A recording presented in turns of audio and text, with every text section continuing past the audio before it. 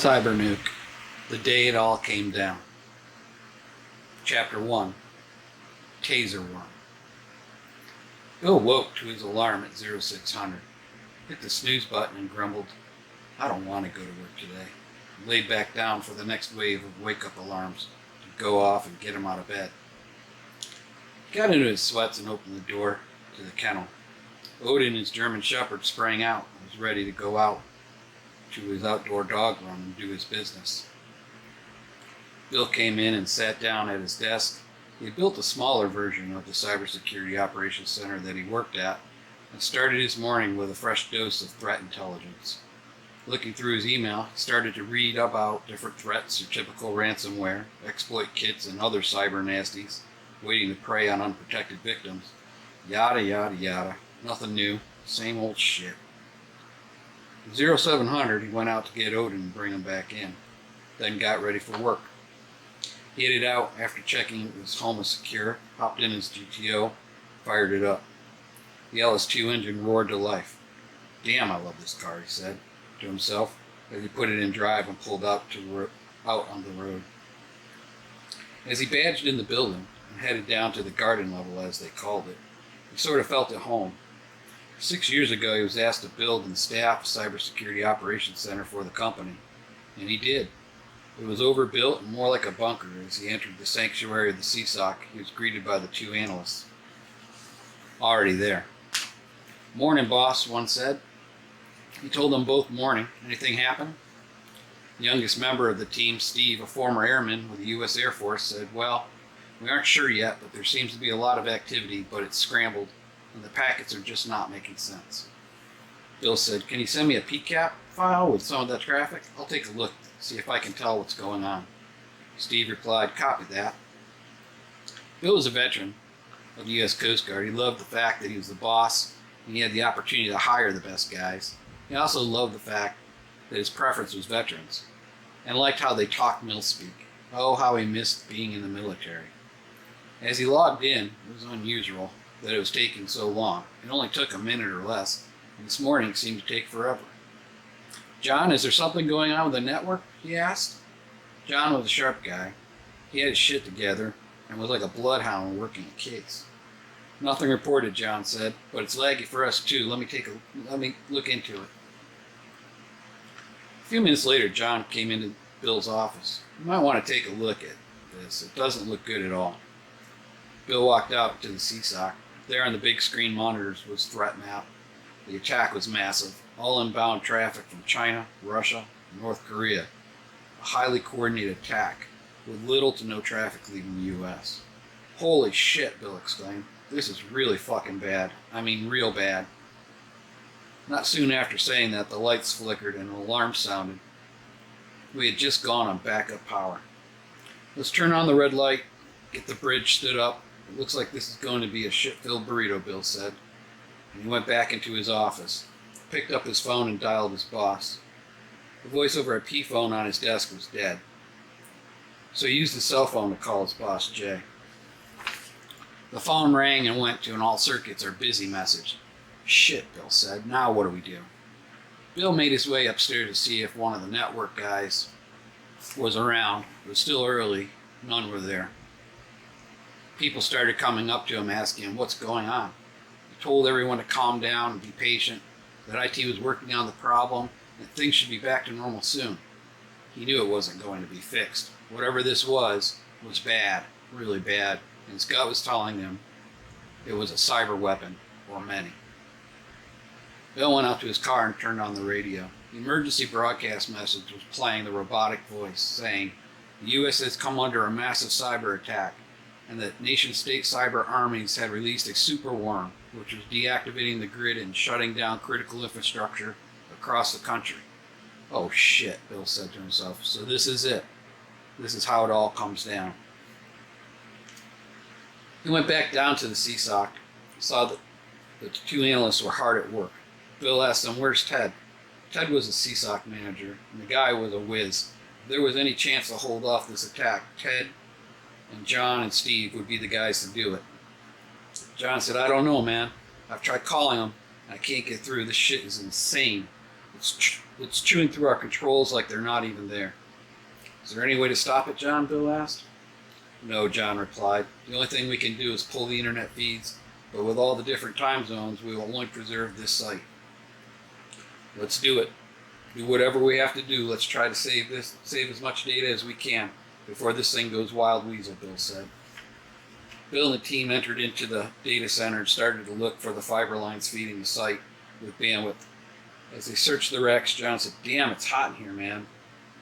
"It's like really hot." Bill said, "Yeah, these chillers look to be offline. With the phones down, we can't get an HVAC guy to come over." Bill pointed to Steve. "Go to the guard shack and see if they can radio an HVAC guy to come and take a look." Steve replied, "Roger that," took off. Steve had no longer left when a crackle and a pop sound came from the back of the data center. John looked at Bill and said, "That's not good." Bill said, "Yeah, that sounded like caps popping." Then the smell of ozone hit them, and they could see smoke coming from one of the power conditioners. Bill started yelling, "No, no, no," and pop, pop, crackle, crack, pop, and darkness. "Shit, shit, shit," Bill said. "John, we have to get out of here." They made their way to the outer data center. Lights were out throughout the building. People were starting to panic. The smell of burning electronics was everywhere. Steve came running in. "There are fires out there in 3 of the buildings," and then the smell of wood and paper smoke hit them. The main office building was on fire too. "Okay, you guys, get down to the CSOC, get your shit, we're getting out of here. If you cannot make it home, come to my house, and we'll get a plan together. Who knows what we'll run into on our way home." They both nodded their heads and headed down to the CSOC. Smoke began filling the hallways. As the 3 made their way into the CSOC, they could tell that those systems were smoked as well. They grabbed their keys and personal items and left. John had asthma and wasn't doing well. Bill and Steve got him out of the building and into the fresh air. It was late April and a nice sunny day. John started to breathe better and made his way to his vehicle. "Remember, if you can't make it home, come to my house," he told them as he headed to his car. Bill pulled out and headed home. Did he do the right thing? All these thoughts flashed through his head. "Yeah, I did the right thing. My team is out, heading home. Not much for us to do here, just wait for a call. If there was a call coming." As Bill pulled down his street, he could see black clouds of smoke all over. Whatever this superworm was wreaking havoc on all connected devices and causing them to ignite. Transformers were blowing and spraying down fiery sparks. Some poles were on fire, some homes were on fire too. Bill's home was safe. As Bill opened the door, he could hear the UPS alarms beeping. All of his systems had auto shut down and powered off. He cut off the main breaker to his house and started to go through the checklist he had prepared. It was now 1000 hours, and this day seemed to be getting worse and worse. Chapter 2. Fracture. It was about 11:30 when there was a knock on the door. It was John. "Hey man, mind if I hang out with you? It's pretty bad where I live. People are all over and the cops are tied up with all the fires." "Yeah, come on in," Bill replied. John asked Bill, "Did your systems fry too?" "Nope," Bill said with a smile. "I think my transformer blew before the surge and my UPSs did their job and shut them down. I was just going to fire up my generator and see if I could get my firewall up and see if I could detect what this is. Want to give me a hand?" "Sure," John replied, "not like I have anything better to do." Bill had a small light plant that he acquired from a guy that was buying and flipping used construction equipment. It would run for 3 days on a single tank of fuel. So with that, they headed out to fire it up. The battery was dead, so he got a spare from his shed and replaced the battery. Once that was finished, the 6-kilowatt diesel generator came to life. "Man, I'm glad you had a spare battery for this thing, Bill," John said. "Yeah, I would have had to jump start it with my truck if I didn't have this spare," Bill said. They ran the heavy-duty power cords into Bill's office, and then one to his freezer and one to his fridge. For now, this would have to do, and he would have to make sure that he didn't overload the genset or he would be without power. Once everything was connected, he powered on his firewall and started to look at the logs. At first there was all kinds of random ports being blocked, and then there it was. The IDS module had captured an executable file of an unknown type. John looked at it. "Damn, this is firmware code, bro. Looks like it's for SCADA or ICS device. No, wait. It's for IoT devices. Whoa, this is insane, man. Take a look at this, he said. Right here, it scans for unsecure integrated computer systems or any other number of embedded systems like TVs, refrigerators, camera systems, or supervisory control and data acquisition devices, like in manufacturing plants. Bill added, or power grids, water treatment plants, and other critical infrastructure. John replied with a grimace, yeah, or those too. There was a knock at the door. Bill told John to hang back as he unholstered his Springfield XDM 45. Who is it? He asked. Oh, hey, Bill, it's Pete, your neighbor. Bill cautiously opened his door. Oh, hi, Pete.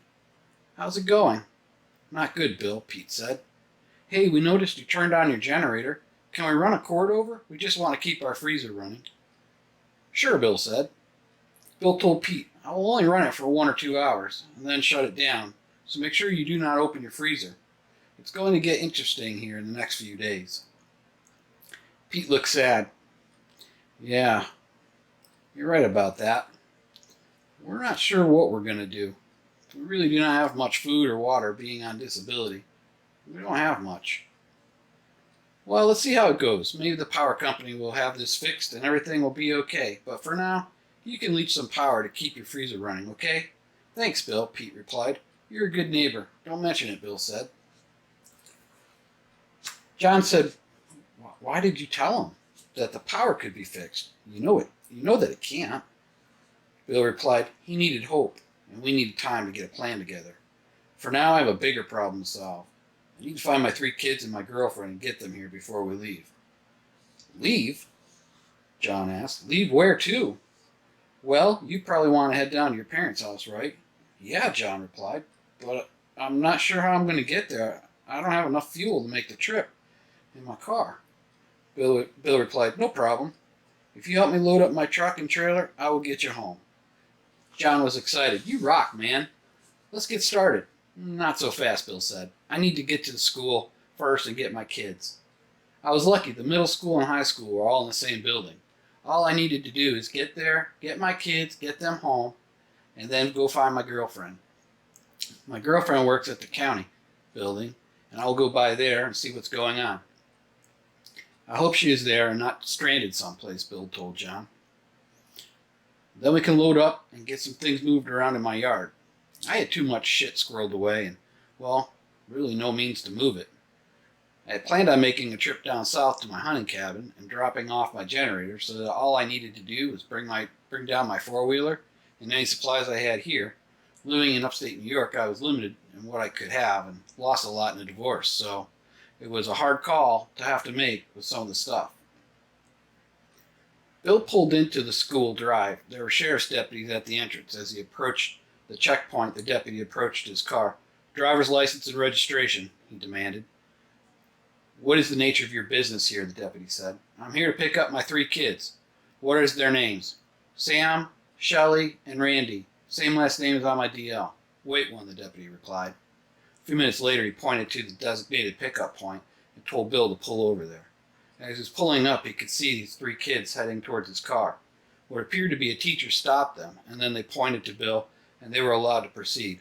The kids ran to the car and got in. Dad, what's going on? Sam asked. I don't know, son, Bill replied. It's a nasty cyber attack, and we have to get home. I will drop you off. John from my work is there, and I need to go see if my girlfriend is still at work or has made it home. The kids looked at Bill with a smile. He smiled back. Randy was mad. Her phone was not working. No Facebook, Instagram, or Snapchat. This sucks, Dad, she stated. How will I contact my friends? How will I know they are okay? This sucks. She sunk down into the back seat. Shelley, or Little Miss, as we like to call her, was equally upset. Her favorite thing was to FaceTime her friend and play Roadblocks. Well, so much for that now. Bill dropped off the kids and spoke with John. Listen, man, unless it's me, no one is to enter this house. Got it? He replied, yeah, man, I got it. But what am I supposed to do to stop them? Yeah, good point, Bill said. Hang on. He went into his bedroom and got out his Remington 870 riot shotgun. He kept it cruiser loaded, a shell half racked. He sent it home. Damn, that's a badass shotgun, John said. Yeah, it'll get your attention with a quickness, Bill said. Do you know how to use it?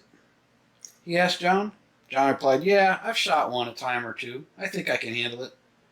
Sam said, "Dad, what about my shotgun?" Bill smiled. "Not yet, son.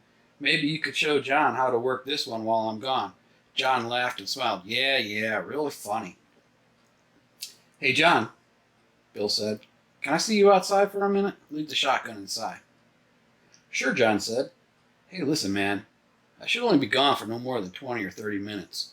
If I'm not back, my keys to my excursion are on the table. There's extra fuel in my shed. Take my kids to your parents' place and watch out for them."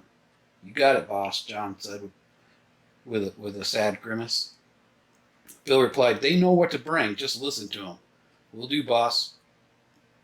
Bill felt his eyes start to water as he hugged them and told his kids he would be right back, and got in his car and headed for the county building. As he started to approach the road to the building, there were black Humvees and sheriff's deputies in full combat gear. "Shit," Bill said to himself. "This is going to be painful." He approached the first roadblock, a deputy yelling, "No through traffic, turn around now, or you will be arrested." The building my girlfriend worked in was also the E911 center. From where Bill was sitting, he could see FEMA Emergency Command Center trailers and Department of Homeland Security Command Center trailers all deployed. This place was a rat's nest of men and women just happy to get to play with their new toys. As the deputy approached the car, he yelled again, "I said turn your vehicle around and leave now, or we will arrest you."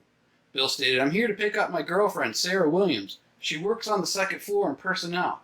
Stay in your car and keep your hands where we can see them."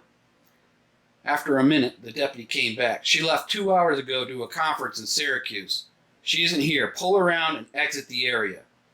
Bill did what he was told. That place was crawling with LE goons just looking for an excuse. He knew he needed to find Sarah and find her fast. They had to get out of town before the town was on lockdown. Time was short and he needed to do something fast. If she left 2 hours ago, that would have put her on I-90, probably by the wildlife refuge. Maybe she heard the emergency broadcast and turned around. Maybe she was home or was trying to find the kids. Bill went by her house. She lived just one street over. He had driven by on the way to her work, but she wasn't home. "Guess I'll try it again. Maybe I just missed her." Bill stopped back at his house, yelled as he approached the door. "It's Bill," he called. John opened the door. "Hey, man, did you find her?" "No, not yet." He called Randy. "Hey, which way does your mom usually go when she heads to Syracuse?" he asked. "Oh, she goes down by the ambulance station, heads out that way." "Okay," Bill said. "I'll see if she is on that road and try to find her." He knew it was a long shot. He knew she could be anywhere. He laughed to himself. When was the last time he saw a payphone? Oh, and if you found one, who the hell would you call? Landline phones were a thing of the past, replaced by voice-over IP phones or cell phones.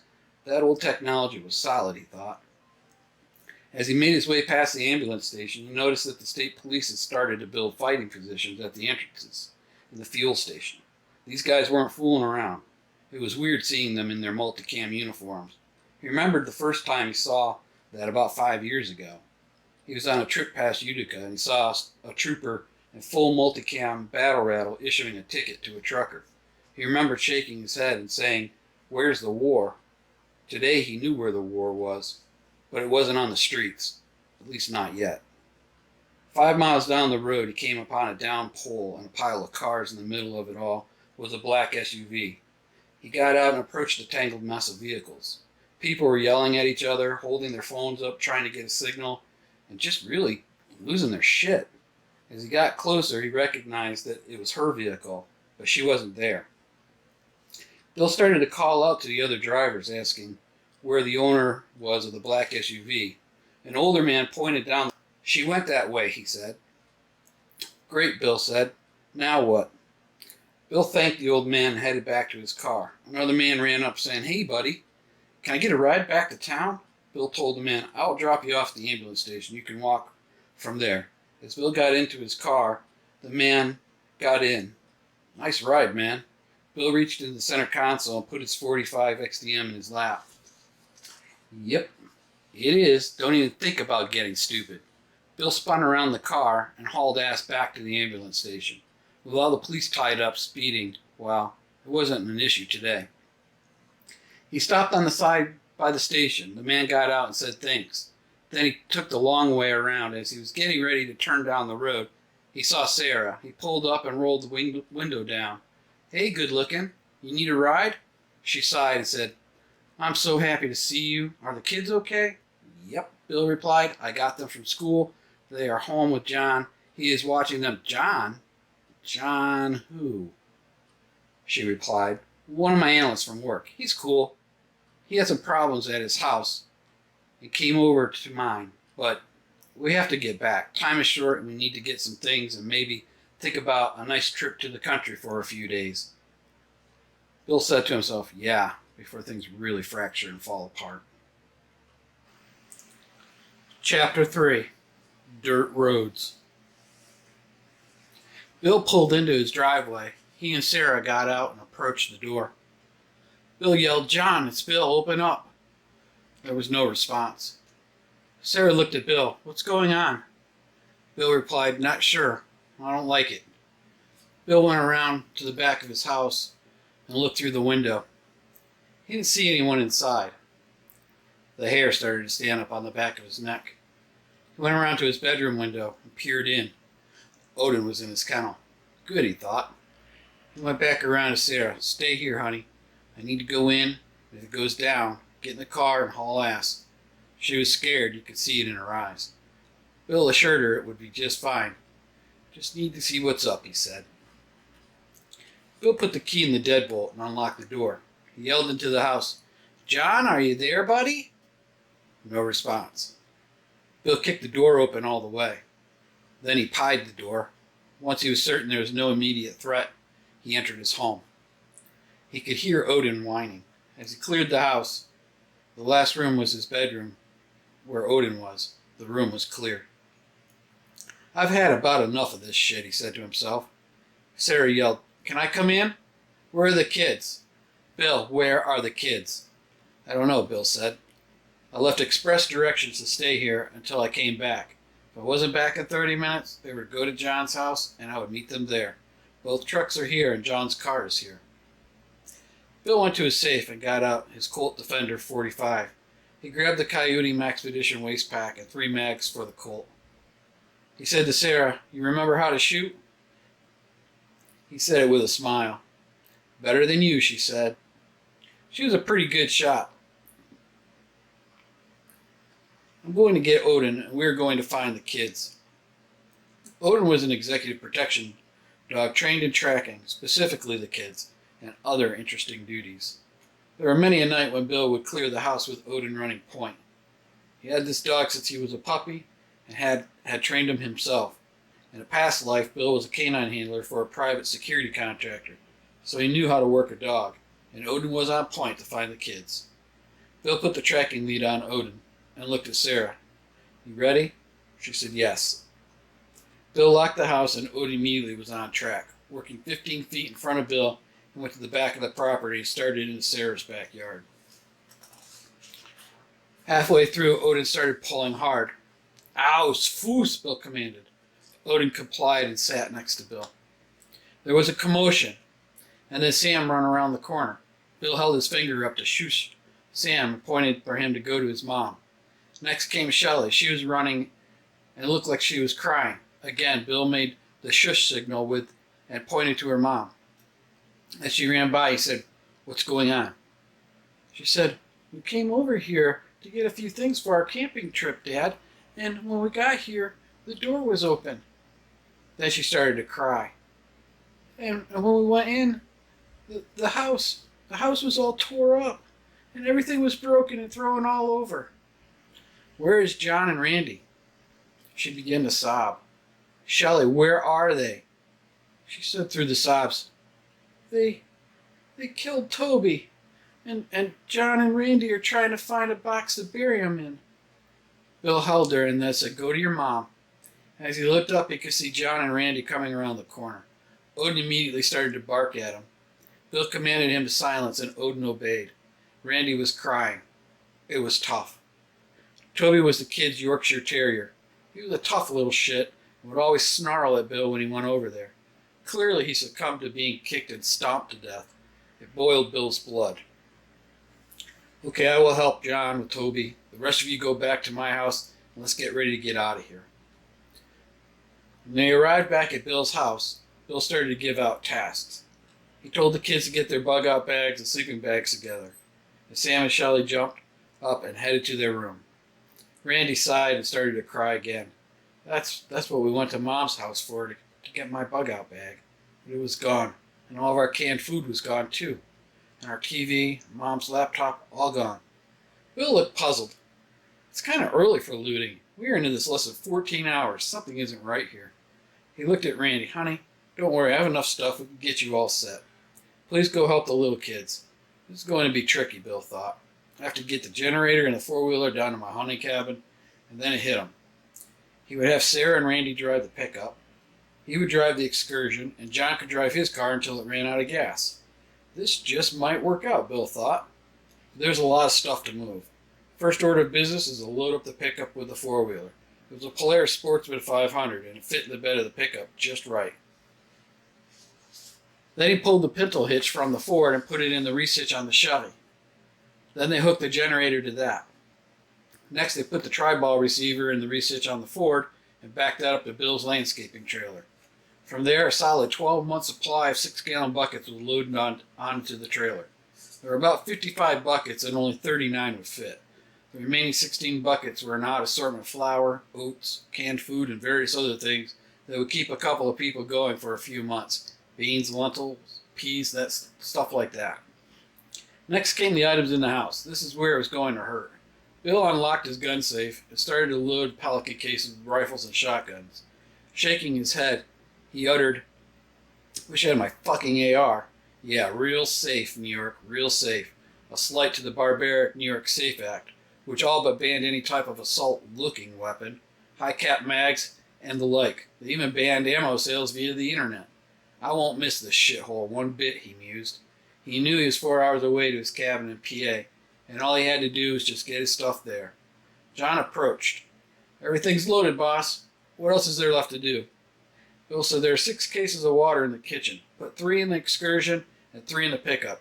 If you need water, just take what you need for the ride. You're probably going to run out of gas about halfway to your parents' house, so at least you can tow it back." John shook his head. "Yeah, man, I really appreciate this." "No worries, John. Least I can do. You have been a great help to me today, and I really appreciate it." "Say, John, how is your mom and pop set up for food?" "They're old school, so we have some food set back," he said. Bill looked him in the eyes. "Okay, but what does that mean? A week? 2? Month? Year?" John smiled. "We should be fine for a few weeks." "Well, if you want, let's see how many of those remaining buckets we can fit in your car. When it runs out of gas, we can stash them in the woods." "That's a great idea," John said. They loaded 8 buckets in John's car and then took the remaining buckets over to Bill's neighbor, Pete. Bill knocked on the door. "Oh, hey, Bill," Pete said. Bill pointed to the buckets. "Pete, this should keep you and your wife in good shape for a few weeks." Pete started to look nervous. Where are you going, Bill?" "Oh, I'm going to take my friend John home, and then I'm going to my mom's place in Massachusetts," Bill said. "Ah, that's nice," Pete said. Bill could tell that the meds that Pete and his wife needed were either wearing off or they were out. Both suffered from bipolar disorder, and they needed the meds to stay stable. Bill told Pete, "Hey, man, can you keep an eye on my place for a few days?" "Sure," Pete said, "and thanks for the food. We really appreciate it." "No problem," Bill said, and he left. Bill did one more final walkthrough and locked up his house. He handed a Wouxun radio to Sarah and one to John. He put his Dell rugged laptop in the excursion and plugged it into the inverter. Bill keyed the mic and told everyone to move out. Bill would take the lead, followed by Sarah and then by John. They took the back roads to Yates County. It didn't see much in the way of law enforcement or other cars for that matter. It was starting to get dark out as they pulled into the mountains, taking the dirt roads to John's parents' house. Sure enough, just a little over the halfway point, John radioed Bill. "Boss, my car is starting to buck and sputter. It's out of fuel." Bill replied, "Roger that," and they pulled over. Bill helped John stash the buckets in the woods, and John got in the excursion. John replied, "This truck's a beast, man. Yeah, it's a tank, Bill replied. Another 45 minutes and they were pulling into John's parents' home. John's mom and dad came out. His dad had a shotgun. As we all got out, John's mother yelled, "John, you're okay." Mr. Doyle was a hard man. Several battles with cancer and still kicking. I admired his fortitude. By all rights, the man should have passed years ago, but not Mr. Doyle. "Bill, good to see you, and thank you for getting my son home." "No problem, sir," I replied.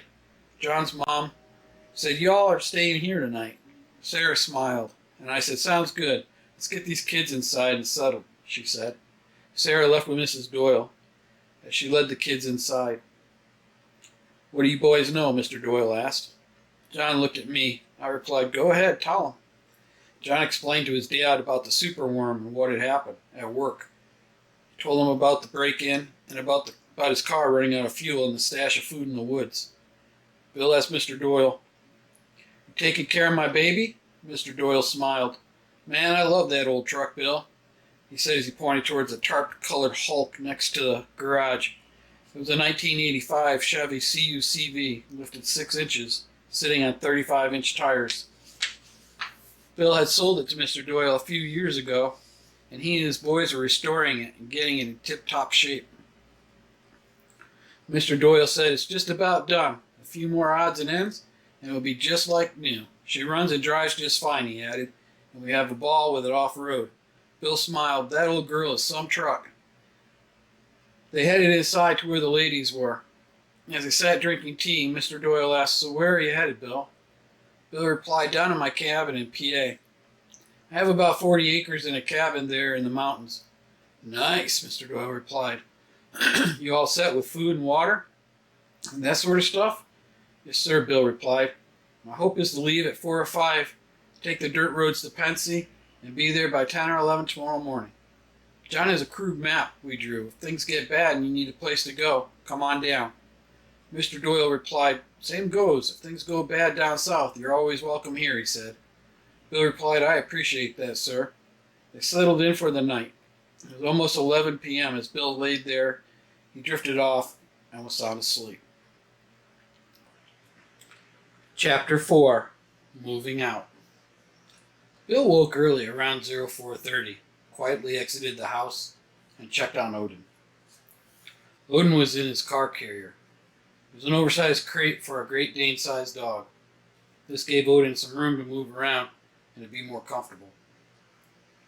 As Bill hooked Odin up to take him for his morning walk and to do his business, he started to plan the trip out in his head. The morning air was cold. As they walked, he thought about the different routes to the cabin. He mentally bitched himself out for not running the routes more than a few times that he did. He knew he should have made more of an effort in this area to learn the roads, the traffic, and whether or not they were prime roads for running dark. Running dark is when you're traveling with no lights and using native night vision or night vision devices. As Bill and Odin continued to walk, he selected a very rural route to take. This would keep them off the main roads with the exception of a few townships they would have to pass through. He was satisfied with his decision and was about 2.5 to 3 miles from John's home when he turned back. As he walked, he was hit with a ton of emotion. The divorce tore the family apart, and now that he had them all back, this shit went down, and the very thing he wanted the most was now at risk. Before the cyberworm hit, hell, even before the divorce, Bill was cast as a kook by Sarah's family. They all mocked him behind his back.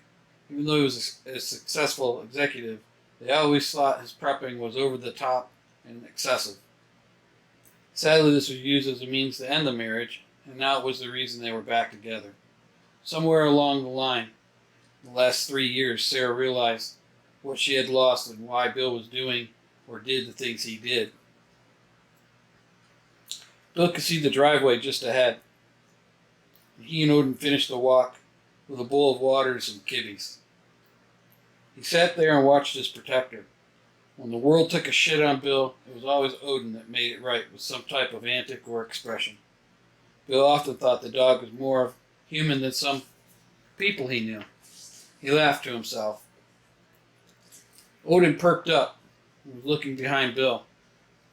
"Morning, honey," Sarah said as she approached Bill and Odin. "Morning, honey," Bill said. "How did you sleep?" Sarah replied, "Not good." "I'm worried, Bill." "Yeah, me too," Bill replied. She looked at him and started to cry. "I'm so sorry, honey. You were right all those years ago." And Bill interrupted. Hey, come on. Let's not worry about the past, okay? Right now I need you to focus on the now. Right now, Sarah. I need you laser focused," he said to her. She hugged him tight. He would never let her feel sorry for herself or put herself down, no matter how bad she ever screwed up. She hated him for that, and loved him for it more than he would ever know. As she wiped her tears away, she said, "Okay, so what's the plan?" Bill replied, "There's a way to the cabin that's mostly seasonal roads. I think that is the best way to get there. If we take that route, we should avoid most towns and main roads." "Great," she said. He told her there shouldn't be anyone on these roads other than moonshiners, farmers, or hunters. Mr. Doyle called out, "Bill, Sarah, you two come inside for some breakfast." Bill replied, "Yes, sir. We'll be right there." As they went inside, there was a nice spread of pancakes, breakfast sausages, and biscuits, and of course coffee and tea. The kids were up and were already digging in. Bill handed Sarah a plate, and they took a seat at the table. "So, what's your plan, Bill?" Mr. Doyle asked.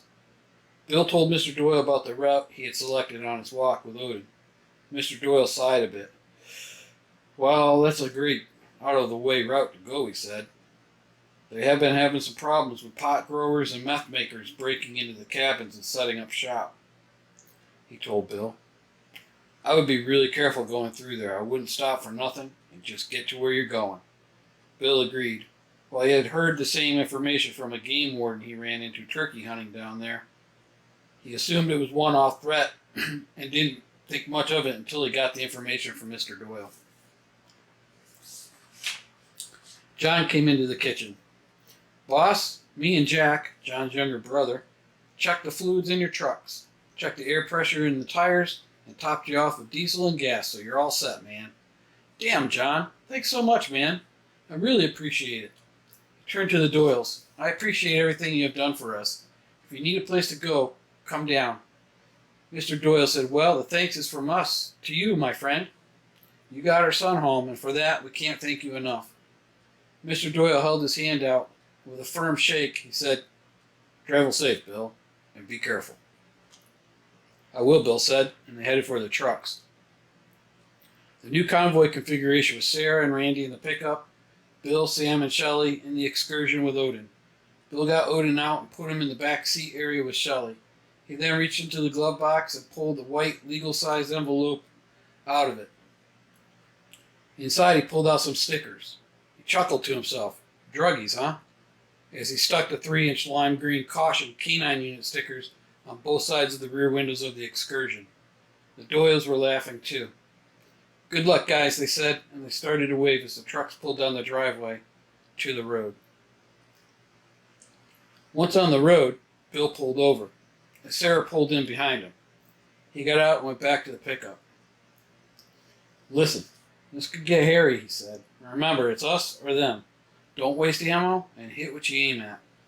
Here's your call sign." She opened the envelope. She would for the remainder of the trip be known as Sierra Lima 1, and Bill would be Whiskey Bravo 1.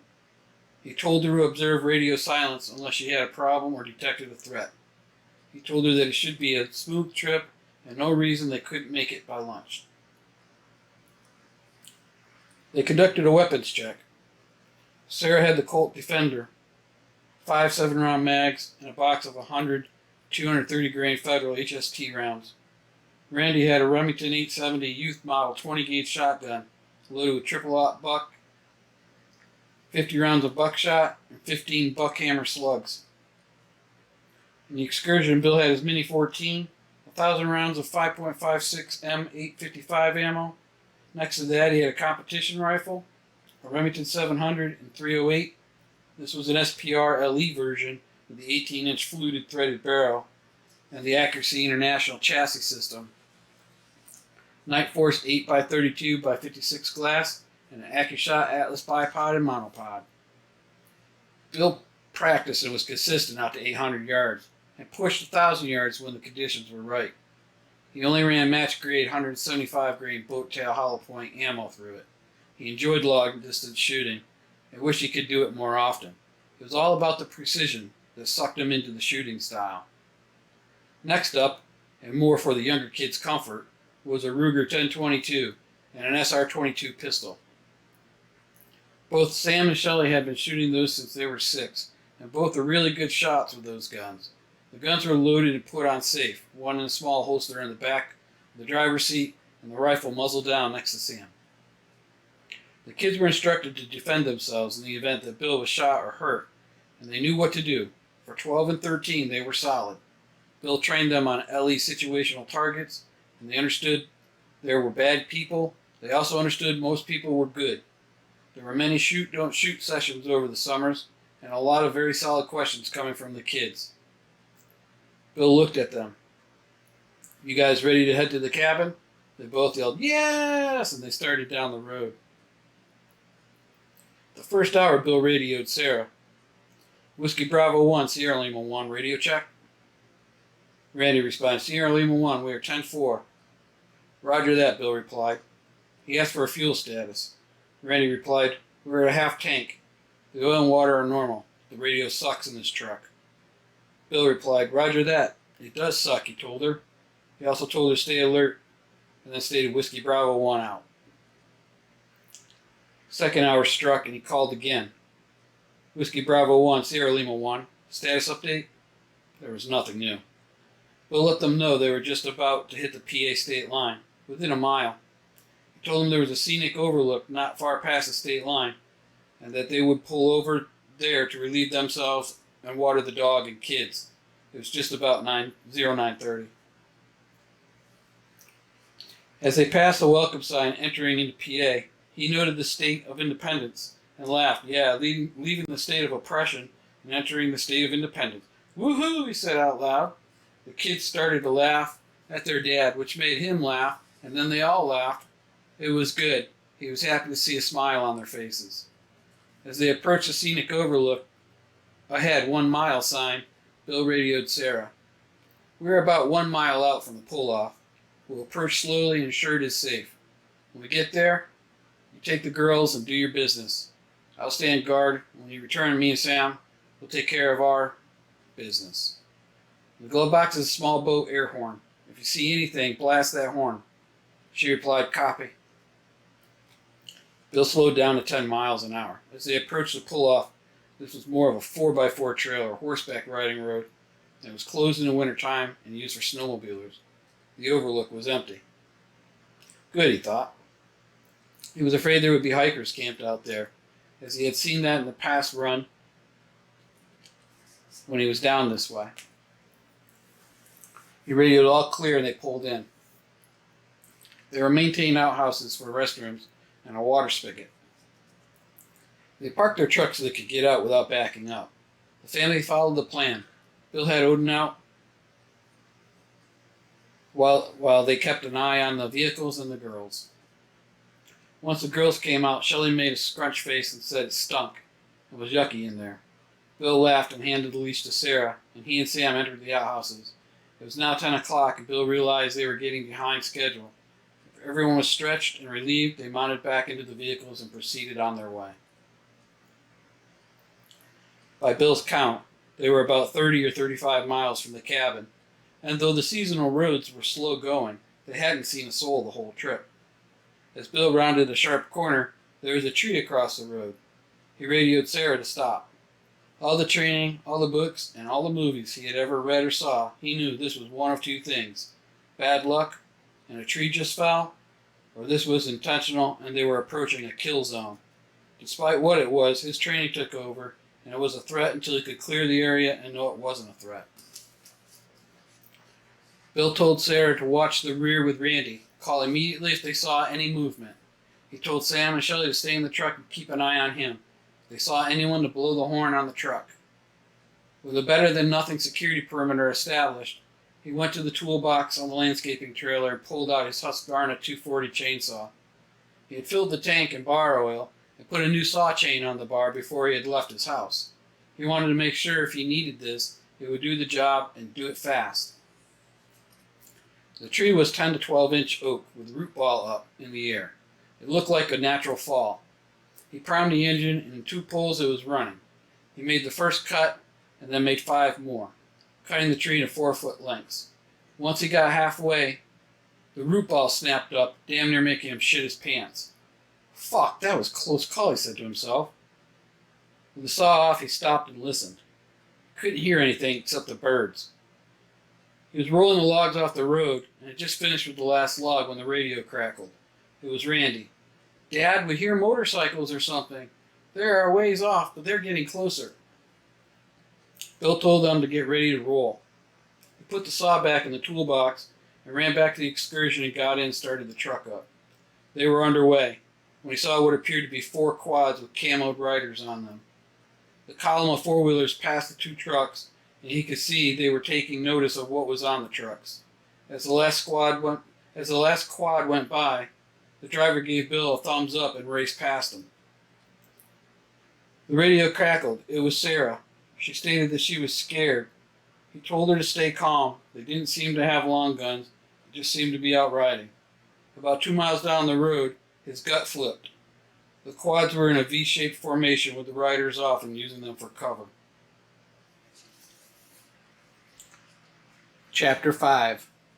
Miss Millie. The baling twine dug into her wrists and ankles. She was pissed. With the passing of her husband Harold, she was left to tend to the small homestead alone. Of the 4 kids she had raised, all but one had moved away to the big cities. Harold was an artisan distiller. He made some of the finest shine in the area. Some even likened his spirit to that of Popcorn Sutton, a famous moonshiner down in Tennessee. They put all 4 kids through college on shine money and did okay for themselves to keep things going along on the small farm. If they ever needed money, Harold would head out to one of his many steel sites and make a batch and then sell it for whatever they needed. She hadn't seen the 4 men watching her homestead for the last 2 days, and little girl and Moose, her 2 labs, had run off. It made her uneasy. They did that a time or two chasing animals, but would always come home around dinner time, and they were never gone for more than a few hours. "I guess I need to call Thomas to come and help me find these damn dogs," she said to herself.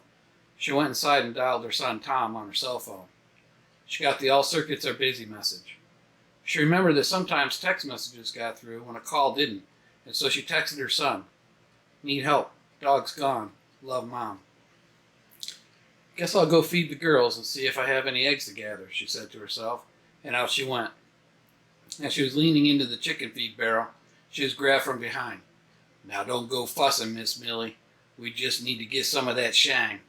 We know you got a stash." It was the Klettner boys, Seth, Mitch, Melvin, and Brad. "Let me go, you son of a bit." Darkness. Brad grumbled, "Don't go talking bad about our mama." The Klettners were dopers, pot and meth, and they ran the backwoods in this remote area. They would grow pot on vacation cabin properties, or break in and cook meth and burn the cabin down when they were done. They were ruthless to those that crossed them. They paid Harold a visit one night while he was making a batch of shine, and he ran them off. With him gone, she was vulnerable, and they knew it. As she started to come to, she heard them talking. "Good thing we took those fucking dogs out," Seth said. Melvin laughed. "That smaller one tasted good." "It wasn't bad," Mitch said. "Kind of tasted like an old coon. That big one, though, that fucker wouldn't die. He had a lot of fight in him." They were laughing as Brad removed the bandana from his leg. "Yeah, he got what he deserved, mangy fucking mutt. I think this bite is infected." "What about the one on your side?" Mitch asked. "Hurts like hell, man. Now find me some of that shine." She wanted to scream. "At least Moose got one of them rotten bastards," she said to herself. She was scared. She did have a stash of shine, but she wasn't going to tell them where it was.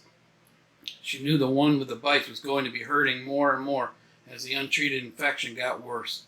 All she could do was hope that Tom had gotten her text message and could help her out of this mess. She was grabbed by her arms and dragged back to the cabin. They dropped her on the front porch, and she moaned. She was in her late 60s, and was tough, but being roughed up like this was wearing her down. Mitch came out. He had some peroxide and some towels. "This is gonna hurt, Brad," as he poured the peroxide on the bites. Brad screamed in agony. The other brothers laughed at him. "It's not fucking funny," he said, out of breath from pain. "Get her ass up. I'm tired of waiting." They sat Millie in a chair on the front porch. She wouldn't look at them. "Now, Millie, this could go easy or hard. You decide. Just tell us where the shine is, and we might let you live." She grumbled. "There isn't any." Seth slapped her face. "Where is it? It's just going to get worse and worse." Her ears were ringing, and she was dazed. Blood oozed from her lips. Seth hit her again. This time she saw a flash and then fell out. "Damn it, Seth, we need her to talk. Get me a bucket of water." Cold water woke Millie, and like a bad dream the Klettners were still there.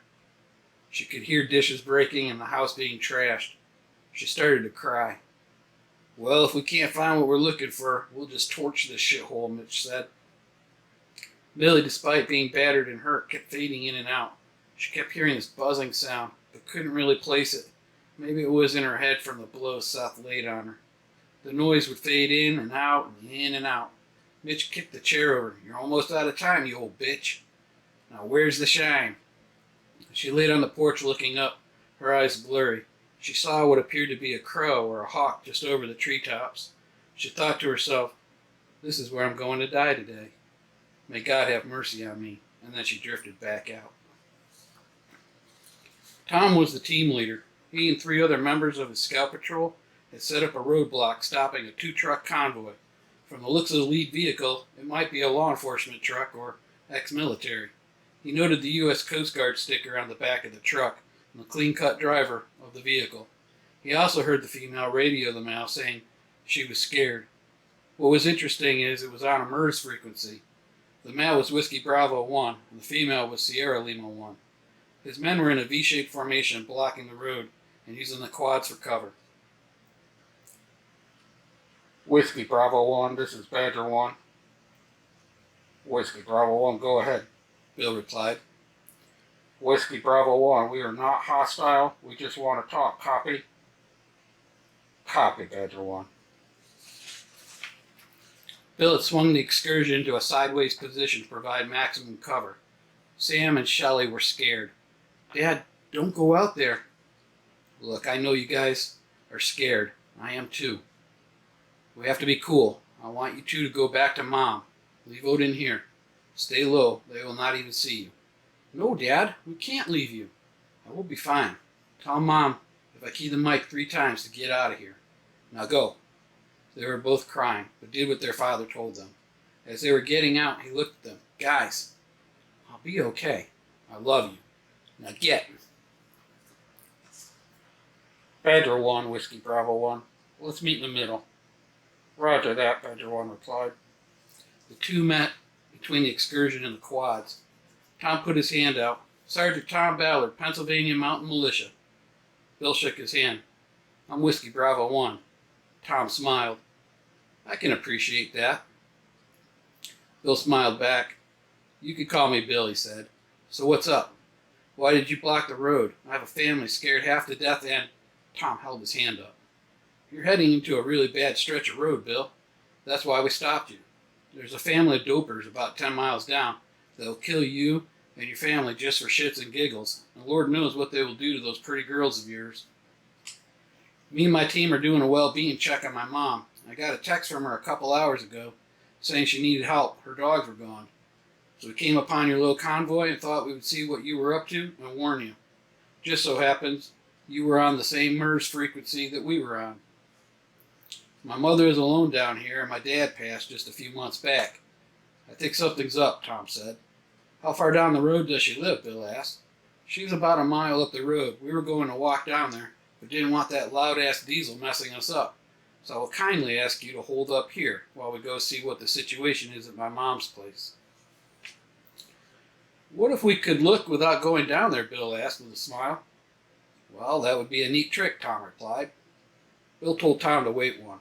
He went back to the excursion and got a hard case backpack. He radioed Sarah. Whiskey Bravo 1, Sierra Lima 1. These guys are friendlies. Set up a security perimeter and watch the rear. Copy that, Sarah replied. Bill approached Tom. Tom's team had broken cover and set up a security perimeter looking down the road towards Tom's mother's home. Bill opened the pack. Inside was a DJI drone. Get the hell out of here, Tom said with a big grin. Bill prepped the drone for flight and lifted off. He brought the drone up to around 100 feet and followed the road. Sure enough, just about a mile, there was a small homestead. Is this the place? Bill asked Tom. Yeah, that's my mom's place. Bill orbited the home with the drone. As he swung around the front, he could see a woman on her side, face down on the porch, and 3 men around her. Can you zoom in? Zoom it in, man. Damn it. It's my mom. She's in trouble, Tom said. Bill zoomed in more. He didn't want to give away the drone's position, so he had to keep it distant. Tom looked concerned. It's the fucking Klutners. That's Seth, Mitch, and Melvin. I don't see Brad, but I'm sure he's around there. I could take it up higher and orbit the place and see if there's any other movement, Bill said. Tom said, please do that, and he went to his team. Tom came back. Hey, Coast Guard. Bill beamed. He liked being recognized. We can use a hand here. We're going to need to hit hard and fast. Do you have a rifle? And dare I ask if you know how to use it? Bill replied, CQB or DM? You pick. DM, Tom asked. Yep, good to 800 meters. Get the fuck out of here, Tom said with a smile. Yeah, my son could pilot the drone and provide intel for us. Bill laughed. The little turd taught me how to fly. He's a natural. Okay, get your hunting rifle. Do you have a vest or anything? Yeah, I gave my body armor to my kid. I'll get set up here. I need 10 minutes. You have 5, Tom said.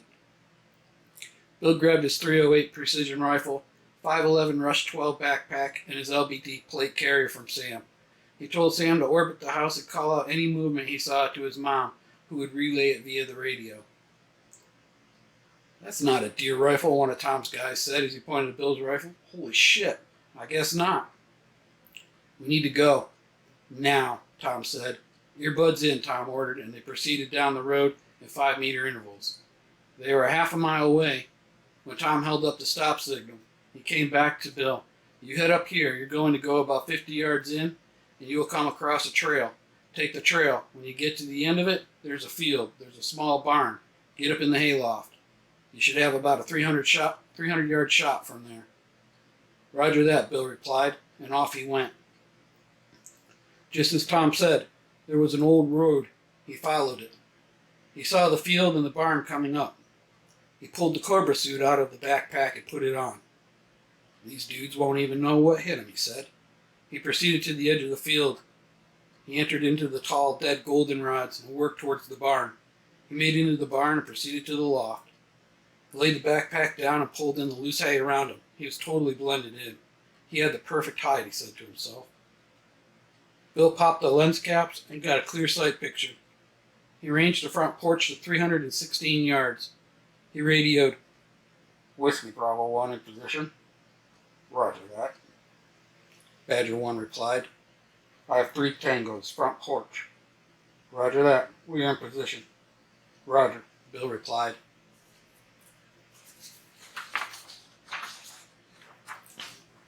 Seth pulled out his knife. He turned to his brothers and said, let's just cut her through. Seth's face exploded, spraying brains, eyeballs, and skull fragments all over Mitch and Melvin. They just stood there in shock. Mitch went to tell Melvin to move when the hole, the size of a $50, appeared in his chest, and Melvin toppled over. Mitch ducked inside the house. He was looking for Brad. We gotta get out of here, bro, Mitch told Brad. Brad was delirious and sweating profusely. His 2-day-old dog bites were catching up with him. Tom's team started bounding to the house. Bill radioed Sarah. Have him keep a good lookout back and let me know if you see anyone running out. Sarah replied, copy that. As they approached the front porch, they dragged Millie off the porch and got her to a safe place. Once she was away from the house, they stacked up and entered. There were 3 shots and Tom yelled, clear. The radio crackled. There's a guy running out back into the woods. He's heading towards me and the kids. Tom pointed to 2 of his men. You 2 head back towards the quads. We need to get this guy. Bill broke cover. Maybe he could intercept him. He jumped down and headed back towards his family. As Mitch was coming through the woods, he came across an old wood road. He started down it. As it came to a curve and headed back into the mountain, he caught the glint off a windshield. He ran down towards the road. What the hell is this, he said to himself. There were 4 quads and 2 vehicles, and a kid in the middle of the road with a game or something in his hand, and a woman with him. Yeah, this will be easy as shit, he said to himself, as he drew his cold steel Frontier Bowie knife. He started his bum rush. Sam was his target. Bill yelled into the radio, Sarah, he is heading right at you. Release Odin now. Do it now. She popped the door, and Odin leapt out. As she turned around, just as Mitch hit the road, heading right at Sam. He was less than 5 feet away when 100 pounds of muscle and teeth hit him hard and slammed him to the ground. Odin went to work. First the knife hand, Mitch dropped his knife, then his legs and back. Mitch was flailing. Get your dog off! Call him off! Mitch punched at Odin. 250 pounds per square inch of bite pressure caught the wrist. Mitch screamed in pain. Odin started to drag the man who was kicking and writhing. Sarah approached Mitch, and with the fury of a pissed-off mother bear, she shot him. She said in a low, guttural voice, You're going to hurt my son? Fuck you, you piece of shit. The man lay limp, with Odin still locked on. Bill came out of the woods winded. He called, Ouse, Foos! Ouse, Odin! Ouse, Foos! Odin complied and came to Bill. The man's blood was on his muzzle. Sarah was on her knees, vomiting and sobbing. The 2 militiamen came up the road. They looked at Mitch. Oh, shit, one said. That's a mess. Sarah pointed her pistol at the men. Whoa, whoa, honey. They're the good guys. She held Sam. Randy and Shelley came around the front of the truck and stood there looking at the man. Bill reached for Sarah. Come here, honey. She punched and hit him in the chest. Easy, easy, easy, he said as he wrapped her up in his arm. I fucking hate this shit. I hate it. You did good, Mama, he told her. You did what you had to do. I hate it. And what the fuck is up with Odin, she said. He was like a wolf or something. He dragged that man like a rag doll. He did his job, Mom, Bill told Sarah. She looked at Bill. He saved Sam's life, Bill. Bill told her he would have given his life for Sam. Honey, that is what he's trained to do. She sobbed hard. I just want to get out of here. I want to get to the cabin. The militiamen moved the quads, and Bill and Sarah loaded up everything in the trucks, and they went to Millie's house. Bill told Sarah and the kids to stay in the truck. There was death here, and the kids had seen enough already. They did not argue. Bill told Tom to take his mom back to Sarah and the kids while they cleaned up the mess on the porch and in the house. Bill got the rest of his gear from the barn. Sarah's cleaning up Millie, and little Miss was helping her. Randy was cleaning up Odin, and Sam was hugging on his neck. Tom had 2 of his men get the other 4-wheelers. Tom looked at Bill. That was pretty crazy, brother. You saved my mom's life, man, and I will be forever in your debt. Bill replied, You saved my family from a horrific encounter with these shitbags, Tom. We're cool, brother. Tom said, Yeah, we're cool, even if you're a puddle pirate. Bill chuckled. So what branch are you in? Tom laughed. Semper Paratus, shipmate, port security. Nice, man. I was a boarding officer and leadet team member. That was back in the day before all the cool toys. They both laughed. Bill debriefed Tom and his team about the superworm and shared the information he had gotten. Tom told Bill that things were breaking down real fast, that he had been keeping tabs via ham radio intel reports, and that it didn't appear that things would be back to normal anytime soon. Now let's get this shit cleaned up, Tom said. Tom went to the barn and fired up the 40-horsepower Kubota tractor. It had a backhoe attachment and a front-end loader. They loaded the bodies into the bucket and buried them deep in the woods. Tom went to his mother. It's over, Mom. We need to bring you back with us. Is there anything you want from the house? She nodded. She spoke quietly in his ear. He nodded. He asked the 3 team members to assist him. They started to bring out heirlooms and put them in the back of Millie's old pickup truck. Once it was loaded up, they went to the barn. There were hay bales stacked in the corner. They brought them out and put a few in the house. They went back, came back with some diesel, and set the house ablaze. Millie would not be back here, and Tom would get the chickens and the tractor another time. As they passed the Klettner place, they saw an old woman rocking on the front porch, just staring out over the mountains. They did not stop. At the end of the road, they said goodbye to Tom, Millie, and the team. Bill, we monitor the MERS freaks. All our units do. If you ever need a hand or need any help, give a call out to Papa Mike, and if we hear you, we will respond. Bill shook Tom's hand and each of the team members. The day's events hadn't hit Bill yet, as he and Sarah pulled out and headed to Liberty, just 15 miles away. They pulled off the paved road and back on the dirt road. Bill approached the driveway to his cabin. All he could think about was sleep and lots of it. He turned down his driveway. As he came up to the first security gate, he noticed it was open and the chain was cut. Chapter 6. Maximus Rayford. Max Rayford, or Mad Max as Bill called him, was a visionary. Several degrees and a PhD and untold research hours rounded out his passion for preparedness. 10 years ago, he and Bill hit it off in an internet chat forum on prepping, and throughout the years would help guide the provisions to protect two families. They would wargame and strategize, leveraging intelligence gleaned from their networks of friends and through OSINT, open source intelligence. Months of strategy, careful expenses, and planning went into the retreats. Research into fallout patterns, weather and growing season, and natural disasters helped pick the two retreats just separated by 2 miles of woods. In a no communications SHTF, meaning you wake up one morning and there's no cell, internet, or landline type of communications, key message drops and other means to communicate were established. The plan was simple. If there was no means to communicate short of an EMP, he would rally 48 hours post-event to his retreat and then validate that Bill's retreat was secure, and vice versa. If Bill got there first, he would do the same. If the retreat was secure, bright pink survey tape would be put on the main gate. If the retreat was compromised, bright green survey tape would be used. Nothing more and nothing less.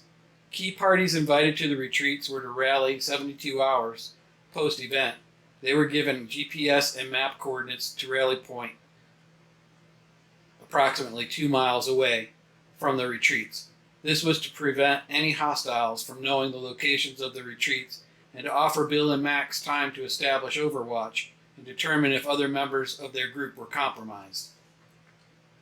While exhausted and really not feeling another combat situation, Bill smiled. In the middle of the gate was a pink ribbon. The retreat was not compromised.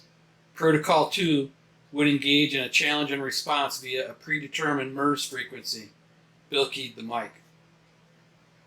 Wildcat 1, Wildcat 2, headache? No response. Bill tried again. Wildcat 1, Wildcat 2, headache? The radio crackled. Advil. Bill replied, Roger, I'm 2 Victors, 5 Papas, proceeding into Romeo 1. Roger that. Wildcat 2 out. As they approached Bill's cabin, Max approached, hand held out. How was the trip? It was interesting, Bill replied. I will debrief you about the trip once we get everyone settled. Sarah? Max nodded towards Sarah. Yeah, she proved herself on the way down. She's solid. If you say so, Bill. We can sure use all the help we can get. This isn't like anything we wargamed. There are migrations that exceeded our forecast. Ouch, Bill said. Let's plan on a debrief at 1900 hours. I have a lot of information to share and want to hear your intel on the situation. Sounds like a plan, Max said, as he grabbed some more gear from the excursion. The kids were quiet, sad and confused. Everything they knew was gone. Sam approached Bill. Hey, Dad? Yes, son, Bill replied. Can Odin sleep with me tonight? Bill smiled. Not tonight, son. He has a very important job now. He has to stand watch while we try to sleep. I will be helping him throughout the night. Sam replied, Can I help too? Well, how about you go with me before I go to bed? That way you know everything is all secure and safe." Sam smiled. "I would like that, Dad." Sarah and Randy got the bunks all made. The cabin was just about 1,400 square feet. Bill had it built by the Amish, and they put it up in about 3 weeks. He always admired their way of life and the craftsmanship they put into their work. He had been down for a 2-week vacation and was there while they started the cabin.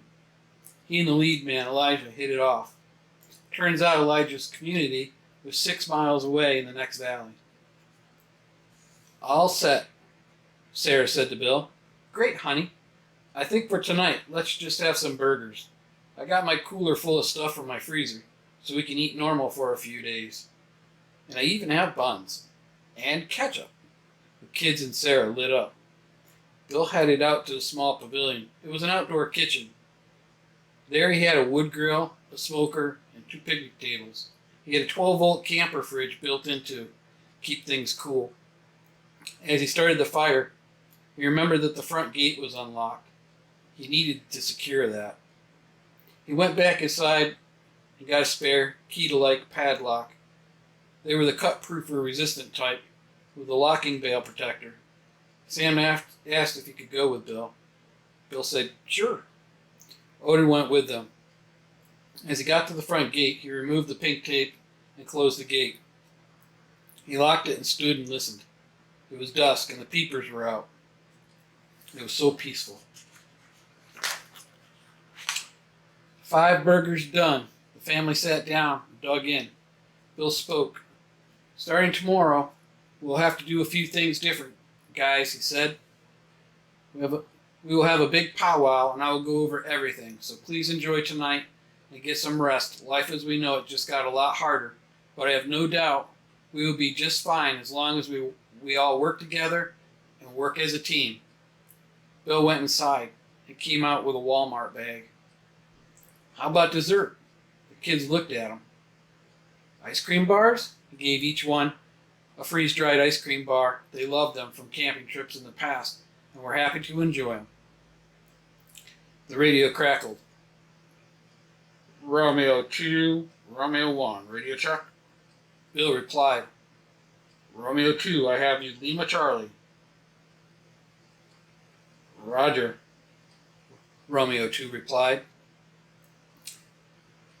"Let's meet at the rally point Echo to debrief in 30 mics." "Roger that," Bill replied. "Romeo 1, out."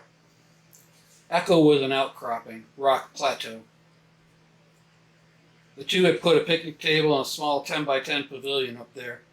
A small fire pit. It was a good thinking place, and both had used it to clear their heads many times before the event. Tonight it would be to determine what was the next step. For over 10 years they planned and went without to ensure their families and a few close friends would have a place to ride out into the world as most people knew it. OPSEC was a must, and everything given to the external members was discreet and vague. Bill checked his Casio Protrax watch. He had the solar version with the atomic clock sync. So far that seemed to be working. He liked the watch so much he had a couple put back in Mylar EMP-proof bags, just in case. It was just about dark when Max arrived. "You look like shit," he said to Bill. "I feel like shit too," Bill replied. "It's good to see you, my friend." Yes it is," Max replied. They both looked at each other and spoke at the same time. "Well, I really thought I would be amped up for this," Bill said, "but I'm not." "Yeah, me too. I feel like I'm glad we were right. But now, everything we worked so hard for, well, it must work, and we have zero room for error," Max said. "I know," Bill replied. "The fat lady has sung, and all this shit we have talked about for over a decade is now in play. And I don't know about you, but I thought about a million things I wish I had on the way down here." Max laughed. "Yeah, me too, man. Me too." "So did you run into any trouble on the way down?" Max asked. "Actually, we did," Bill replied. "I'm still trying to digest it, but it was bad. We ran into a roadblock by a militia group." "Well, you're here, so what the hell happened? Which route did you take?" "I took the route Gulf, second choice." "Okay, so what happened?" "Well, apparently, these dopers took the militia team leader's mom hostage, and we used my drone to see what was up. They didn't want me driving the X down there and drawing attention to them. Then they asked me for some help. Turns out, team leader was a coastie too. Nice, Max said. Yeah, it went south. The 4 guys were going to kill this poor woman, and I smoked 2 of them with my comp rifle. Oh shit, Max said. How are you feeling? Numb, Bill said. Numb. There were 4. The militia fire team killed 1, and the last one made a run at Sam. Sam? Max exclaimed. Yeah. Odin took him down and Sarah killed him.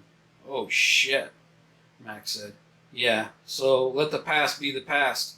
We need to keep her focused and positive. No problem, Max said. Max paused. I was afraid of this. We saw some light action on our way here as well. Mostly people trying to get a ride, most stuck without fuel and no place with a working pump, running cars and no gas. But we did not see any violence like you. Well, you're lucky, my friend. Be thankful. Sierra Lima 1, Whiskey Lima 1, 10-4, 10-20. Whiskey Lima 1, roger that. I'm 1056 Echo with Mike Romeo 1, 1048. Sierra Lima 1, copy. Sierra Lima 1 out. I hope you memorized or at least got the common 10 codes memorized, Bill said to Max. I will have plenty of time to work on that, Max said with a smile. Well, until then, Bill handed him a crib sheet. We need to be as cryptic as we can when we use these radios. Also, bring your radios by and I will turn the power output down. We don't want to broadcast all over the valley. Yeah, good call, Max said. They picked LE-10 codes from a different state in a random county. Between military radio and LE radio, it would serve to confuse most eavesdroppers. We should sync up and prepare for the other group members to arrive. Max nodded. Tomorrow morning, we should pick out our spot to observe the rally point. Yeah, I was thinking the same thing, Max said. How many are you expecting, Bill? Asked Max. About 12 people, 2 families and a couple. You will like the couple. His wife works SAR dogs, and he is a dog trainer. Oh, really? Bill said with a smile. Man, if we can get a few more dogs trained up, this will be great. Yeah, I need a couple at my place for sure, Max said. I wish I had a mate for Odin. It would be a good supply of good working animals. How many are you expecting, Bill? Max asked. Well, all mine are possibles. 2 of my analysts, 1 family of 7, 1 single. Anyway, Max said, we need to finish this debrief. There was a mass exodus from D.C., from what I heard from my contacts. POTUS and his cabinet moved to an undisclosed location, while they figure out what to do about this cyber attack. Apparently there were moles which used USB killers to wipe out some key computer systems internally to the Pentagon. Yeah, I saw a video on those, Bill said. Looks like a regular USB stick. When you plug it into the system, it fries the motherboard. Nasty, nasty device. Yeah, Max said that would be it. Also heard the silos have been breached too. Electronics are down and manual overrides are being ordered. This sounds like we're living in a movie. Max said, yeah, horror film. Most power companies are fried. Traffic grids, hospitals, you name it. If it was connected, it got smoked. Damn, Bill said. We ran through the scenario multiple times and felt that the government had countermeasures to protect against it. Well, I guess they didn't, Max said. Another rumor is there were infected USB drives thrown out in parking lots marked secret or some other enticing marking, which you know someone will plug into their system on the inside. Yeah, never fails, Bill said. Easiest form of social engineering is curiosity. Indeed it is, Max said. So was there a lot of movement, Max, on your trip out there? Or normal? What did you see? Well, Max said it wasn't like in the movies, if that's what you mean. More like a holiday weekend. I think folks that know what's going on were heading to the, quote, the hills, so to speak. Max made air quotes. Bill laughed. You mean like us? They both laughed. Yeah, exactly, Max mused. Lots of campers and enclosed trailers on the move. Convoys, too. I thought that was interesting. You could almost tell people were activating their plans. It was kind of cool to watch in a weird, twisted way. I bet, Bill said. Listen, man, that's not all there. There's something else. Bill looked curious. Remember about 6 months ago when we were tabletopping the mother of all SHTF events? Bill nodded his head. I do. Well, let's just say we were not too far off. What? Bill said. Yeah, Max replied. But what I'm about to tell you is classified information leaked to me by a family friend. If he is right, and his information is accurate, then the next phase is Chapter 7, 72 Hours. Max looked physically shaken. The next phase is an EMP strike, he explained. You see, traditional military operations involve days or weeks of aerial bombardment to soften up a target. Bill said, right, and took over. But if you're going to take over the most armed country in the world, Max chimed, and the one most reliant on technology, then you take out their technology and means to mobilize. Now you just put that country back to the 1800s, and with its culture so dependent on the internet, their media so toxic that news of any sort is distorted, and a higher population that lives and relies on modern conveniences of just-in-time delivery, food delivery, rides, and, well, your basic needs, all ordered via smartphone or computer, you have millions of people in crisis, Bill added. Max replied, that's right, you do. So based on this intel, there should be some type of EMP event today or tomorrow. Bill stated, we need to initiate our Firefox protocol. Exactly, Max replied. I will make sure the gatekeeper is prepped, Bill said. The Firefox protocol was not to deploy all preparations and to keep the bulk of their preps buried and in a safe location. The only thing they would have is what they brought with them. The gatekeeper was a 1960s era diesel backhoe that the two had professionally rebuilt. Every belt, hose fitting, cylinder, you name it, was replaced. The motor was rebuilt, the manual transmission was rebuilt, the machine was in like new condition mechanically. However, its appearance, to the average Joe, would be an old piece of crap dilapidated tractor. The two went down the current equipment list.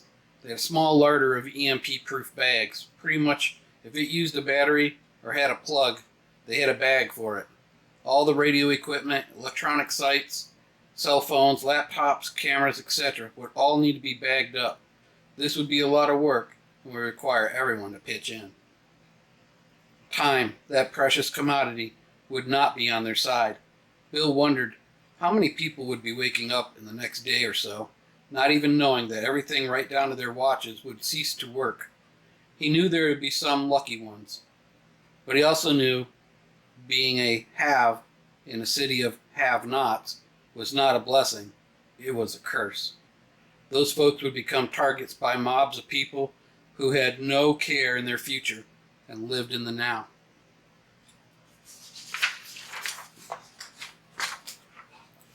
The Black Pelican cases were ordered to be pulled from the Ready Vault. The officers manning the silos were all given the order to prep for a first strike response. These drills were not uncommon, as the U.S. had come to rely on the extremely sophisticated battlefield network. The whole thing could be ran from Air Force One or any other aerial platform or ground-based command center. Communications with NORAD was spotty, as there were ground stations impacted by the superworm. Each silo had raised its microwave antenna to provide and activate the backup radio and data networks. Cheyenne was online with 45 missile silos active. The command and control center at Cheyenne was buzzing and active with a weird calm. The men and women who worked there had practiced these drills and each knew what was about to happen. They would initiate a nuclear strike on 3 countries from U.S.-based silos as well as sea-based assets. All told, there was 150 nuclear-capable platforms at the ready. The manual override protocol was twofold. A special one-of-a-kind key encoded to each officer. On the launch order, they would both insert their keys and initiate a launch. If either one failed, the other officer was duty-bound by whatever means necessary to fulfill the launch order. The second part of the launch, The part with the codes was on an encrypted USB key. These keys were made specifically for this task, and each day they were put in the code updater and the new codes were downloaded. One key, one USB token. When the token synced, the manual override process was active. The USB keys were inserted into the black Pelican case at precisely the same time. The green LED lights came on and blinked, active. NORAD started to receive active confirmations from all nuclear assets. The screen with the global map was lighting up. "This is it," the watch commander said. As he started to give the morale speech, he saw the active status go black on each asset. What? How? Launch now! Launch now! It was too late. The USB killers that had been swapped in had fully charged and ejected their nasty payload, frying the black boxes and anything attached to them. Shortly after the last nuclear asset went black, the screens in NORAD began showing a melting image and a scrambled message. The computers that powered the command center started to smoke. The superworm was taking over, and there was nothing they could do but watch. 3 captains on 3 old tankers in 3 different bodies of water, each with one mission, each with no knowledge of the others, moved to positions on the East Coast, the West Coast, and the Gulf of Mexico. At midnight, in the respective time zone, they would each press a red button, and at midnight, they would turn the lights out in the U.S., Mexico, and Canada. It was 2350 hours. In 10 minutes, they would change this part of the world forever. The captains and their crew would never know the outcomes, as the ships would self-destruct once the launch was completed. They would never know the hell they created. Soul Snatcher to Pastrami, we are a go. Repeat, we are a go. May God have mercy on our souls. Targets, Rooster, Rhino, Rattlesnake. There was silence.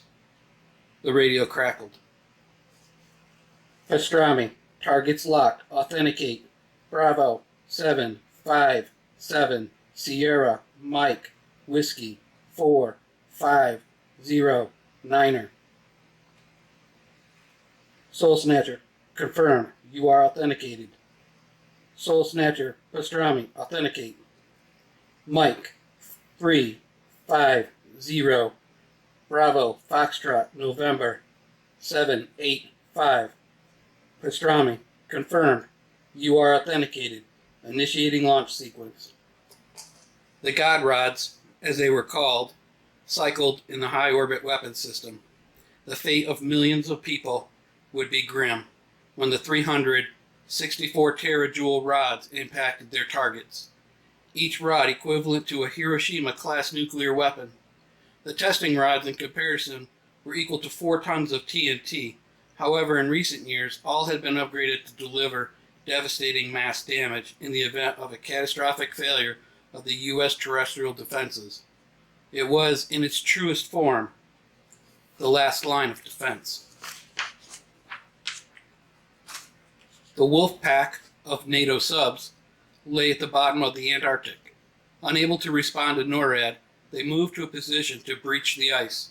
Each would surface 1 mile away from each other, and they would rally to a predetermined meeting point. Once surfaced, a single sub would make radio contact. Gazelle to Soul Snatcher. Soul Snatcher Gazelle, authenticate. Gazelle, Papa, Mike, Lima, 473, Oscar, Mike, Niner. Gazelle, Soul Snatcher, authenticate. Soul Snatcher, Alpha, Zulu, X-Ray, 177, Echo, Hotel 5. Gazelle, Soul Snatcher, confirmed. You are authenticated. Soul Snatcher, Gazelle. You are bonsai for targets. Rooster, Rhino, Rattlesnake. 5050, low orbit and direct. Pastrami is a go. Impact 50 mics. You are a go. 70. Gazelle, Soul Snatcher. Copy. May God have mercy on us. Gazelle out. The orders were relayed to the other 4 captains, and each sub moved into a firing position. Each would deliver its payload 50-50. This would be a decapitation strike. Once the god rods impacted, the inbound nukes would deliver the crushing blow. China, Russia, and North Korea would be reduced to rubble, and a very different world would soon emerge. A world that would be filled with ugly and uncertainty. A global SHTF event on a scale unimaginable. The clock struck midnight on the East Coast. A single finger pushed in an illuminated button. A single missile lifted into position and launched. 3 minutes into flight, massive charges detonated and the ship sunk off the coast of New York. A similar fate awaited the other two captains and crews. As their missiles reached a 3-minute flight time, they were sent to the bottom of the sea. Liberty, Pennsylvania. Bill was on patrol. He and Odin had just finished checking the gates. It was midnight there, and there was a sonic boom-type noise, and the sky lit up. The hell was that? Bill wondered. He radioed Max. The radio was dead. Bill knew Phase 2 had just happened. He proceeded back to the cabin and got his backup radio in the EMP-proof bag and turned it on. It worked. Thank God, Bill said. He put it back in the bag. He woke Sarah. Honey, I need you to get up. We have a new problem, and I need to go to Max's place. She was groggy. What? What's going on? He had to be careful.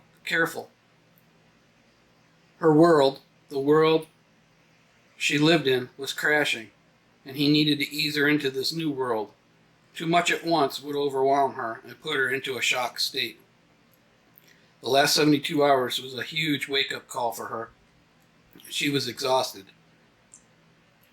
Bill spoke softly. I think there was another attack about 10 minutes ago. I saw something. I need to go to Max's and verify. Okay. What do you need me to do? She said. I need you just to sit on the porch and keep an eye on things. I should only be gone for an hour. When I come back, I will signal you with 3 flashes from my flashlight. He stopped, catching himself. Shit. The LED light was electronic. Damn it. He went into his kid's bunk room, grabbed Shelley's bug-out bag. There it was, a AA powered crook-neck incandescent flashlight. He tested it. It worked. He grabbed the radio in the bag and headed out to Max's retreat. The woods were dark, but the trail was clear and maintained, so there was not to have any tripping or other types of hazards. As he got to Max's retreat, he fumbled around in the dark. A fake stump would hold a field telephone.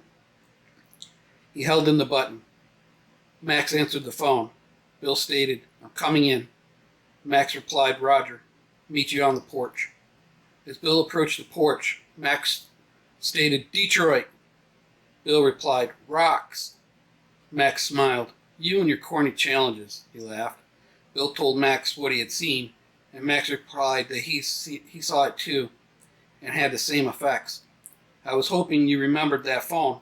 I was worried how you were going to let me know you were coming. Yeah, we need to have a better plan, Bill said. I was worried you were going to shoot my ass, Bill laughed. So any word from the external members? No, Max said with a grimace, and I'm afraid they may now find themselves on foot. I just hope they activated as we had planned, and they are close. Yeah, Bill said. It will be tough going on foot for sure. Now with this second attack, people will be desperate, and criminals will prey on those they feel are weak. Max said with a sigh. We still need to set up Overwatch and give them a chance. Agreed, Bill said. Max, Bill said, I have a question. Yeah, what's that? Why the hell did you cut the chain on the first gate? Funny you ask, Max said. When I went to put the key in the lock was filled with super glue or some other type of stuff. Oh, it was, huh? Yeah. So I had to cut the chain, which was a bitch as it was hardened steel, so I had to use a grinder. Interesting. Why would someone do that? I don't know, Max said. But none the same, they did, and they may be coming back. I Didn't see anything else disturbed at the retreat. Everything looked as it should. Well, maybe it was just some kids fooling around. Yeah, let's hope so, Bill said. The walk back to his retreat was quiet. As he approached the cabin, he could see Sarah on the porch. Odin was sitting by her side. Bill flashed a light, and she waved as he approached. He looked at her. "Okay, honey," he said. "Back to bed for you. We will talk in the morning." He grabbed some more sweet tea and put it in his bottle, and went back outside and made another patrol. There was a knock at the door. It was Max. "Good morning, Max," Bill said. "Yeah, not much good about it. We are deep in the poo, and the outlook is not good. We should get going to set up Overwatch." "Yeah, you're right. Let me grab a pack and load up some drinks." They made the 2-mile hike to the Overwatch position. They cleared away some of the brush that had grown up and made a nice hide with a perfect view of the intersection. If everything went well, at 1500 hours, those that were coming would be there waiting for next steps. It was about 1300 hours when 2 men on horseback stopped at the intersection. Bill and Max did not recognize them. As they stood there, they were scanning the area. This made Bill uneasy. These two were looking for something that they should not have a need to be looking for. Max and Bill never told the external members that they would be providing Overwatch, so the fact that these men were looking was concerning. Chapter 8. Ambush. "This isn't good," Bill said. "Yeah," Max replied. "If our external members show up, this could get ugly with a quickness." The men held fast. One of them dismounted his horse. He pulled what appeared to be a map from a saddlebag and was looking around, as if to be looking for a landmark. "The fuck," Bill said. Max replied, "Yeah, this isn't looking good." The man knelt down. From his pocket, he pulled a can of orange spray paint and made a sign on the road. "Can you make out what that is?" Bill asked Max. "No, my angle isn't right." The two were well hidden, with the sun to their backs to avoid any lens flashing that someone paying attention would see. As they were scanning, Bill noticed the horse with a rider on it kept looking to his rear, his ears twitching. Bill told Max, "Something else is behind him." "How do you know?" Max asked. "That horse keeps looking behind it. Its ears keep turning back."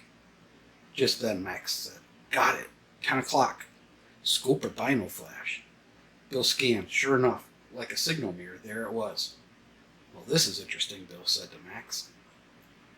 "This could turn into a shit sandwich with a side of chips. We'll have about 1 hour before our friends show up. We'll see how this plays out."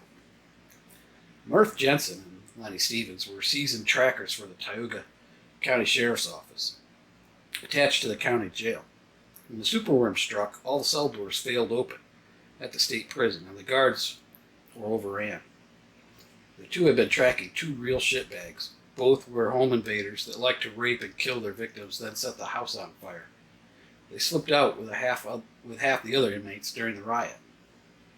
Murph and Lenny had a personal interest in these two, as they were the ones who captured them and locked them away for 2 life sentences each. They knew the people in this area would be easy pickings once these two got weapons and got a group of thugs together. Murph's horse turned his head back and a shot rang out. Murph never knew what hit him. From the hill behind the 2 men, the sniper hit his mark. "Oh shit," Bill said. "Yeah, those 2 are LE, Max said, as he could see the back panel of the dark blue wind jacket and the large yellow letters Sheriff. "Oh shit. Range that flash." 877 yards, Max replied. Bill adjusted his scope for the dope and handed Max his Kestrel weather station to take the wind and barometric pressure readings. Bill zoomed in the 36 power scope. He saw the flash.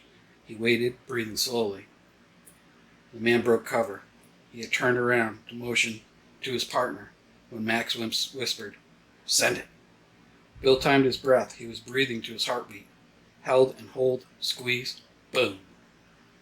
The convict's partner emerged from the underbrush just in time to see his partner collapse. On the second one, Bill said. Max said, take the shot, man. Take the shot. Bill squeezed, and the Remington 308 did its job. 2 down, Bill said. Max continued to scan the area. I don't see anyone else, he said. Bill said, yeah, we need to stay put in case there are more. Max agreed. Lenny was down in a ditch. Murph's body lay 15 feet from him. The fuck, Murph? The fuck, brother? Lenny was shaken. There were a total of 3 shots. He was surrounded, he thought. A perfect ambush. His family flashed before his eyes. He knew at any time the bullet with his name on it would find its target. What Lenny didn't know is that today would not be that day. He heard some talking. He looked up the road. There was a group of people approaching. He didn't want to stand up for fear of being shot. He heard a couple of dogs barking. The group halted. One of the group members, a man, entered into the woods, came back with a silver bag. What the hell? Lenny thought. Drugs. The world had gone to hell, and all these people could care about was their good old drugs and alcohol. He shook his head. This is just fucking great, he said to himself. The group continued to get closer. Jerry took the radio from the EMP-proof bag. They were tired. The 15 miles had worn them down. Echo Tango 5, approaching rally point. Max replied. Mongoose, Echo Tango 5, hold position. Repeat, hold position. Rally point is hot. 1 hostile, 3 KIA. Roger, Echo Tango 5, standing by. Lenny was confused. The guy had a working radio? Who were these people? This could be help. Not dopers. There had been no more shots. He took his chance. He came out from the ditch, hands in the air, and walked towards the group of 4 people and 2 dogs. The radio crackled. Mongoose, Echo Tango 5, you are covered. This is an LE officer. Roger that, Jerry responded. Jerry shouted to Lenny, we are friendly and armed. Lenny responded, I'm a sheriff's deputy. My partner is down. I need help. The group approached where Murph was, but it was too late. He had bled out. The radio crackled. Mongoose, Echo Tango 5, sit up. Echo Tango 5, 1 officer down, KIA. The other officer is not wounded. How copy? Roger that. Advise officer, 2 snipers down West Ridge on Rock Ledge. Copy. Echo Tango 5, out. Jerry relayed the message to Lenny. Lenny said, we need to check those bodies. Amanda said, I can find them. I have a search and rescue dog. Great, Lenny replied. I have to ask, who was on the radio? And should I be concerned? Jerry smiled. You are here today, my friend, as a result of 2 very well-trained people. You have no worries. They entered into the wooded hillside. The SAR dog was named Scout, and she was a yellow lab. She started to wind a track, and she was on it. When we get close, she will sit. You can go in first, Amanda told Lenny. Okay, sounds like a plan. They made their way up the steep incline, and the dog sat. From where the group had maneuvered, a body lay on the rocks. Lenny approached cautiously, his Glock 40 cal drawn. As he got closer, he could see another body draped over a fallen tree. He looked at the 2 convicts. It was them. They finally had gotten what they deserved, a trip to hell. Lenny squatted down and took it all in.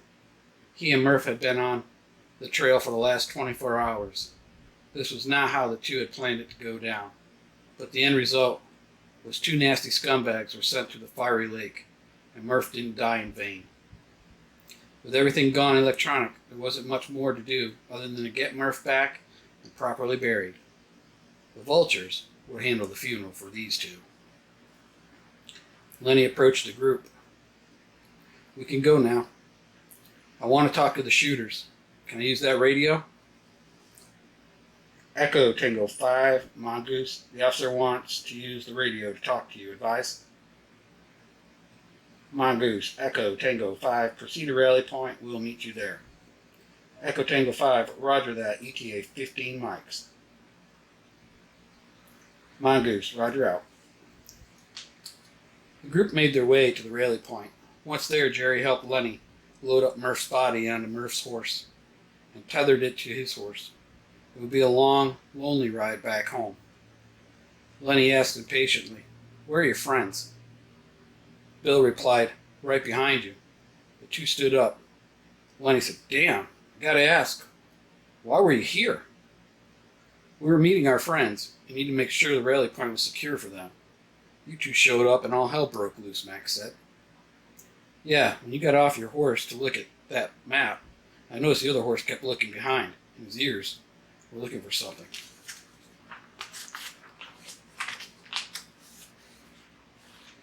That's when we saw the lens flash. When we focused in, we saw the patch on your raid jacket and knew you were LE. Well, I'm thankful for you and appreciate what you did today. If it wasn't for you, I'm not sure how this would have ended. I need to get going. I have a long ride ahead. I want to get Murph back to his family. Thank you again for what you did. Those two scumbags had gotten away, this whole valley would have suffered. These were really bad dudes. The group said goodbye, and Lenny left. The group was quiet, heads held low, not for the death of a good man, but for the new reality.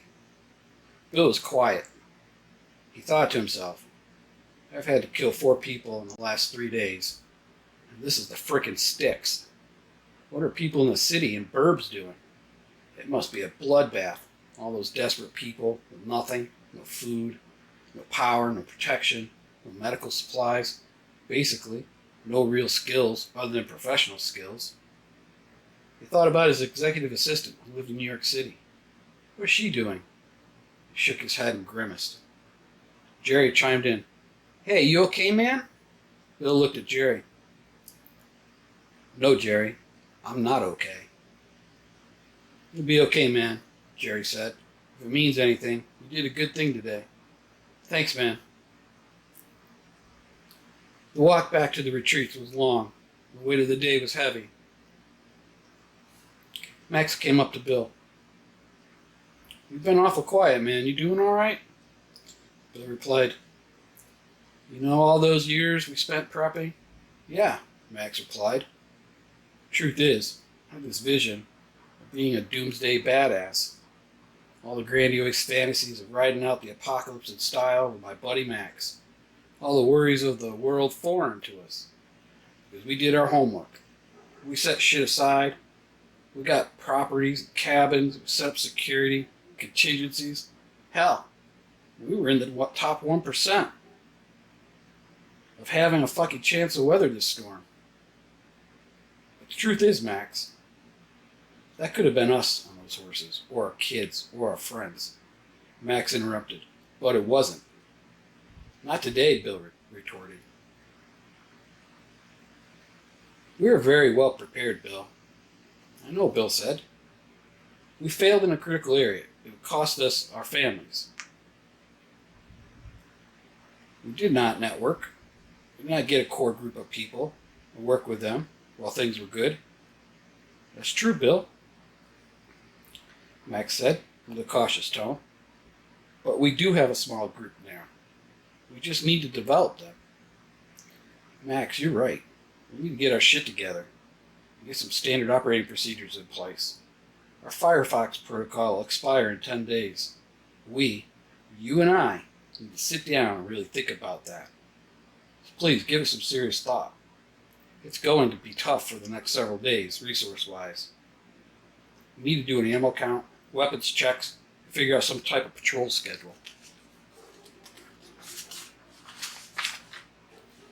"Sounds good," Max said. "Let's get home, get some rest and some sleep, and sleep on this. We have to organize and get everyone on the same page. Tomorrow we will do a full introductions and get our shit together. I think once we get that together, things will be better. We also need to figure out what skills we are needing and what skills we are wanting. When we get that list, we can start to prioritize and figure out our next steps." It was just about 1830 when the first no trespassing sign was seen on a tree.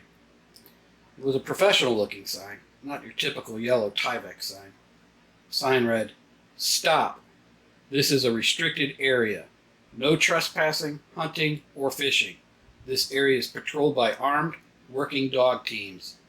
It had a picture of a man with a dog on it. The company that owned the property was Sev1 Security. "Nice sign," Jerry said. Max laughed. "Well, I guess you're the newest member of S1S." The rest of the group laughed. It was at this point where the trail forked. Bill said goodnight and told Max he would initiate the 8 p.m. radio check. Max gave him a thumbs up. As Bill came up to the back gate, he was greeted by a barking, teeth-clacking German shepherd. "Oh, knock it off, you goofball," Bill told Odin. Odin, tail wagging, was glad to see Bill. He didn't like it when he was gone for long periods of time. Bill sat down and put his arm around his good friend. "What the hell is this world going to be like, Odin?" Bill asked. "We're going to have to make some hard-ass decisions in the months, years ahead." Odin nuzzled Bill in the face. "Yeah, buddy, it's going to be tough." Odin bolted. It was Sam. "Hey, Dad, how was your day?" he asked. He loved his son. No matter how bad the world beat him up, Sam would always want to know how his day was. Even if Bill was honest and told Sam it was a bad day, Sam would always tell him, "Well, tomorrow will be a better day, Dad." Sam loved it when his father would ask him how his day was. Sam would always make Bill laugh with, "Well, I got out of bed," and then a play-by-play of the day's events. As they walked back to the cabin, Bill couldn't help but realize his little boy was more like a young man. Bill also recognized just how far he was behind in teaching this young man the way of the woods. School was now in session, and he would not waste any precious time. Starting today, Sam would shadow him in everything he did. He did his best, the best he could, but it wasn't good enough. Once the family moved to New York, all free time was consumed with something, and very little was spent in the woods. Yeah, there was hunting trips and fishing, but nothing as far as living the lifestyle. That was now not an issue. It was all about transfer of knowledge to his 3 kids. Dinner was good. Mountain house stew, some cornbread and rice. Bill knew he had to get a list of priority projects together. Once the Firefox protocol was lifted, he could get some things going. In the coming days, planting the garden, checking the spring box, checking the deer stands, and seeing if there was a healthy turkey population. He made sure the property was a good mix of young and old timber, a creek with native brook trout, all the resources one would need to make it. And firewood.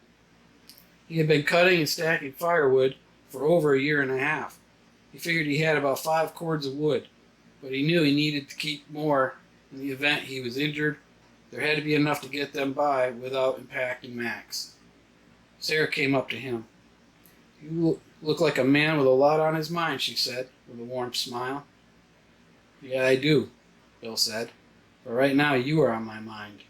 I need to get some sleep. Why don't you join me?" It was about 2,200 hours when he got up. He sent the radio check to Max's retreat. Jerry replied and confirmed the check-in. Max was on patrol, and Bill would meet him at the checkpoint. He was beat, but felt refreshed. Reminded him of standing watch during his military days. Long days and sleepless nights. This would now be his new normal. Max approached the checkpoint. "Camaro," he stated. Bill replied, "Chevy." "Hey, what's going on?" Bill asked. "Not much," Max said. "It's been quiet." "Yeah, it is," Bill replied. "Did Jerry and Amanda and the others get settled in?" Bill asked. "Yeah," Max said. "They're in my camper." "Nice," Bill replied. "I'll introduce you to the other 2 in the morning." "Yeah, sorry about that. I wasn't in the mood to be really social." "Yeah, I noticed that," Max said with a smile. "Well, I gotta get going. See you at midnight," Bill said. "Roger that," Max replied. "Be safe." And they parted. The rest of the patrol seemed quiet. It was weird. No jets or cars, just a quiet night. It was peaceful. Bill wished he had an extra night vision or thermal to use. It would make patrolling at night much easier. They would have to wait. Couldn't take the chance of another EMP. It would be a long 10 days. He was on his way back from checking the gates when he heard a shot. Then another. And another. Chapter 9. High Alert. Bill radioed Max. Whiskey Lima 1, Mike Romeo 1, status. Max replied, all secure. Shots were down in the valley, not from my retreat. Roger, Bill replied. Stay alert. We do not know who or why, so be ready. Max replied, Roger that. Mike Romeo 1 out. Bill cursed himself. Had he foregone some other expenses, he would have had a nice ATN Thor thermal rifle scope, and patrolling at night would be a non-issue. Right now, he was uncomfortable. Can't see shit on these overcast nights. This fucking sucks. He remembered being trained on night vision. The instructor said, own the night, own the fight, and he wasn't joking. Just before the shit hit the fan, he had been saving for a thermal optic for his Mini 14, but a deal on a drone came up, and well, he made a tough call. The drone had its strategic and tactical advantages, while choosing thermal over night vision carried the same weight. Thermal did not shut down.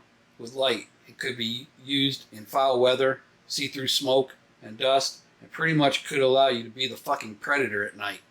Knowing what is going on at night offers a man a comforting confidence, whereas being blind lets a man's imagination get the better of him. Some people were born with the gift of natural night vision. Bill was trained how to run a boat at night on the Withlacoochee River when he was in the Coast Guard. He loved running dark on the river and prided himself to not use the searchlight. He made it back to the cabin. Max was there. Hey, we need to talk, Max said. What's up? Bill replied. Those shots were about a mile, maybe 2 away. Yeah, Bill said. They were close. What's down there? Bill asked.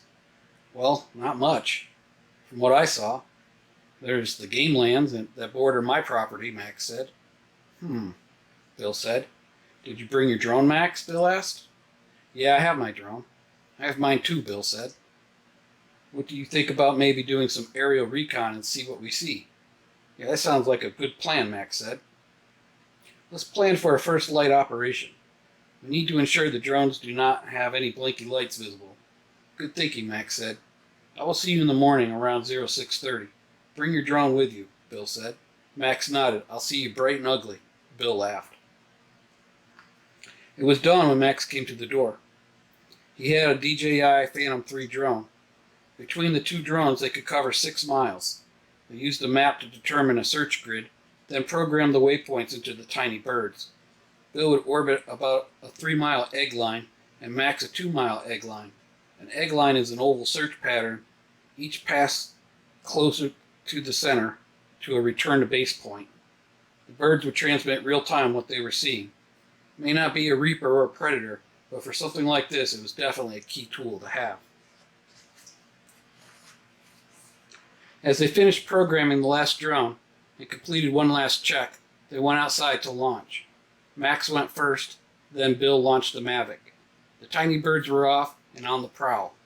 With it being dawn, they were hoping to see campfires of anyone camping or trying to set up shop in the game lands. The flight time was 20 minutes for each drone, so they had to ensure they would not run out of juice and be lost forever. You see anything? Max asked. No, nothing yet, Bill replied. With the trees leafing out, it would be hard to spot anything under the canopy. They could only hope for a campfire smoke or bright-colored tents and such to alert them of people in the area. The controller on the Mavic started to beep, low battery, and a message appeared, returning home. Max had a similar alert. Each drone had 3 batteries for a total of 1 hour of aerial operations. Tiny birds were returning to base. Max shouted, "Got something, smoke!" "Mark it," Bill said. Max hit the waypoint button and entered a new waypoint on the return mission. He would go right back to this spot and orbit it, looking for signs of people. The bird landed right where they took off. The two swapped out batteries for fresh ones and prepared to launch again. Max, stay above 500 feet so no one can hear your drone and follow it back, Bill said. Yeah, we don't need someone doing a bearing line or dead reckoning off the direction of the drone, Max said. Max's drone was back on station and now orbiting the wispy smoke signature. As the drone orbited the smoke cloud, he could make out some tents and what appeared to be litter all around. I got a campsite, Max said. Great. Is that in the same area you heard those shots, Bill asked. It's about right. I'm 1.5 miles away, so it seems right, Max replied. We will need to keep an eye on this camp, Bill said. If this is active, we need to know who it is in our backyard. You're right, Max said. I'll keep orbiting this site. Do you see anything on your side? No, Bill replied. Seems quiet. No smoke, no nothing. Okay, I'm going to bring it down more and get a better look. Be careful, Max. You don't want them to know you're looking. Max maneuvered the drone closer. It wasn't garbage he saw. It was 3 bodies, one stripped naked, the others clothed. 2 men and a woman. Their campsite contents strewn all over. Max said, this isn't good at all. What? Bill said. Come look. Bill looked at Max's monitor. What the? Wow, we need to take a closer look. Max, let's return the birds and plot this out. Agreed, Max said. We will get Jerry and Charlie to go with us. Yeah, let's just take Jerry with us. I haven't met Charlie yet. And no offense, he's kind of quiet, Bill said. Understood, Max said. We need to get the whole group together and do proper introductions. Yeah, Bill said. We need everyone on the same page and we need to get comfortable with everyone. We need to get training for those that might need it. Max chimed in, all the above. Yeah, Bill replied. But for now, we need to focus on our current mission. We need to have a meeting and go over our intel and develop an op order. Let's meet at 1300 hours. We'll establish an overwatch position and monitor the site before we go and have a look, Bill said. Max replied, agreed. Bill met Max and Jerry at the meeting spot. Quick check of gear to make sure they were not clanking their way through the woods, and they were off. It would be a radio silence trip. First half of the op was to observe and see if there was any activity. The second half of the trip would be to make contact and find out who these people were, gather any supplies left, and return to the retreats. The 3 were mentally prepared for a grisly scene. They reached a spot on the rise which gave them a vantage point to observe the camp. They were roughly 300 yards out. By the time the trio had found the spot, the sun was setting and dusk was setting in. The initial observations were no movement there. What appeared to be a lot of rubbish strewn about. They could not make out the bodies from this distance. Well, we wait, Bill said. Max and Jerry nodded. They made a watch rotation and ate an MRE each. This would be a cold camp. No fire, no lights. Mosquitoes were out in full force. They started to take their toll as the night came into full effect. Do you have any bug juice? Max asked Bill. Of course, Bill smiled. Damn you, Max said. I've been getting eaten alive over here. Me too, Jerry said. Why didn't you say something? Max said. Well, I thought you were good to go, Bill snickered. He handed a small travel-sized bottle of Deep Woods Off to Max. He and Jerry applied it. Jerry was on watch first shift, then Max, then Bill. While the person was on watch, the other 2 slept. They dug out small impressions and laid in it. I don't like this, Bill said. Feels like I'm in a frickin' shallow grave. Max replied, yeah, me too. But it will be good if we take fire. At least we're not a target. It was about 0330 when Max kicked Bill's boots. Rise and shine, he said. Bill popped up, XD in his hand. Whoa, Max said. Hands up, hands held up. Time for watch. Got it, Bill replied. Anything to report? No, it's been quiet all night except for some type of weird animal noises. Bill laughed. Sasquatch? Ha ha, very funny, Max replied. Bill said, I hear they're all around here, and laughed in a low voice. Max said, you're not right, man. I'm going to lay down. I'll wake you in 2 hours, Bill said.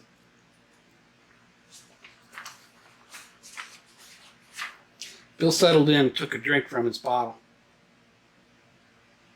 Sweet tea is what he brought, and it was sun tea, so it was potent.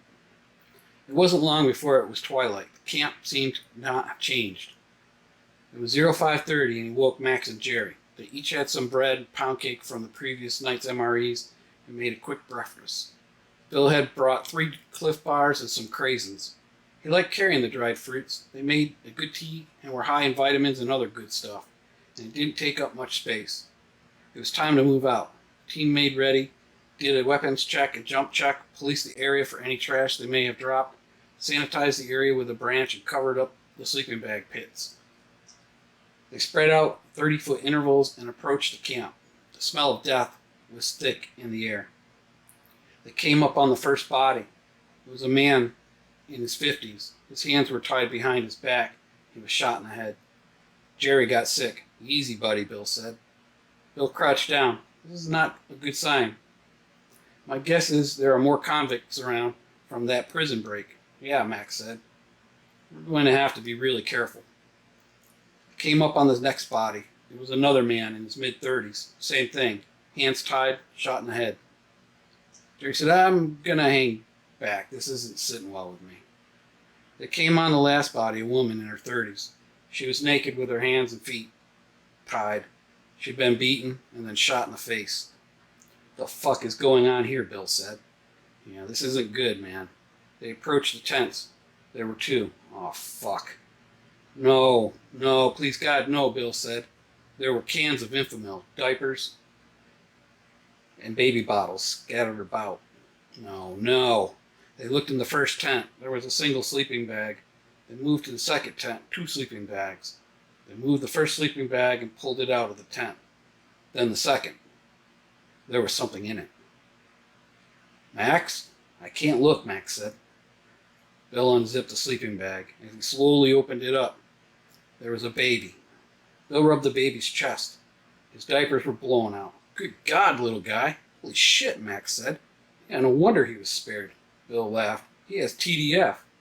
TDF, Max asked. Total diaper failure, Bill laughed. The baby was crying. Let's gather up what supplies are here for this baby and check the area. Jerry, Bill called, you're going to hold this baby and keep him quiet. Max, come with me. They checked the area. They could see where a truck and another vehicle had left. It appears as if this family headed for the hills and were in the wrong place at the wrong time. How this kid made it was a miracle. Wild animals, cold night temps, and ruthless murderers spared him. Well, shit, Bill said. Yeah, Max replied. I wasn't expecting this. Yeah, me either. What are we going to do with this little guy? Max said. We're going to take him in and make him part of our group, Bill said. Looks like they made a Walmart run for baby formula and diapers, so we have a small stock for a few weeks. Yeah, Max said. Guess we found another gap in our supplies. Bill looked down at the ground. Yeah, we're going to have to figure this out. Let's get back to the retreats and get him cleaned up and under care. Max took point, followed by Bill and the baby, with Jerry taking up the rear position. They did not leave the same way they came in, and were careful not to leave a trail. The hike was slow going, with several stops to comfort the baby. Bill estimated the baby was 10 to 14 months old. How you doing, Bill? Max asked. Not bad, just slow going. I don't want to fall with him. About halfway, Bill switched with Max and took point. They came up on Bill's retreat. He called on the radio. Sarah answered. He told her to call Max's retreat and get everyone to meet there. As they came up, Sarah exclaimed, "Oh my God, Bill, give me that baby!" He handed the baby to Sarah, and she rushed him inside. Sarah looked at Bill. What happened? Bill looked at her with a sad face and shook his head. His family was murdered. That was the shots we heard just after midnight 2 nights ago. Sarah started to cry. This poor baby, she said.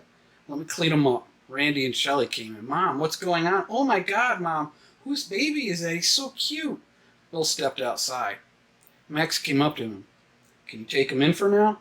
Yeah, Bill said. I need to talk to Jerry and Amanda, Max said. Okay, Bill replied. We won't bounce him around. So see what you can come up with. If no one will take him in as their own, we will take him in. Let's meet tomorrow at noon. I'll have an answer for you, Max said. Well, before we talk about that, we need everyone here tomorrow. We need to see what we have, and then we will talk about the baby stuff. Fair enough, Max replied. Max's group left back for his retreat. Bill gave Sarah the supplies they had recovered, and she set to getting the baby fed.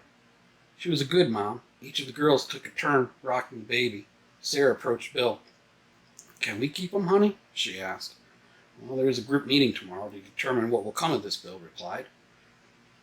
"I already told them that if they could not take him, we'll keep him as our own. Sam always wanted a little brother, so I'm not against it. It will make things a bit more complex." "I know," Sarah said. "I think we'll be all right," she said as she smiled. "Yeah, I think so," Bill said. "I'm just thankful we were able to save him in time." Chapter 10. The Meeting. It was just about 1000 hours when Max and the group from his retreat arrived at Bill's retreat. "Good morning, Max," Bill said. "Good morning," Max replied. "Did you get any sleep with that baby?" "Believe it or not, he slept like a rock," Bill said. "That's great," Max replied. They all moved to the pavilion where the outdoor kitchen was. There was hot water for tea and coffee. Once everyone was settled in, Max and Bill went to the front to address the group. "Good morning, everyone," Bill said. The group waved. Max took over. "The members of my retreat, some you know, and others we have not had a chance to introduce. Jerry and Amanda Klang. Jerry was a private security guard. He also has dog training experience in personal protection dogs, police canine training, and narcotics and explosive detector dogs." Bill smiled at Jerry. "Next, his wife, Amanda. She's an avid gardener. She grew up on a small farm and was a member of her volunteer fire department's search and rescue team." Next up was Greg and Cheryl Feldner. Greg was an accountant, and Cheryl was a first-grade teacher. They were friends of Max and lived on the same street. While prepping wasn't their thing, Max felt they were coming around, and the music stopped, and there wasn't a chair for them. Max looked on as Greg quietly looked around and then looked down. He stood up. "Listen, I don't have any fancy gear, guns, or attack dogs. I've only shot a pistol once, and that was 2 weeks ago with Max. I don't even know what the hell is going on." And Bill interrupted. "Greg, do you feel you're somehow not a valuable addition to this group? That you do not possess the skills required to protect you and your wife? What about one of these kids? I have to ask you. You've been pretty quiet, and that makes me feel uncomfortable." Greg looked down. "What are you, 35, 40, Bill asked. "Here's what I see. I see a guy that, despite sounding like a little bitch right now, at least was smart enough to get here. I also see a guy that was vetted by my best friend. So, what you're not? A Green Delta Ranger SEAL? If you have the motivation to learn some key skills and work hard, you will be okay. If you want to sit there and feel sorry for yourself, I'm afraid you will need to go. So you need to make a decision right fucking now of what you and Cheryl are going to do. Are you going to be a little bitch, Greg? Or are you going to man up and be part of this group?" Greg stood up. He was pissed. He took a step towards Bill. Max put his arm out. "I wouldn't do that, Greg. He will drop you where you stand." Greg turned around and started to leave. Cheryl got up and looked at Bill with a disgusted face. Greg stopped. Then he turned around. "I want to be part of this group. And yeah, I want to fucking learn this shit." Bill looked at Greg. "Then sit your ass down. Your new job is logistics and supply coordinator. Welcome to the team." Max smiled at Bill. "You're such a hard ass." Cheryl looked confused. What just happened?" Max replied, "Your husband just got a new job." Cheryl, "And you just got promoted to be the group's teacher." What, huh?" "That's right. In fact, you're sitting in your new classroom. Once the Firefox protocol is lifted, in a few more days, you will have access to all the teaching materials you will need." Jerry raised his hand. "Go ahead, Jerry." "What is this Firefox protocol you two keep mentioning?" "Great question," Bill replied. "Not something we can share at this point in time." Bill cleared his throat. "Listen up, everyone. There are things that only Max and I will know. You have to trust us. We have everyone's best interest in mind. We have combined almost 3 decades of preparations, and this was a lot of pain and sacrifice. So I get you have questions, just some are need to know. And Jerry, that is one you do not need to know. Not right now. Jerry nodded and smiled. Okay, last order of business. We have this little guy. Bill held up the baby. He was saved yesterday from an abandoned camp. His parents and what appeared to be his grandfather were murdered. If you take this little one in, he is your son, no differently than if you had him naturally. So you better be prepared to care for him long term. There's a small amount of food, some supplies, and diapers for him. Everyone looked down at the ground. Bill looked at Max. Max shook his head no. Okay then, from this day forward, this child will be known as Chance Williams, son of Bill and Sarah Williams. Is there anyone that disagrees with this? No one spoke. Then it's a done deal. The group stood up and clapped. Sarah mouthed to Bill, "Thank you." Bill smiled. Okay, we're going to have a group dinner tonight. Max's wife, Stacy, is coordinating this effort. So ladies, please coordinate with her on what to bring. I still have ice in my 5-day cooler, and there are 2 front quarters of a spike buck I shot last season, and a couple of packages of chicken quarters that need to be eaten. Max, let me talk to you for a minute. Sure, Max replied. We're going to need to get the guys together and work out a rotation training schedule. I would like Greg to shadow Jerry. With Jerry's security background, he could train him on foot, patrols, and watch standing. We will amp up tactical stuff once Jerry is comfortable with his attitude and motivation. Bill added, I think Greg will be fine once we can get him outfitted, etc. Yeah, Max said. 5 more days to go. Yeah, Bill replied. I can't wait myself, to be honest. Sure, I'm glad we waited. As painful as it's been, I believe we did the right thing. I know we did the right thing, Max replied. I just want you to know that you did the right thing with Greg. He had gotten more withdrawn. You really pulled him out of his shell. Every man needs a job, Bill said. With the 3 of us all geared up, I can imagine he felt like he had no purpose. The reality is, with his accounting background, managing our supplies and keeping accurate account of usage, etc., could just save our lives. It's not all tactical, Max. Max laughed. True. But having a bean counter is probably the most tactical advantage we have right now. Bill chuckled. You were right. Who would have thought? He laughed.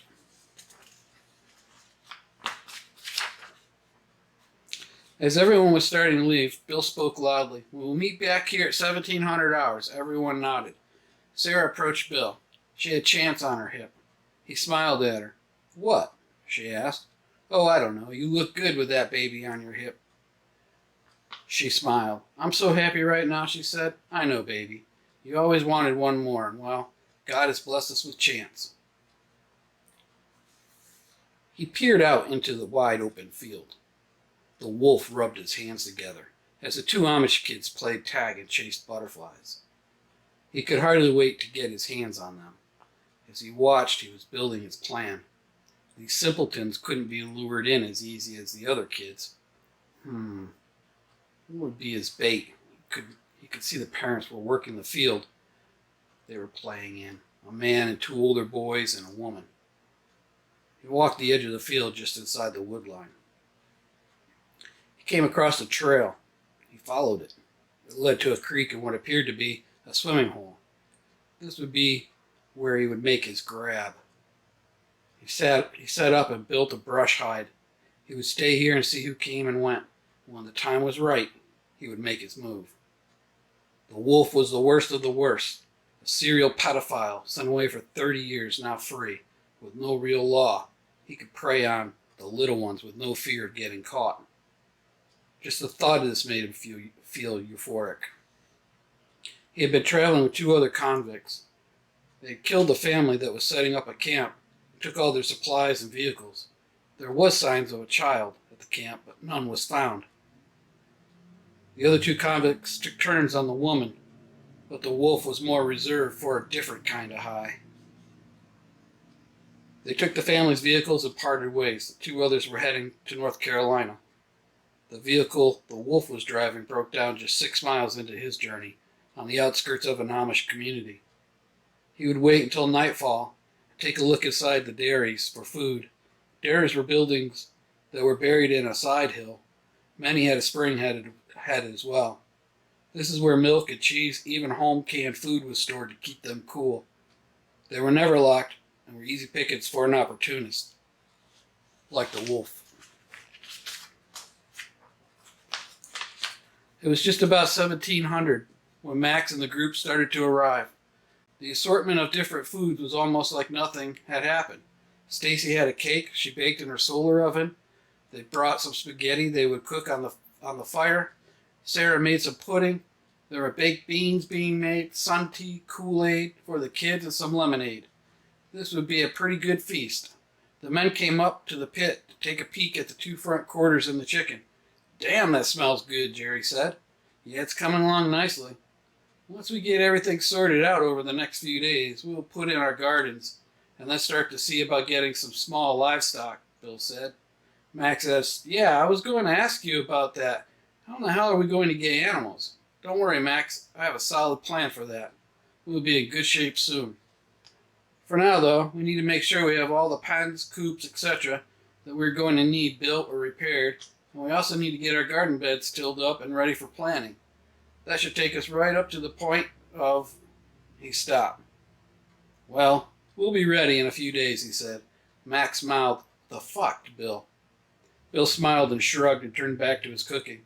The kids were all running around laughing, and Randy and Tracy, Max's oldest daughter, were hanging out sharing music from their spared iPhones. The SIM cards had been removed, and they were reduced to $500 MP3 players. From the outside, this looked no different than a normal barbecue. The only difference was people were wearing guns, and the adults were always on alert. There was a twig snapped, then a giggle, then a laugh. The wolf watched as the two skipped and played on their way to the swimming hole. Chapter 11. The Gatekeeper. Isaac and Hannah played and skipped towards the swimming hole. Their mother, Esther, had asked them to see if their sister was there and to tell her to come home for the family lunch. Isaac was 11 and Hannah was 8. They came to the water's edge. "Oh, look, Isaac," as she pointed to some tadpoles swimming in a school. Isaac poked at them with a stick, and they all scattered. "Don't scare them," she said, as she scolded her older brother. They moved down the edge of the big pool of water, where there was a big log bench. Many a day was spent here, fishing and swimming. It was one of their favorite places. The two sat on the bench, their backs to the wolf. He closed in, club in hand. Isaac would never know what happened. He fell limp and started to spasm. "Isaac!" Hannah cried, as blood oozed from his mouth and ears. A hand covered her face as she was lifted off the ground. She kicked wildly. She couldn't breathe. Everything started to get fuzzy, then dark. A stream of urine trickled down her leg as she passed out. The wolf threw her over his shoulder and made his escape. An old hunting cabin he found on his way into the Amish community is where he would go. This would be his base. He had found his supply of food and kids. "It doesn't get any better than this," he said to himself as he made the 2-mile hike back to the cabin. He had just entered the cabin when Hannah started to come to. He tied her hands and legs and put her on one of the bunks. He searched the cabin.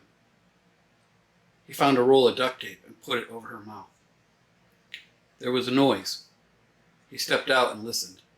"What the hell?" he grumbled.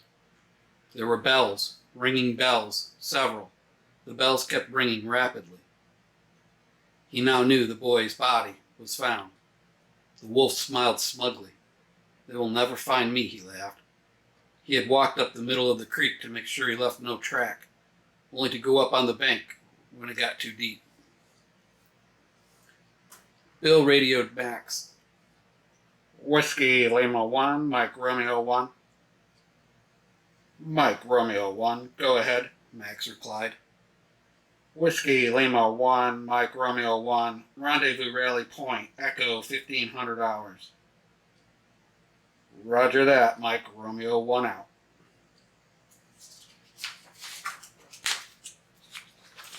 Bill sat gazing out over the tops of the mountains. His mind was racing. In 2 days, the Firefox protocol would be lifted, and there would be so much work to do.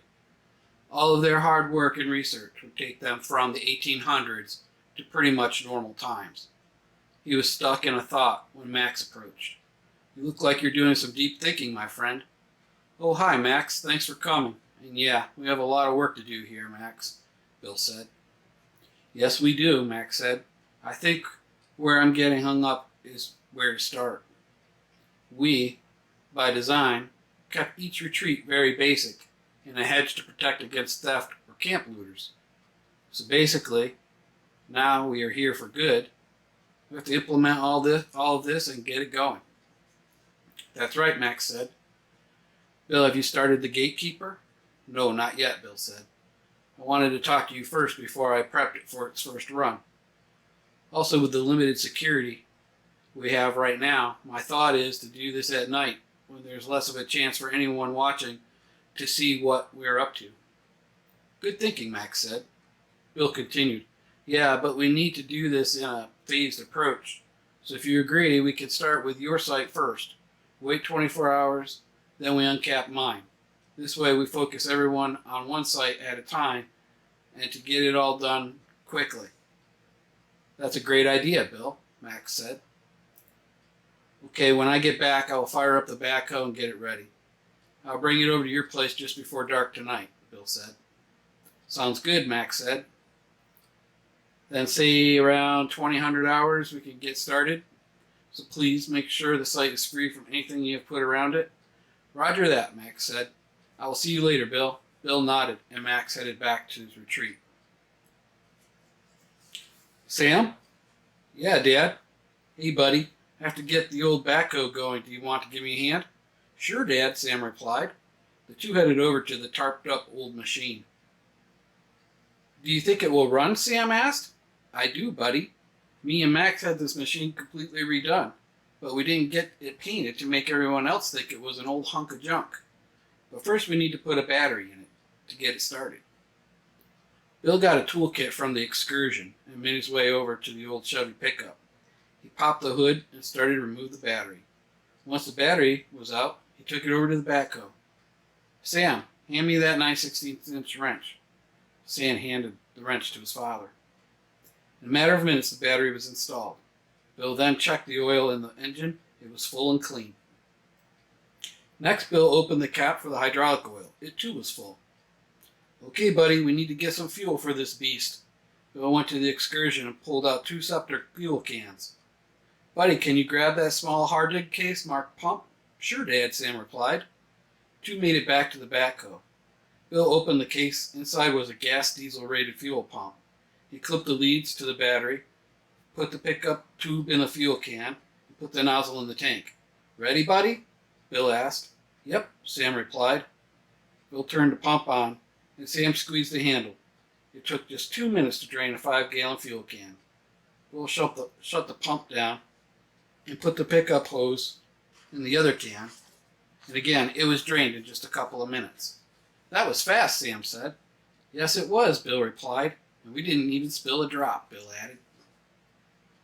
The two packed up the fuel pump, draining it into the fuel tank of the backhoe, took the 2 cans to the shed and stored them.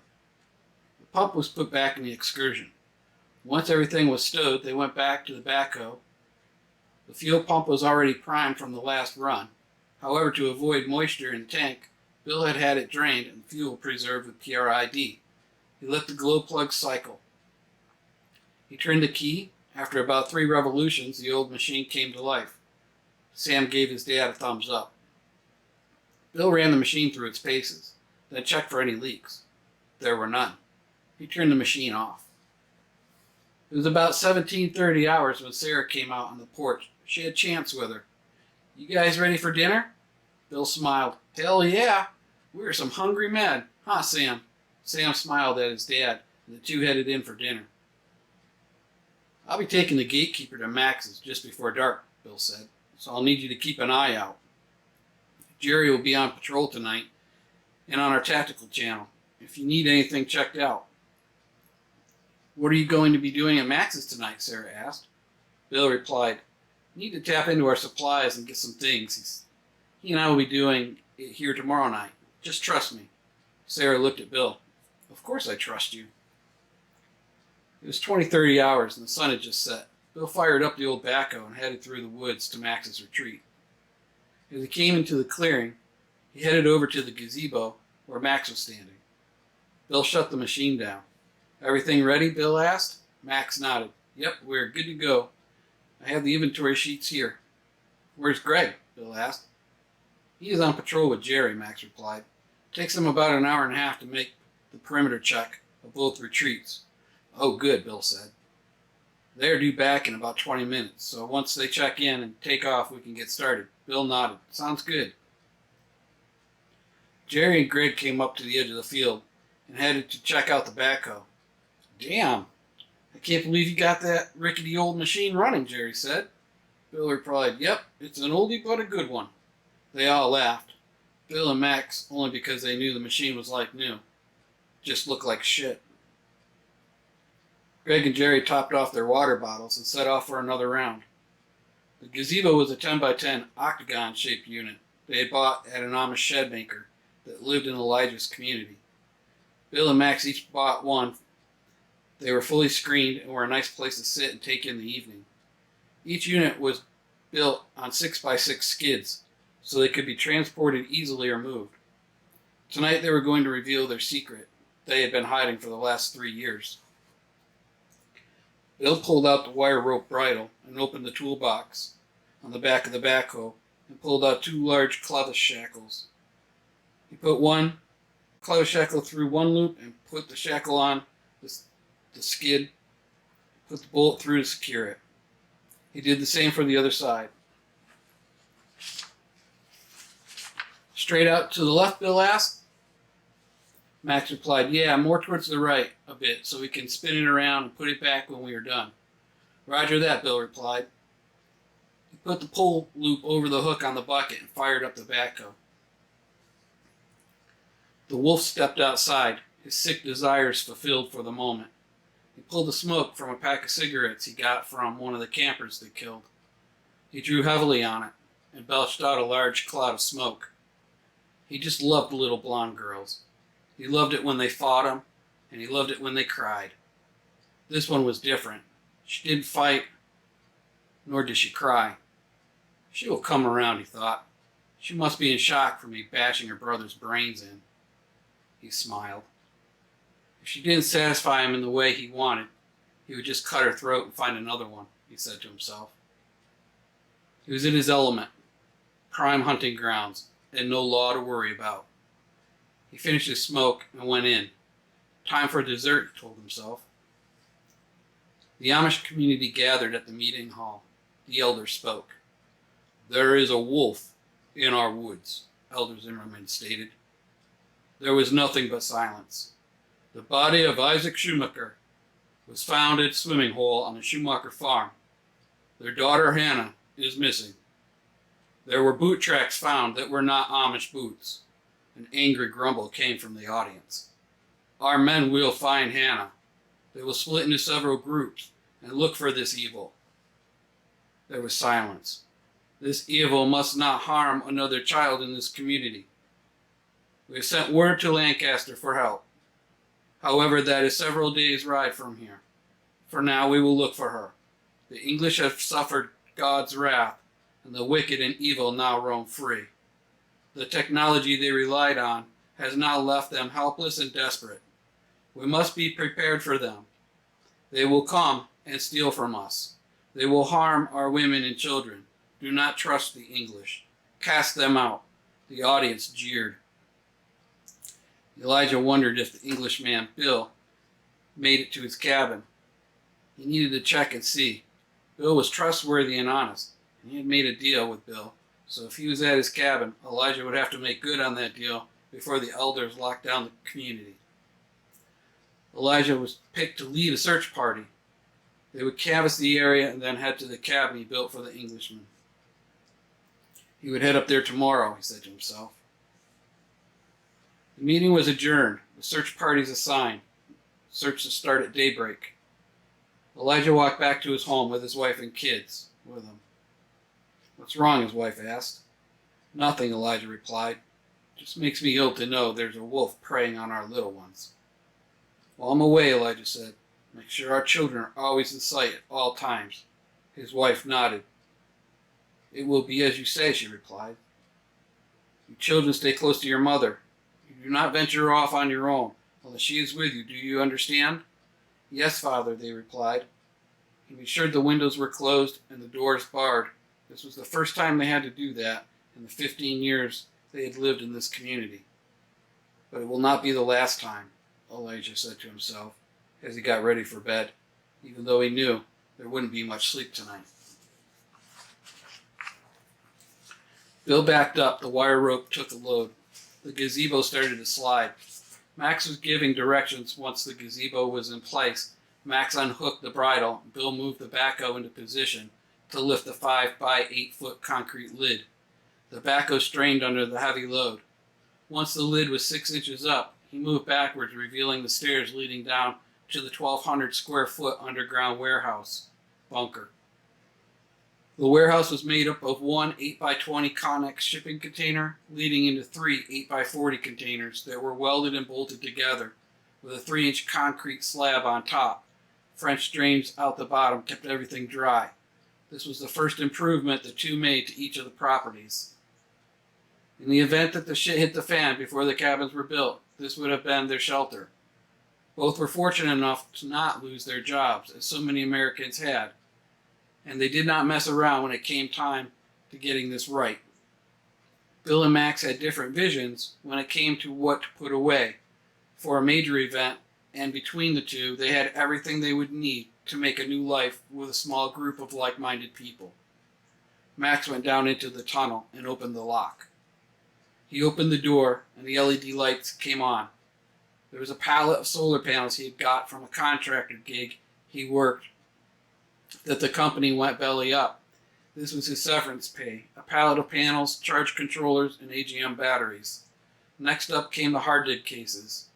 Seeds, tactical, LED, medical. Next up was ammo. "That will do it for now," Max said. "You sure?" Bill added. "Yep, everything I wanted was in the tunnel. The rest of the resources are for later." "Okay," Bill replied. "Last call." Max smiled. "I'm good, man." "Roger that," Bill replied, and he put the concrete lid back on its spot. They hooked up the gazebo and pulled it back into position, and then brushed up the area. As they were talking in the gazebo, Jerry and Greg came up. "What's all this stuff?" Jerry asked. "Well, this is phase 1 of the Firefox protocol. Greg, tomorrow we will need you to take a full inventory and let us know what our supply levels are." "Nice," Greg replied. "Looking forward to that." "The day after tomorrow, you'll be assigned a laptop with everything you need," Bill said. Where are you getting a laptop?" Jerry asked. "Foresight is forewarned. We have stuff to keep us going in the event of an EMP," Bill said, as he smiled. "We'll have our own internet of sorts stood up here before long as well. It won't be like the internet you know, more of a point-to-point closed network." "Well, I gotta see this," Jerry said. Bill smiled. "Yeah, geeks and guns. Gotta love it." Bill headed back to his retreat. It was nearing midnight. He was dog-tired. Tomorrow he would have access to the tools he felt he needed to protect his family, provide a technical advantage, and get his garden going. Tomorrow would be another long day, and then the hard work would begin, setting it all up. Bill parked the backhoe and headed in. Sarah met him on the porch. "Everything go okay?" she asked. "Yep," Bill replied. "Tomorrow is our night. Things will be a bit more comfortable for us. For now, I need to head to bed before I pass out." Elijah's search party was at the swimming hole. It was daybreak. Half went on across the small river and got up on the bank. They would work the banks looking for a sign. Elijah knew whomever had Hannah would be making deep impressions from carrying an extra 80 pounds. He would often try to guess a buck's weight by how deep an impression it made in the soft ground. They worked the banks for almost a mile, until they found a deep hole. The men on the far side yelled, "Whoa!" The rest of the men came to a stop. He bent over and held up a white bonnet. Elijah and the men with him crossed the river. They looked around. Sure enough, they found a track. It was the same track they saw at the swimming hole. It was deeper in the bank mud. "This is the wolf's track," Elijah said. They slowly progressed, following the track and the sign. Broken ferns, a broken branch, and more tracks. Chapter 12. Pitchforks and Torches. Part 1. Elijah's search party continued to follow the signs the wolf left. The smell of a campfire was in the air. It was mid-afternoon. The search party pushed on. Hannah lay in a catatonic state, praying for Isaac, praying for help. She was calm as the voice in her head told her help was coming, and he was by her side. He told her this horrible person would never hurt her or any other child again. He gave her flashes of what would befall this demon from hell. The wolf grew impatient. He looked at Hannah. She was a bloody mess, dirty, soaked in urine and feces. Well, it's time for you to be with your brother, he laughed, as he reached for a hunting knife. She squirmed and wiggled to try to get away. Her partner lay stiff behind the wheel of the patrol truck, a Chevy Tahoe. It had been several days since the crash, and Deputy Anka was hurt, knocked out and beat up from the rollover when the vehicle went out of control the other night. She looked at him. A tree branch had come through the windshield and impaled him. She was hungry and thirsty. She was sore. Everything hurt. It hurt to breathe and move. She made it out of the patrol vehicle and headed to the creek. Her Kevlar vest was heavy, but it is what protected her in the crash. After drinking for what seemed forever, she went back to the truck. Her partner did not move. She was just about 6 months from retirement, a long career with the sheriff's department saw her at the rank of sergeant. She headed back to the creek for more water and took off following the creek. She would only make it a mile before she had to rest. "Hello in the cabin," a voice bellowed. The tone was not one of a person passing through. The wolf peered out the kitchen window. What the? 8 burly men stood there. 3 were armed. No way. How the? I said hello in the cabin. The wolf started to panic, his world crashing in on him. These were Amish men. There would be no gaming them. The wolf gathered up his meager possessions, grabbed the Glock with 5 rounds left, pointed it at Hannah. "This is your lucky fucking day, kid," and smiled as he said boom and snuck out the back porch and took off.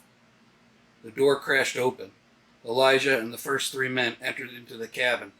He fell to his knees, as did the other men. "Stay outside," he yelled. A younger man peered in and retched and vomited. Elijah ripped the tape from Hannah's mouth. She sobbed. "We are here, little one. Where did the monster go?"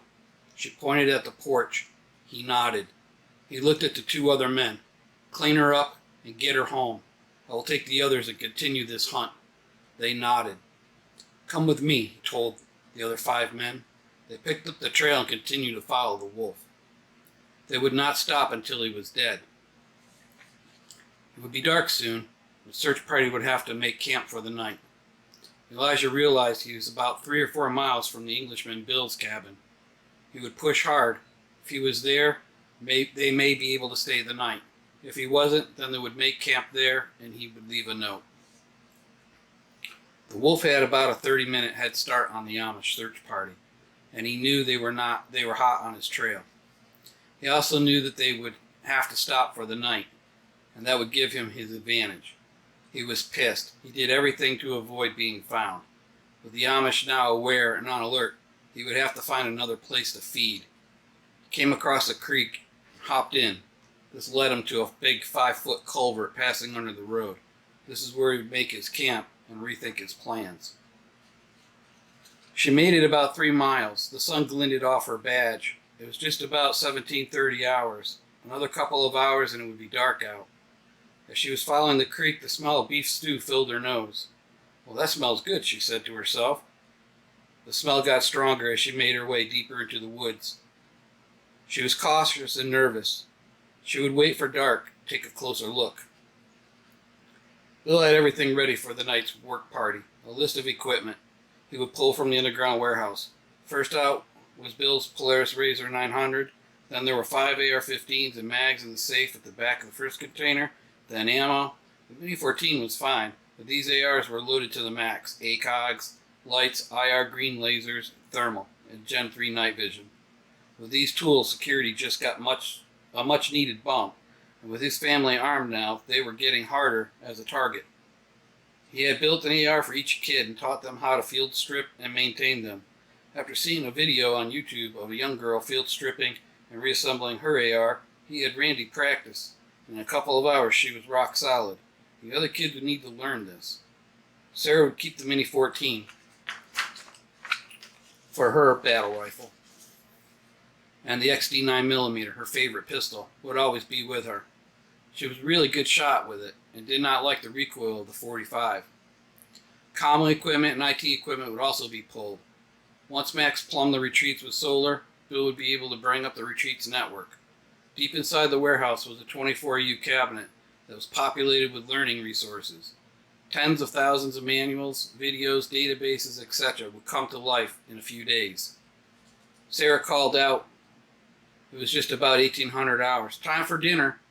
Bill and Max smiled as they headed in for dinner. Stew, bannock bread, and fresh lemonade and iced tea were on the menu. Instant pudding for dessert. Nice spread, Max said. Sarah smiled. Thanks, Max. Glad you could join us for dinner. I have to get my rototiller out, Max, but I will have to charge the battery on it. He had a Ryobi 40-volt electric tiller. It was perfect for raised beds or soil that was not compacted for the bigger plots. He had a quad Vader attachment for his four-wheeler. He used this many times to put in food plots, and it was a solid machine that would make short work of ground prepping for gardens they needed so badly.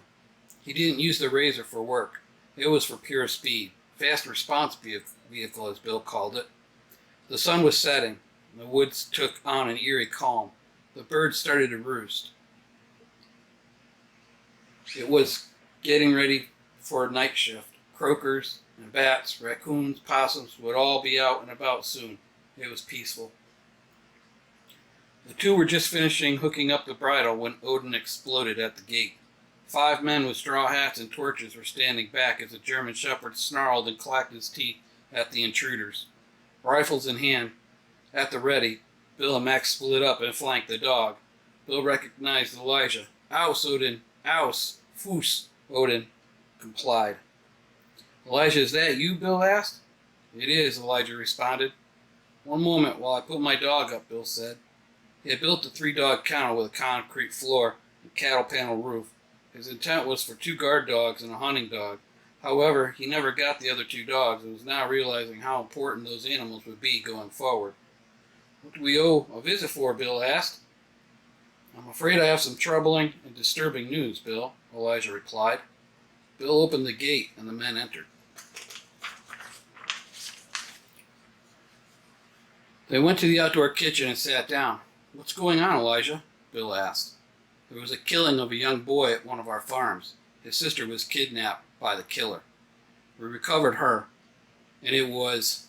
He faded off. She was a mess, he finished. She was taken back to our community. We tracked this predator, this wolf, to about 2 miles from here. The hair stood up on Bill and Max's neck. Between the two of them, they had 4 girls ranging from 10 to 17. Bill's blood boiled. The whole point of being out here in the middle of nowhere was to avoid these fucking scumbags, and now there was one or more 2 miles away, he thought to himself. Elijah continued. I was hoping you had made it here. The elders will be locking our community down, and no English will be allowed to enter. So we will have to move quickly to fulfill the rest of our deal, Elijah said. Bill paused. Okay, Elijah stated. 24 hens, 4 roosters, 2 breeding pairs of hogs with sow's bread, 4 milk goats, 2 billies, 2 breeding pairs of sheep, 6 tom turkeys, 6 hen turkeys, and 1 milking cow. That's right, Bill said. Well, we have everything but the milking cow. Okay, do you have any hunting dogs? Bill asked. We have 1 male Catahoula leopard hound we can throw in. Young dog, about 1 year old, good nose on it. Can you toss in 10 fryer chickens? We need some fresh meat. Fish and stew are getting old. That will work, Elijah said. Bill smiled. Do you think you could talk to the elders and see if we can work a trade deal? It might be a good thing to have going forward. I will ask, Bill, Elijah said. Right now the community is in mourning, and trust is very low for the English. I will speak to Elder Zimmerman personally and put in a good word for you. Chapter 12, Pitchforks and Torches, Part 2. I appreciate that, Bill said. When can we take delivery of the animals? Sooner the better, Elijah said. I will say 3 days. We will have everything ready for you. Please come down to the farm and pick them up. Great, Bill said. With that, the men stood up and headed to the gate. Bill shook Elijah's hand, and the Amish men left. Max, we have a big fucking problem. I know, Max replied. If someone fucks with one of our kids, Max interrupted. It's not going to end well for them. I can guarantee it. Max hardly swore, and Bill knew Max was seriously pissed off and worried, as was he. He only hoped they would be spared the agony, and that everyone would be on their guard. We need to have a group meeting first thing in the morning, Bill said. Max agreed. Now let's get the gear so we can see this fucker if he's around here, Bill said. Max smiled. Roger that. Once the equipment was pulled out, the gazebo was put back into its spot. Each should have enough food, medical, ammo, tools, and supplies for 6 months, even with the extra mouths to feed. The garden should, providing no problems, produce enough produce to keep them fed throughout the summer and into the fall and winter. With the livestock Bill had purchased from the Amish, between him and Max, they should have enough protein. Everything was delicate now. One mistake, and it could spell disaster. Bill looked at Max. Well, this is it. Go time, he said. Yeah, Max replied. The last 8 days were rough. Bill looked at Max, dead in the eyes. No, Max. We had it easy, brother. Rough as being trapped in a rioting, looting cesspit of unrest. Imagine streets full of the likes of this pedophile on the loose. Max looked down. You know, you were right, my friend. We have had it pretty easy, here all things considered. Yeah, let's not forget that. We're definitely off the beaten path, but that doesn't mean we won't get our share of trouble. Starting tomorrow, we need to figure out a better patrol strategy, outfit Greg with some gear, and put our LPOP in operation. I didn't like how Elijah made it up to the perimeter gate without detection. Agreed, Max said. You did get the Dakota alert systems, right? Yep, I did. I'll break that out tomorrow and get that in place, Bill said. Good, Max said. Then we will know if someone's poking about.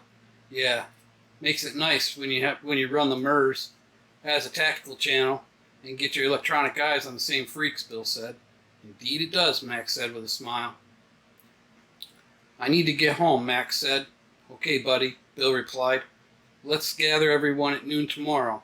We'll have a group lunch and go over some of our new capabilities, Bill said. Sounds good, Max replied. Just about noon when Max and the other members of the group arrived.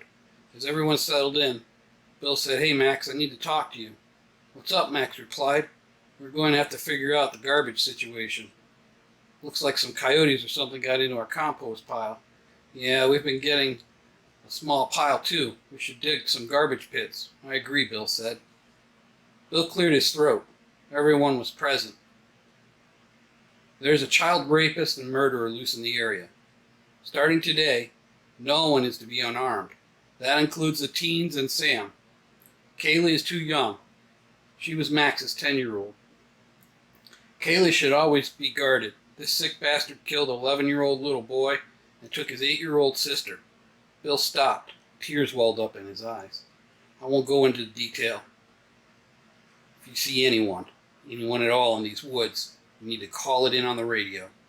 We are amping up our security and we'll be stepping up patrols. We have quite a collection of camouflage. Our standard is Realtree APG. We also have multicam BDUs should we ever need them. The Realtree will help us blend in with the local populace. So after the meeting, Greg, we'll be issuing you uniforms. Bill made air quotes. Greg, we have an AR, mags, plate carrier, hydration bladder, etc. You'll be fully outfitted. We have an assortment of combat boots, but they are mostly fitted for me and Max. With any luck, we can find a pair that will fit you. From now on, and from now forward, everything we do we must be situationally aware. No exception. There is no law to call. There is no help coming. So it is up to us. We are the law, we are the help, and we are the protection for these kids. Never forget this. Shelley went over to where Randy and Tracy were. As she approached, the two older girls started to laugh at her. She was at a bad age, 13, and trying to fit in with the older girls and make her way into being a young lady. "Hey, what are you two up to?" Shelley asked. Randy replied, teasing her younger sister, "Nothing." And then they laughed. Shelley was the middle child and always was either annoyed by her younger brother or not included in her older sister's world. She found acceptance with her dad, and he always made her feel special no matter what. "Can I listen to some music too?" Shelley asked. "Nope," Tracy replied. "There are only 2 earbuds. Sorry." The older girls rolled their eyes at her.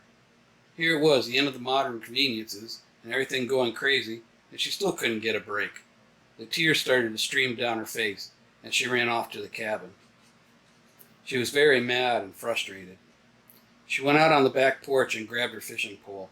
"You stay here, Odin. I need to get away from here and go to my thinking spot." She gave Odin a big hug. He followed her to the backyard gate, and she squeezed through, making sure not to let him out, and went down the trail. There was a small but deep pool, and she always caught fish there. Sometimes her and her dad would just sit and talk, not catching anything but good quality time together. She rolled over a few logs and got some worms. This was the only part of fishing she didn't like. She made a scrunched up face as she threaded the worm on the hook and threw it out in the pool, the orange bobber just floating about. She picked black-eyed Susies and daisies and popped their heads off and watched them float down the creek.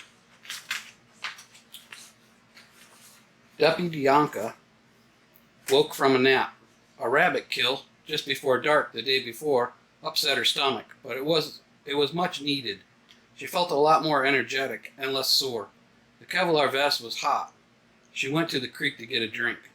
She could hear someone talking, but could barely make it out. They were not visible, but they were close.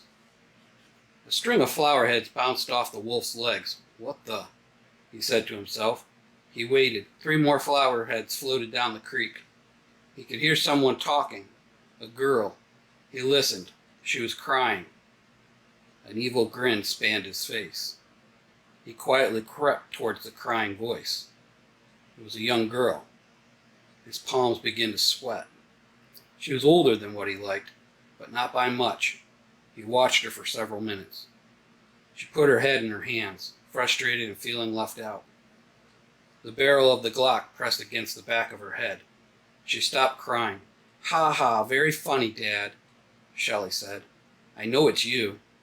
For 3 years while Sam attended karate lessons, Shelley did not want to go. She didn't feel like she would fit in. So Bill had homeschooled her in defensive tactics. He had learned an home study course in Krav Maga. He ordered a Blue Gun XD9 training pistol and an ASP training knife. She was proficient in disarming tactics and would often win sparring matches against her brother, who was ranked at an orange belt. "I'm not your father," the voice said. Then everything went into slow motion. 3 years of her father's training flashed through her mind. She raised her hands in a surrender stance and slowly turned around. The man was disgusting. She noted every detail: missing front tooth, scruffy goatee, scratches on his face, greasy gray hair. He was late 40s, early 50s, about 5'9" and 200 pounds. She screamed the blood-curdling scream, and within a flash, the Glock 9mm pistol was in her hands, and she was pulling the trigger. Pow, pow, pow, pow, pow. Then nothing. The man lay on the ground. Blood came from a shoulder wound. Deputy Yanka, hearing the scream and the gunshots, ran towards the commotion. It hurt, but she had a job to do. The wolf looked at Shelley. "You're out of bullets, sweetheart," as he scrambled to his feet and drew his hunting knife. Bill and Max looked at each other. "Out back!" They grabbed their ARs and raced to the backyard of Bill's cabin. As they rounded the corner, Bill saw Odin scale the 6-foot fence, like a deer racing in the woods. There was a rustle to the side of the wolf. Then 70 pounds of teeth and muscle hit him. Shelby yelled, "Dad, help! Help!" Anka had the knife hand. He flung her. Then he was hit by what felt like a freight train. 100-pound German Shepherd slammed his sick ass to the ground. Anka released and started biting his legs. Odin had him by the upper arm. The man was screaming. He stabbed at Anka, her vest protecting her. Odin switched the knife hand, crushing it. Shelley was yelling, "Pocken, Odin, pocken!" The more she said, the harder the dog bit and pulled. Jerry, who was on patrol, ran into Max and Bill. As they came upon the scene, "Holy shit, Bill." He grabbed Shelley, moving her out of the way. Jerry grabbed Anka and Bill Odin. Jerry saw her nameplate on her collar. The Belgian Malinois was named Anka. He commanded her in German, "Aus, Anka, aus!" She did not respond. He tried Dutch commands. "Los, Anka, los!" She released. "Zit bleif!" Jerry commanded. She sat, laser focused on the wolf. Every child the wolf ever molested, raped, or killed laughed at him. They would haunt him. Everything was blurry. He was dizzy. The pain was excruciating. "Help me," he gasped. "Help me." Bill put his face in close to the wolf's ear. "Oh no, you sick motherfucker. You will get no help. When I get done with you, you will beg me to fucking kill you." Max pulled Bill back. "Get the fuck off me, Max." Bill rolled the wolf over and thrust his knee in his back and pulled a set of ass flex cuffs out of his plate carrier and secured the wolf. "We are taking him to the kennel. Shelley, go get Mom. Take Odin with you."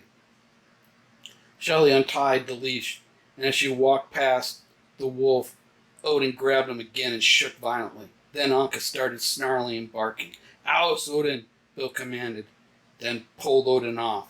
The pain too much to bear, the wolf passed out. They dragged the wolf up and behind the woodshed where the three-dog kennel was. No way could the wolf escape this.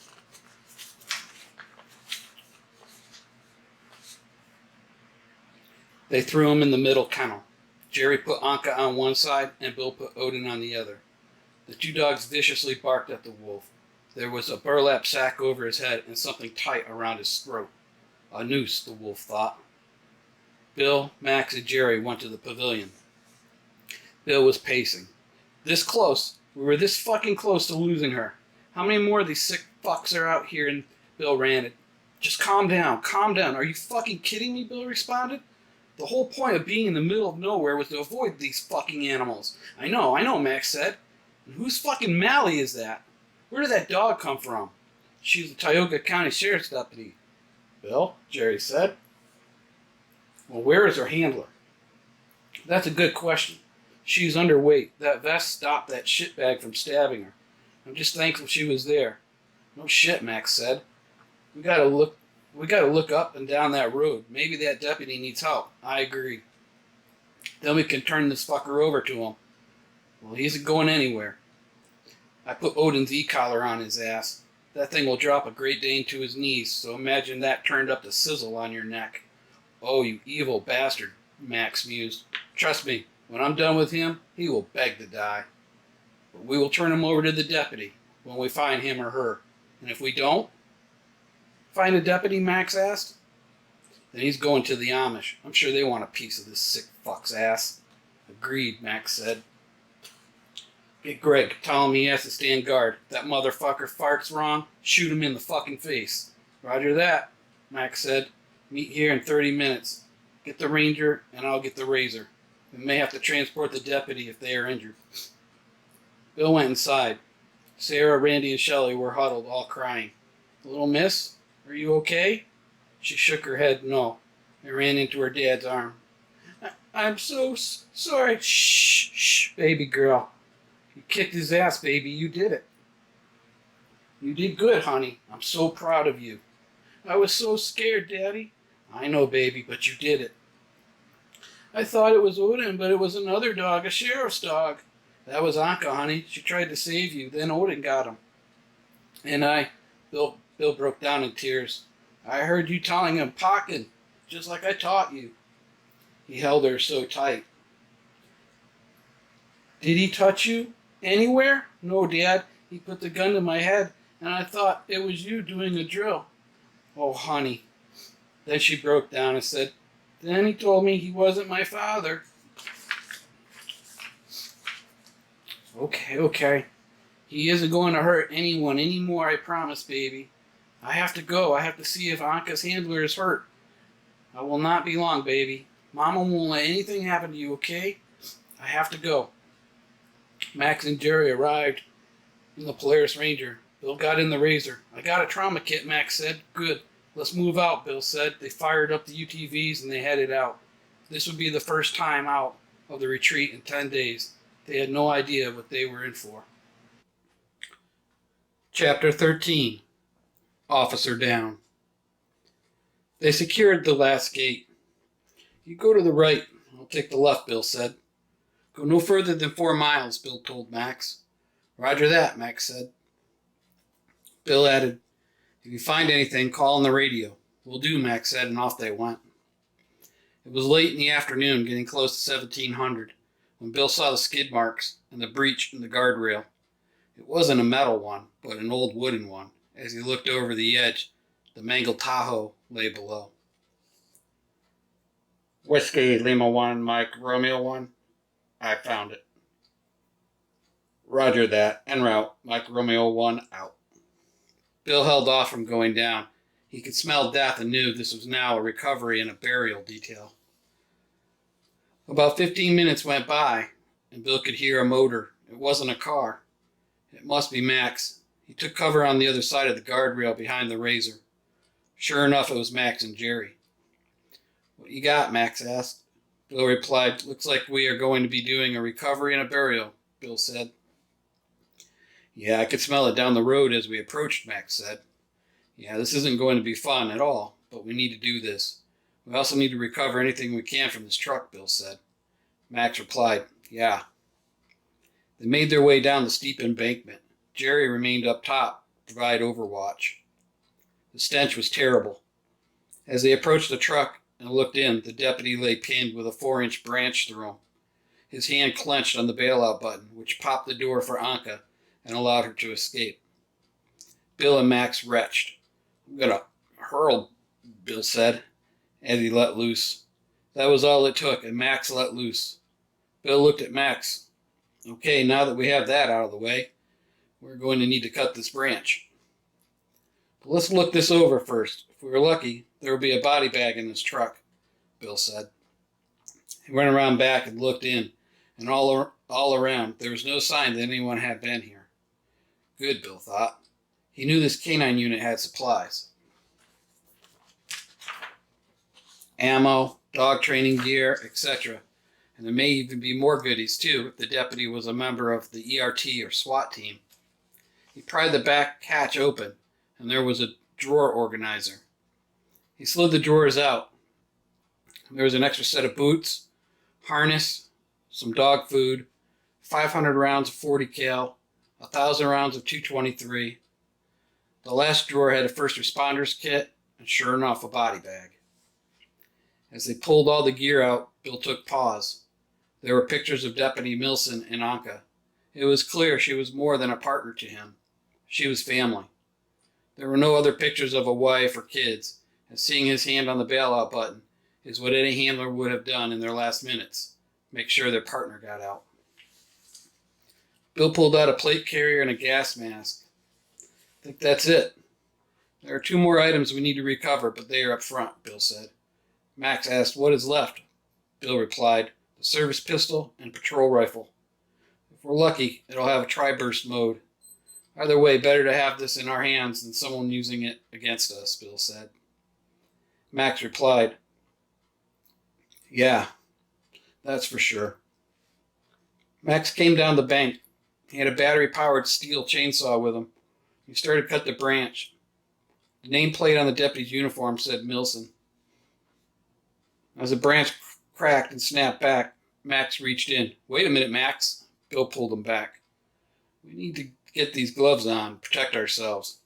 There's nothing more toxic than a dead body." Bill reached in and pulled the mags and the pistol. There was also a taser, handcuffs, and an ass baton. Bill held the taser and looked at Max. "I know a good use for this." Max smiled. Bill unrolled the body bag and put one end over the deputy's head and folded it out over the front of him all the way down to his feet. They would roll him over once he was removed from the vehicle. They were able to pull him forward to release him from the rest of the branch. This released more gases and death stench, and they both gagged. They rolled him out and positioned him in the bag. He was stiff from rigor mortis, which made it harder to close the bag. Once closed, they carried him about 20 feet away. Bill and Max took turns digging the shallow grave. In about 30 minutes, they were satisfied. Bill had removed the deputy's badge and nameplate from his uniform while they were getting him situated in the bag. They both bowed their heads and said a silent prayer. Then Bill and Max lowered him into the grave and situated him. Bill unzipped the bag and placed the pictures of Milson and Anka in his shirt pocket and told them she was in good hands and they would take good care of her. They covered the body. Bill made a crude cross out of some branches and paracord and pushed the nameplate and the badge into the wood. They went back to the truck. They had already secured the Springfield XD-40 and 4 mags. The rifle was in a timer lock. With any amount of luck, the override key was on the duty belt or in the ignition. The round barrel key was on the key ring in the ignition. They pulled the Bushmaster AR from the lock, had an aim-point patrol-ready optic on it, and a 30-round mag. "Wonder if there's more mags?" Max asked. "The plate carrier had 6 mags," Bill said. "Nice," Max replied. "We need to get back. We have a lot of work to do with that shit bag, and we're going to need to work quickly." "We need to find out if there are more, or if he's alone," Bill said. "Yeah, we need to be sure," Max said. "Okay, let's go up and take this gear, and let's get out of here," Bill said. The gear took 3 trips. Once the last trip was done, they loaded up and headed back to the retreat. The UTV came up to the last gate, and Bill got out and opened it. Max and Jerry came in, then Bill. Bill secured the gate, and they went up to the outdoor kitchen. They were drenched from the warm temps and drank a lot of water. "So what are you going to do with this shit bag?" Max asked. "Well, this can go a few ways," Bill said. "I can do this alone if you're not sure about it, or you can join me. I can assure you this will get ugly," Bill said. Jerry looked at Bill. "I'm in." "Me too," Max said. "This fucker is going to pay. I only ask you do not interfere. Just step away if you don't like it. This is for that little boy and little girl and for Shelley. So there will be no mercy shown." They both looked at Bill. "Understood," they both said. "All right, I'm going to go and have Sarah take the kids over to your place, Max, and Greg will follow them. They will most likely need to spend the night, so let Stacy know." "Roger that," Max replied. Bill went to the cabin. "How is she?" Bill asked Sarah. "She's been really quiet since you left. She doesn't want to go outside." "I don't blame her, but listen. I will need you to take the kids over to Max's cabin and spend the night tonight." "Why?" Sarah asked. "I need to find some things, and well, let's just say this isn't for kids, so please do as I ask and head over there." Sarah nodded. "Give me a few minutes. Can I at least take the UTV?" "No, honey. We have to decontaminate some things, and I don't want to take any chances." Sarah sighed. "Fine. We will walk." It was nearing dark when they lost sight of Sarah and the kids. It shouldn't take more than 15 minutes to get them far enough away to start the process. Bill readied some items: taser, e-collar controller, a wash bin, cloth towel, cordless drill, and a pair of Fisker limb lobbers. "Let me out of here, you piece of shit," the wolf gasped. "Are you there?" "Let me out," he demanded. The dogs barked each time he spoke. "Shut these fucking mutts up. I can't take it." Jerry motioned to Greg. Greg, Bill's family just left to go to Max's. Go ahead and follow them. Get some dinner and patrol the inner perimeter. We will be here tonight. If you see or hear anything, radio us. Roger that, Greg said. This guy isn't doing well. Fuck him, Jerry said. Wait till Bill gets done with him. Greg headed out. Bill arrived with Max. Greg just left about 10 minutes ago, so we should be good to go. Bill nodded. Let's get these dogs secured, put Anka in the pavilion, and I'll put Odin inside the cabin. Let me out, you piece of shit. Let me out of here. There was silence. What's going on? Who's out there? I'm begging you, let me out. I wasn't going to hurt no one. Let me out, you fuck. The chain made a distinctive clank against the chain link. The wolf thought, maybe they are going to let me go. I need medical help. Help me. The wolf started to speak when the muscles in his neck and face locked up and spasmed in great pain. That was setting 80, Bill said. It goes up to 145. So tell me what I want to know, and we will get this over quick. Fuck me around? And well, let's just say we have a lot of toys to play with. How many people have you killed in this area? Fuck you, the wolf replied. Okay, 90. Bill pressed the button. The wolf's face and neck seized. Imagine the worst leg cramp times 100. Bill let off. I got all night. Literally. How many are you with? The wolf hissed. You can't do this to me. You're not the law. Bill laughed. Did you hear that, fellas? This bag of piss thinks we have to treat him right. Bill cranked it up 5 more notches and pressed the button. The wolf contorted. It was excruciating. You see, you piece of shit? The laws are not to protect us from you. The laws are to protect you from men like us. Let that sink in for a minute. All you fucking shitbags wouldn't last a minute if we were allowed to carry out our own justice. And anyone thinking that they were going to mess with this sheep would think twice. Just like you bashing that little boy's head in. Bill hit the button. The wolf tried to scream there was nothing. Or raping his sister. The e-collar was up to 115 now.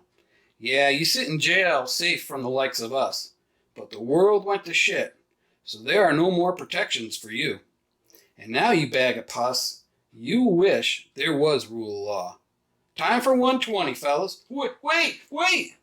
It was the boy and 3 adults, two guys and a girl.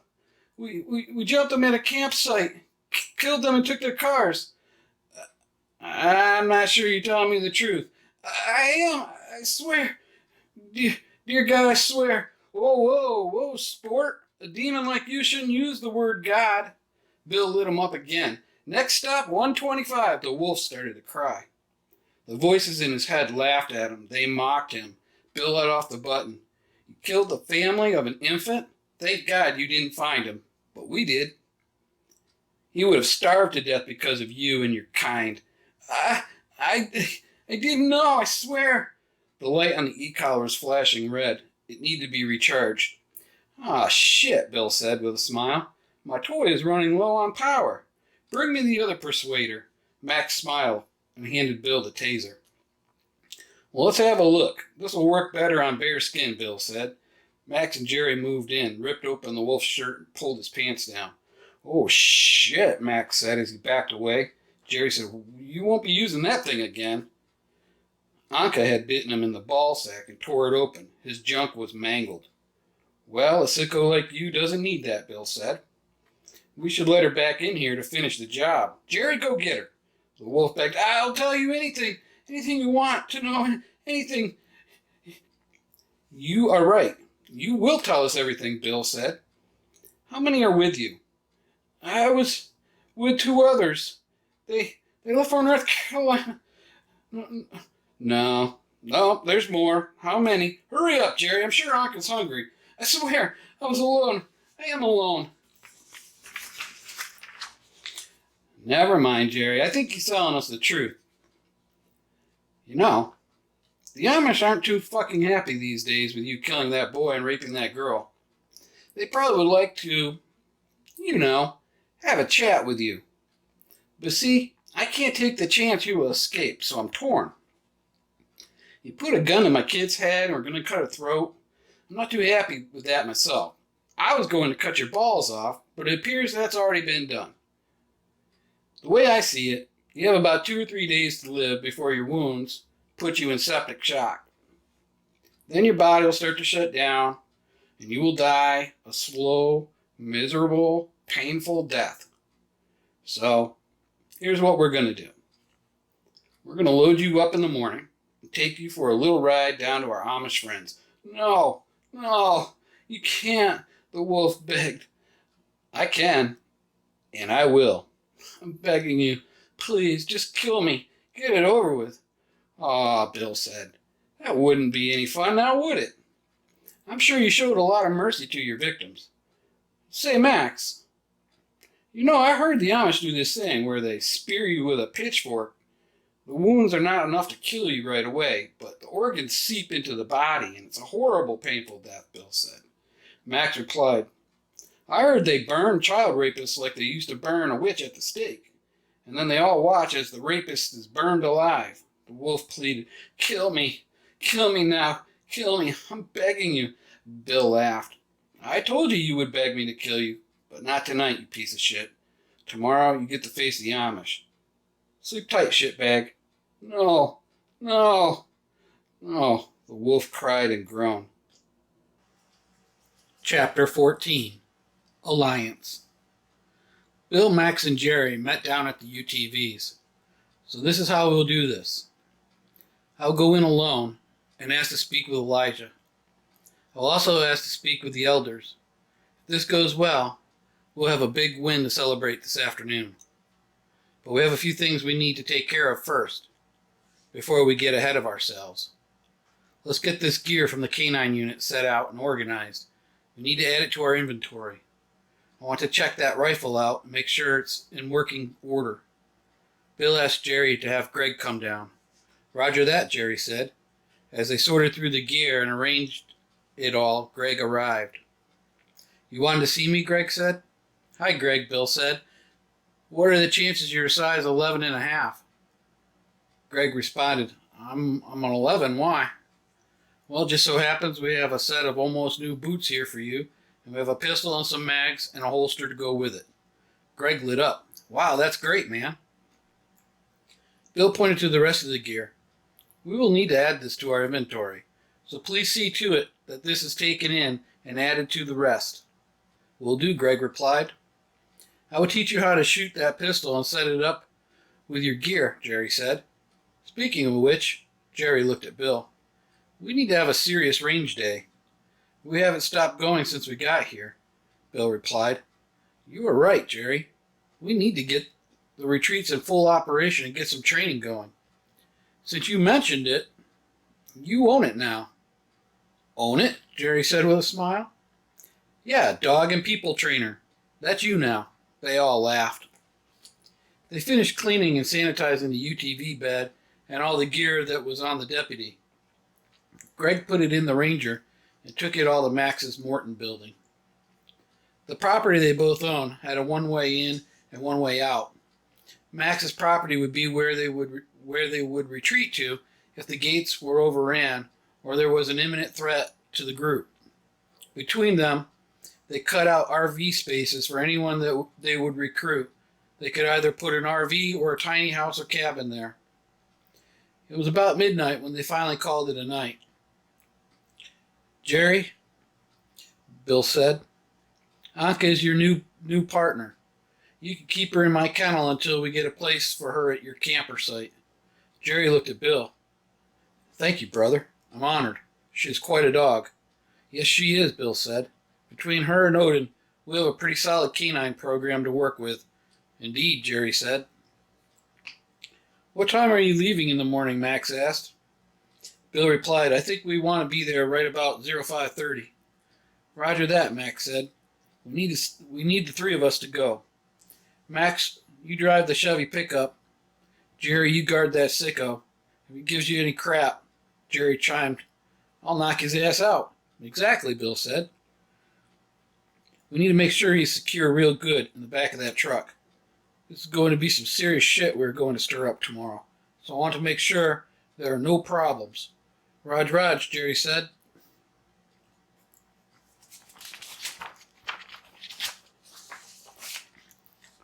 The alarm on the wind-up clock rang, its annoying bells. Bill woke up.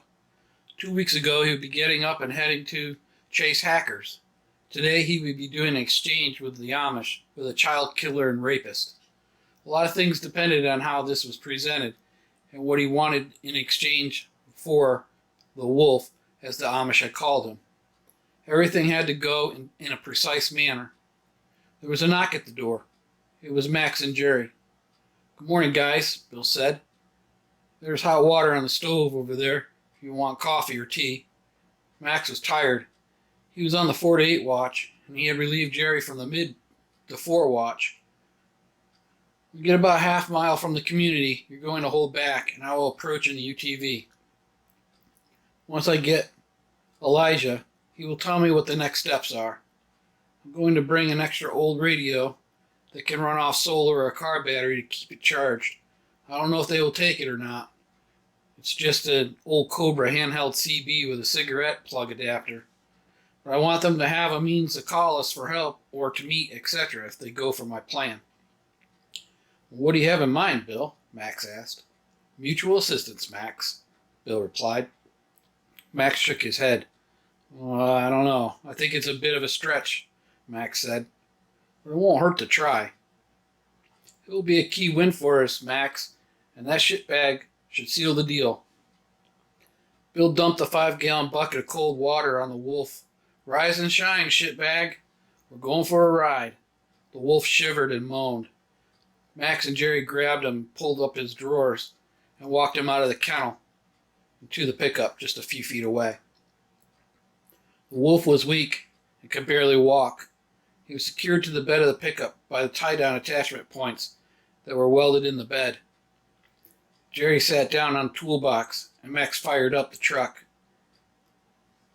They went through the first gate. There were 3 gates total. Bill followed, closing each gate as he went through. The trip to the Amish community took just about 15 minutes. As planned, they stopped a half a mile away from the community, so as to not startle anyone or to offend.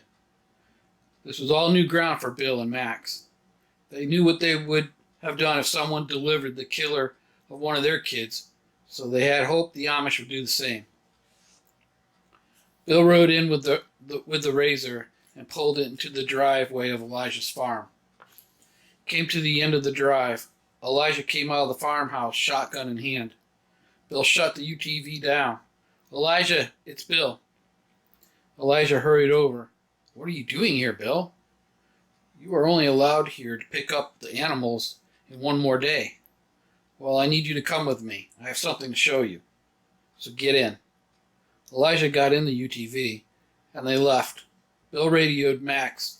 "We're heading your way now. ETA 5 mics. "Roger that, standing by," Max replied. They pulled up to the truck and got out. Bill looked at Elijah. "Your wolf is in the back of my truck, Elijah. He tried to take my little girl and kill her, but he was stopped by our dogs, and well, he's not in good shape. My hope is that you will tell your elders that not all English are bad, and we hope that they would extend a mutual assistance and trade alliance with our families. We will deliver this monster wherever you want, or we can kill him right here, and we'll see you in a few days. What do you want to do?" Elijah stumbled back a bit. Yes. Please, we need to take this demon to Josiah. Josiah is he's like our police," Elijah caught himself. "Sure, from there the elders will determine what to do with him."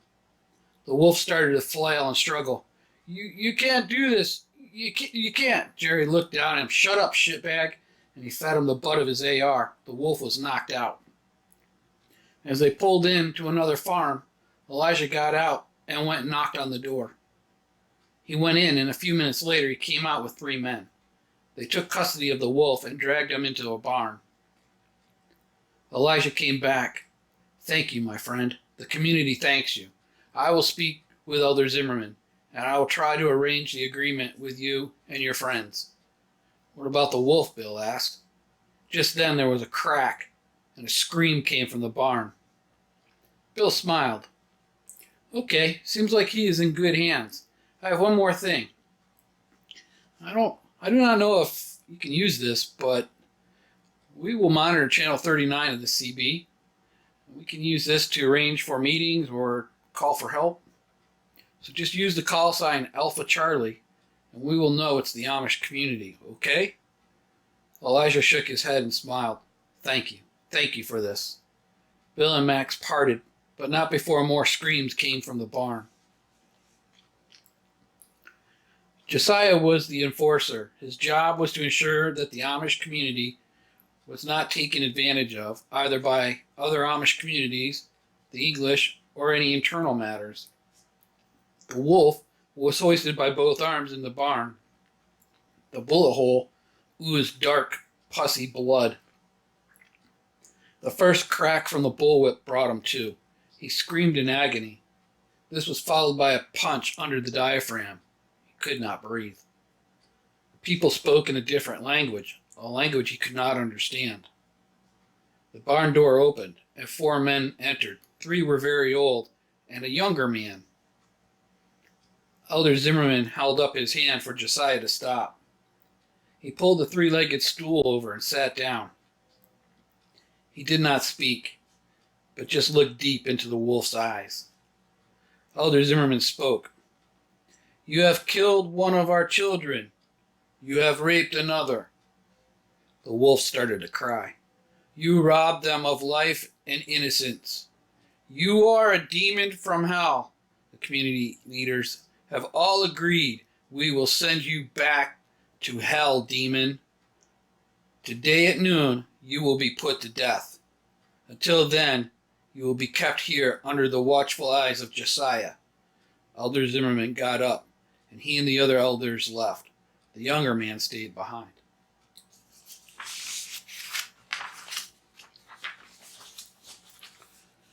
He spoke to Josiah in Dutch, and Josiah nodded and left the barn. When the barn door was closed and barred, the young man went to the tool rack and got a pitchfork. He sharpened the tines on a foot-powered grinding wheel. The wolf struggled and flailed. The young man approached the wolf, and he spoke. That little boy was my brother, and that little girl is my sister. I damn you to hell. He speared the wolf in the soft belly. The wolf gasped and groaned. The young man pulled the pitchfork out. There was very little blood. The young man speared him again, all the while looking him dead in the eye. The wolf could not scream or cry. The young man pulled the pitchfork out again, and there was little to no blood. The damage was all done on the inside. The door opened and Josiah came in. He took the pitchfork from the young man and nodded to the door. The young man left. The community gathered. They brought wood and brush. A 6x6 beam was brought. They took all of the supplies to the end of the road leading into the community. Just to the side of the road, a hole was dug, and a large beam sat down in it. Other men used shovels to clear the area of all the grass. A large bare dirt circle remained. Then they put the scrap lumber and brush all around it. This would be a warning to all that would enter to do harm to this community, and it would rid the earth of a demon. The bells tolled. They rang loud, and there were lots of bells. The wolf remembered these bells meant an emergency or meeting. The bells kept ringing. He knew these bells were for him and his fate.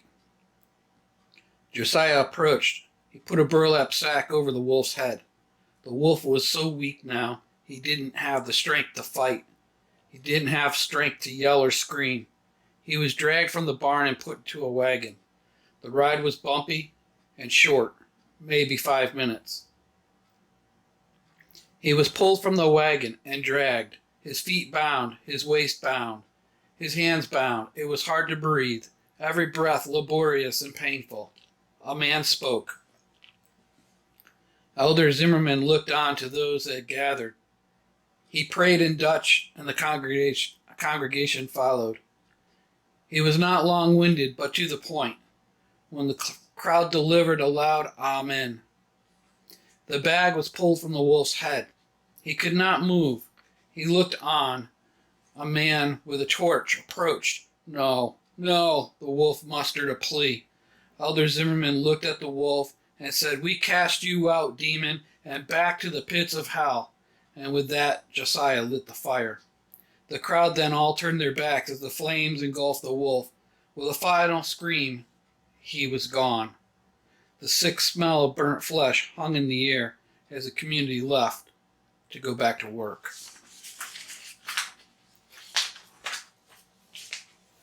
Bill, Max, and Jerry met at the pavilion.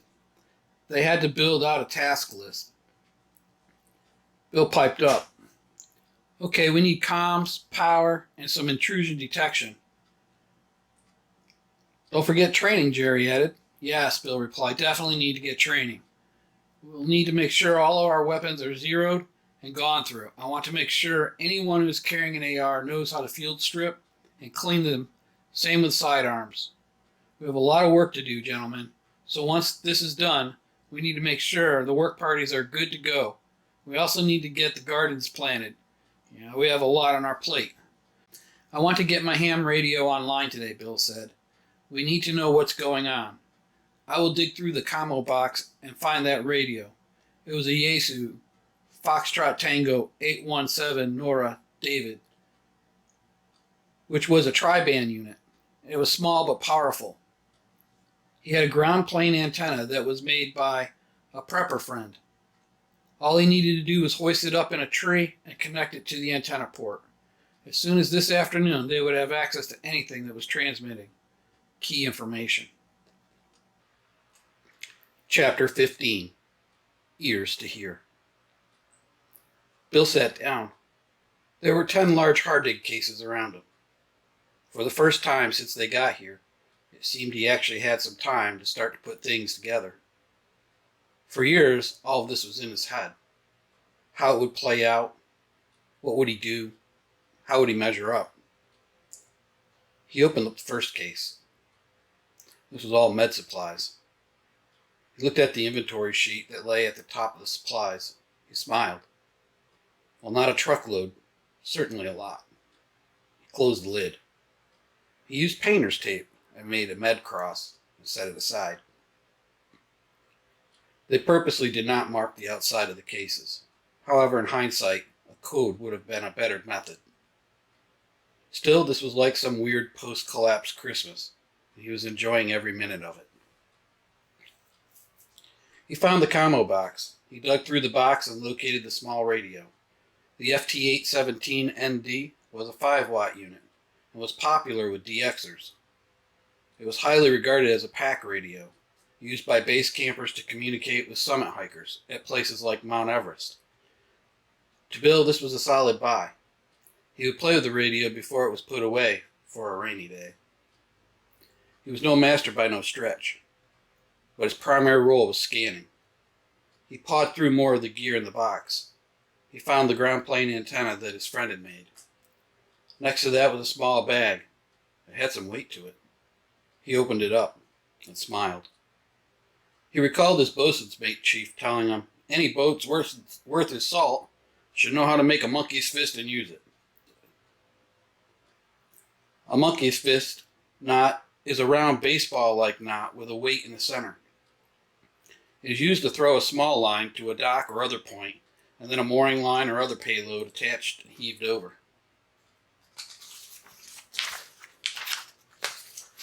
Bill had made this one with a 1-inch ball bearing he got off eBay and used paracord to build the monkey's fist. He had about 100 feet of paracord on this one and could sling the fist up into a tree and then pull the antenna up into position. Next, he found a small bag. Inside were some tools, small screwdrivers, a solder iron, solder, fuses, odd assortment of connectors, and other random stuff. Put all the gear on the table for the radio and set it aside. He marked this case with a C in painter's tape. The next box he opened had the intrusion detection stuff inside. This box would help offset the lack of manpower and maybe give them some heads up if anyone was moving around. Inside the box were 12 game cameras with SD cards, 4 Dakota alert sensors, a base station, and a vehicle sensor.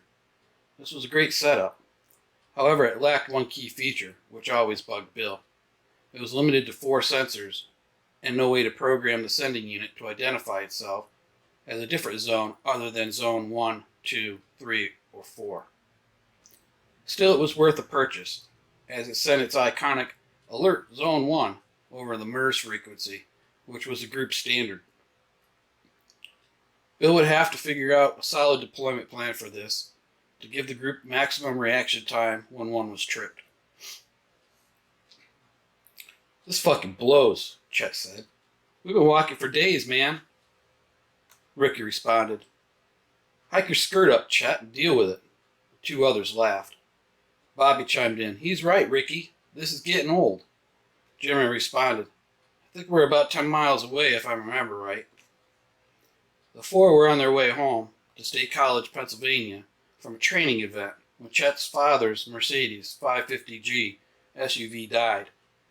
Chet tried to call AAA, but his and the others' phones were dead too. 3 of the 4 were 18 and had just graduated high school. They would be attending Penn State College in the fall. Ricky was 22 and had just gotten out of the Army and was going to college with the rest of his team. They were starting to run low on supplies when Jimmy reminded them of a camp they found a few months ago while hiking through the woods, running and gunning. Bobby chimed in, "Is that the place we glued the lock, Jimmy?" Jimmy laughed. "Yeah, that's the place." They all chuckled. "I bet whomever owns that place was pissed when they couldn't get that lock open." Again, the group laughed. "Well, let's just hope no one's there. That was a sweet setup." "Yeah, it was," Chet replied. Ricky halted the team. "Let's set up camp here. We need to see how much food we have left. We have about a day, maybe 2, walk to that cabin, so hopefully we got enough to get us there." Bill took the antenna and the monkey's fist and went out to the pavilion. There was a tall pine tree that was next to it, and it would be perfect to fire up the radio. He opened the battery compartment to put in the battery pack, and there was a note. The note read, "Do the survival comm mods. Video on flash drive with docks." "Shit," Bill said. He went back to the cabin and got his laptop. He plugged in the encrypted flash drive and opened up the folder labeled videos. He clicked on the icon and the video opened. It was his friend, SurvivalCom. He took pause. I wonder how old SC is doing with all this. Bill knew his friend was squared away. He recalled intensive ham and gear loadout kits SC had made. Wherever he was, most likely he was faring well. Bill got out the solder iron. He followed along the video step by step. Once he was done with the jumpers, he buttoned it up. This modification would give him full HF transmit range and some added benefits to VHF and UHF side, but he remembered SC saying it would fall off rather sharply at the higher end of those bands. Bill went back out to the pavilion and hooked up the HF antenna, then powered on the radio. He started to scan. It was silent. No one was talking. It was weird. Bill left the radio on scan and went back to the cabin. He was no radio tech by no means. However, he did do his research, and he had been paying attention. He had a knack of getting interesting pieces of equipment that were offered for sale on eBay and would sacrifice other luxuries to afford the score. To Bill, having and not needing was much better than needing and not having. He dug through the commo box. He unzipped the Tech Protect bag. These were Mylar Faraday bags used by the military for sensitive electronics. Inside the bag was a 100-watt VHF MCS 2000. It operated in the 146 MHz to the 174 MHz range. He had the correct programming cable and rib box to manage the transmit and receive frequencies. These radios were new old stock from a Canadian rail company. He had 4 of these units. He recalled winning the lot of 4 for $125 with the power cable and mic, all new in the box. The next bag was a small Pelican case. This was another eBay score. He shook his head and smiled. This was a tactical repeater, which operated on the 160 megahertz frequency. When he won this on eBay, the seller had messaged him asking him if he would be interested in some other gear that was removed from a working environment, which was a commo trailer upgrade project from an LE agency. He of course said, "Yes, please." That yielded him two 50-watt amps, mics, external speakers, and some converticomms. All this equipment could be leveraged in a grid-down situation to provide solid comms. He was living that situation right now. Soon both UTVs would be outfitted with the mobiles, and one at each retreat. Bill looked around more. Where was it? It was the hardest part of the whole comms plan. On the bottom of the combo box was this ridiculous mass of bubble wrap, and cocooned inside was one of the rarest of treasures. It was the final piece. Unwrapped the bubble wrap, they carefully opened the Tech Protect bag. Inside was a compact 386 laptop with a 3.5-inch floppy running DOS 6.0. He paid $400 for this, as working relics like this were hard to come by, and anything faster for this older radio gear would fry if the processor speed was too fast. He was now all set. There was a knock at the door. "Come on in," Bill said. "Oh, hey, Bill," Max said. "How's everything coming along?" Bill sighed. "I have everything we need. My tri-band radio is online, out in the pavilion. I just got the MCS 2000s out and the tactical repeater. I'll need to program these and get the repeater working. I have all my mobile antennas out and cables. Should be for the most part plug and play. I would say we should have a decent comm system operational in a day or two. We'll start by getting the UTVs plumbed up with the mobiles." "Sounds like a plan," Max said. Max looked at the 3-inch thick laptop. "Oh my God, that's a boat anchor," Max laughed. Bill laughed too. "Yeah, took me forever to find that. Finding a working one was hard to come by." "Is that how you program the radios?" Max asked. "Yeah," Bill replied. "A friend helped me out with the RSS software, and I got some floppies, which were also hard to find, and copied the software over to the giant 25 megabyte hard drive." Max laughed again. Ricky and his team went in the woods, about 50 yards, and took a quick inventory of their food and supplies. Between the four, they had 2 MREs, some Gatorade packets, and an assortment of energy bars left. "It's going to be a long couple of days, boys. Once we get to that cabin, we should figure out what our next steps are," Ricky said. "Hey, Ricky," Chet asked, "what are we going to do if there are people there?"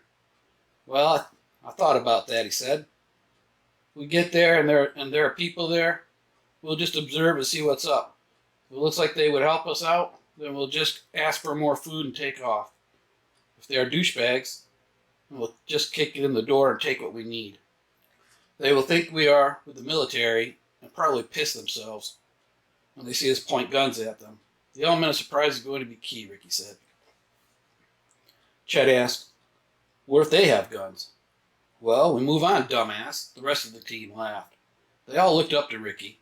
He had taught the team how to be at high speed and mandated that they use all real gear. Since they all came from well-to-do families, high-end gear was not an issue. They would train each weekend when they were not competing, and were a top-rated team within their circle. "Well, let me get the radio from the pavilion," Bill said. Max replied, "I'll walk with you. We really need to get that Roam 50-foot antenna up," Bill said. "That will take all hands," Max replied. As they neared the pavilion, Bill stopped and held his hand up. "Shh," Bill said. Then he bolted towards the pavilion.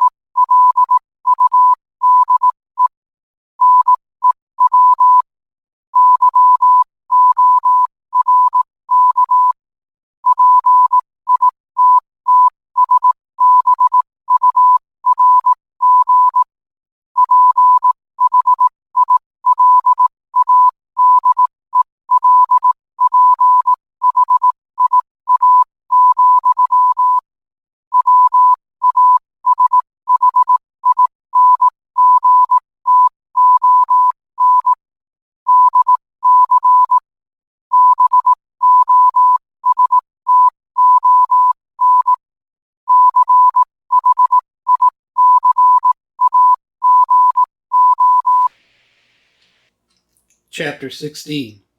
Eyes to See. Shh, Bill said. He pulled the write in the rain pad and a Sharpie from his admin pouch and started to write down the code. You know Morse code? Max asked.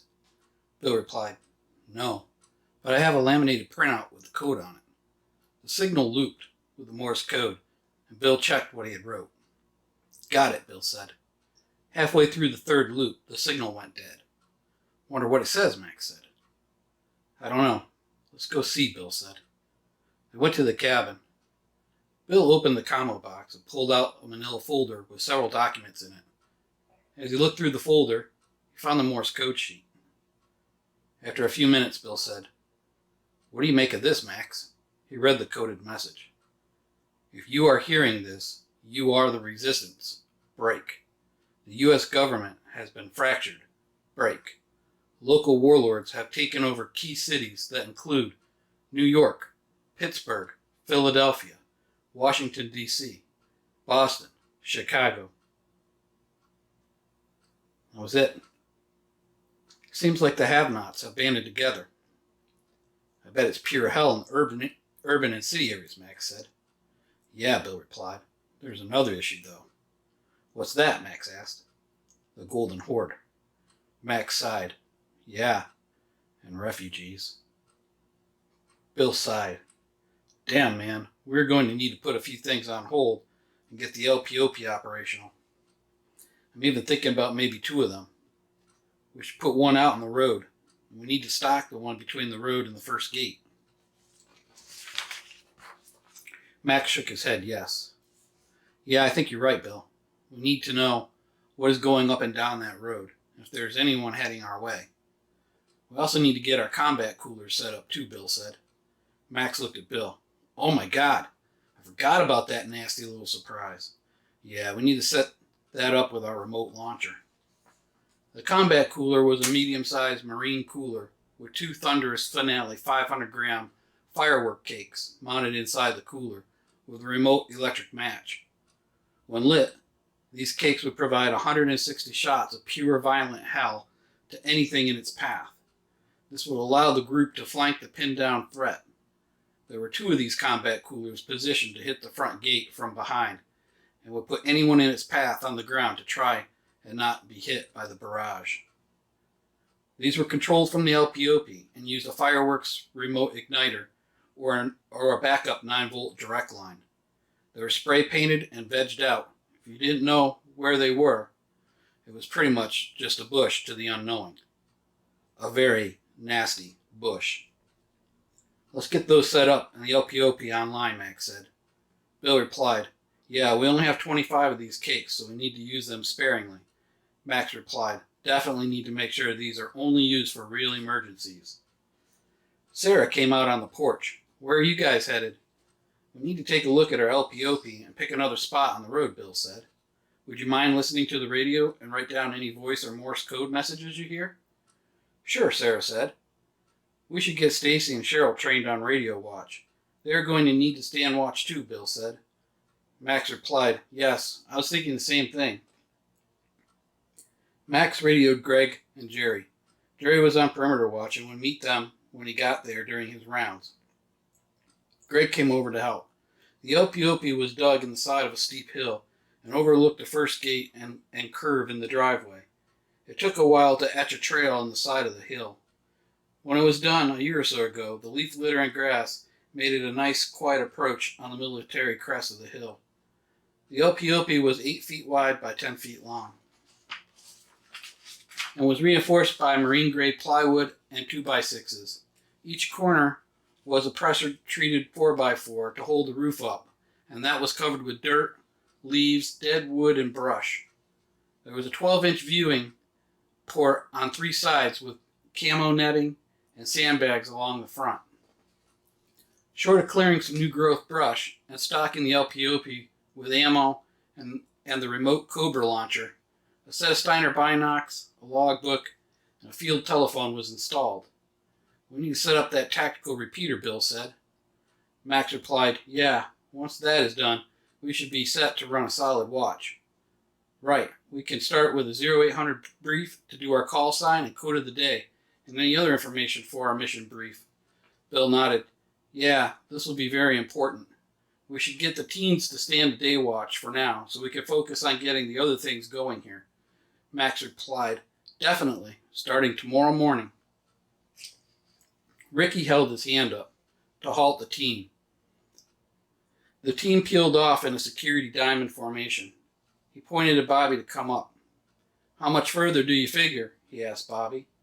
If my math is right, it should be about 5, maybe 6 miles, Bobby said. Raj, Ricky replied.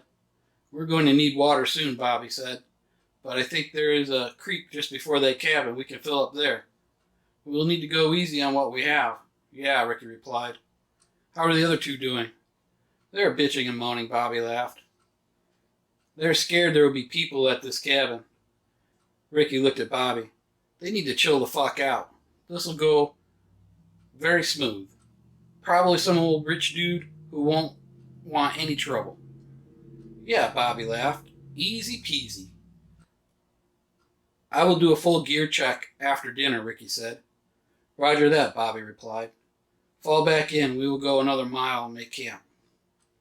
Bobby signaled to Chet and Jimmy to fall in and move out. They fell into formation. About a mile down the road, they came upon a small pond. There was a dirt driveway. About halfway down, they could see a camper. There was no sign of any activity. They bounded towards the objective, and once the area was secure, they checked to see if the camper was open. It was locked. Chet lifted the doormat. The clinking of keys got everyone's attention. They opened the door and peered in. The camper hadn't been used in some time. They quickly looked for any supplies they could find. There was a case of water, some canned goods, 2 cans of beans and weenies, 3 beef stews, and some canned chicken. The mattresses were rolled up on the bunks. This would be a good place to rest up before they got to the cabin. Chet and Jimmy gathered up some firewood. It was going to be a good night, they both thought. A decent meal, plenty of water to drink, and a good place to sleep. They could even clean up in the lake. Can't even remember the last time I took a shower, Jimmy said. Yeah, me either, Chet replied. Bobby came over. Hey, we need to do a gear check before dark, so make this last firewood run and start laying out your gear. Roger that, they both replied. When they left for the event they were attending, they each had their own loadout personal gear. They had a team duffel with their food and drinks for the weekend. Each team member had identical gear. LBT 6094A plate carrier, 6 mag holders, an LBT small admin pouch, Adventure Light VIP strobe, visible in IR, Magpul MS2 sling, FRS radio with covert earbud and push-to-talk button behind the admin pouch, an Eagle Industries modular assault pack, 4 banger holster, 2 smoke grenades and 2 bangers, a Mitch 2000 helmet, PVS 14 night vision and Nortos nods mount, V-Light helmet strobe, iPro goggles, CTOM CMC rescue belt with 2 pistol reloads and 2 rifle reloads, a dump pouch, and a SIG P226 holster. Their uniforms were Blackhawk, HPFU top and bottom, in the AOR-1 camo pattern. And for boots, they all wore Under Armour Coyote Tan boots. For a primary weapon system, they each carried a Sistema CQB PTW with a 10.5-inch barrel and a Daniel Defense Mark 18 rail system. Insight MX3 LED soap mod SU-231 with a Haley offset mount, an Insight PEQ-15 Class 1 IR laser, IR illuminator, and visible red laser. A nice armament quick detach suppressor, and for an optic, an EOTech 551 hollow sight with LaRue Tactical 110 quick detach mount. For a stock, the team used a standard Sistema crane stock. The team would always be the envy of other players who could never afford such realistic gear. They were the A players, and the other teams would look up to them. But now they found themselves in a very real world with very scared people. At a distance, most would never know. Only a trained eye would be able to tell the difference. They talked the talk and walked the walk until it came time to actually engage. We need to function check our night vision and electronics. Sound off, Ricky said. My night vision is fuzzy, not clear, but it powers up, Jimmy said. Chet replied, mine is dead. Bobby, yeah, mine's dead too, Ricky replied. Mine is fuzzy, but not bad. Weapons light, Ricky called out. They all pressed the button, only Bobby's came on. PEQs, Chet and Jimmy's came on. Radios, Bobby keyed up. Radio check, 1, 2, 3. They all responded with a thumbs up. Next up, they tested the guns. Bobby and Jimmy's guns were not firing as fast. They had not had a chance to recharge. Ricky and Chet's guns were operating normal. Get some rest, boys, Ricky said. Tomorrow we will drill.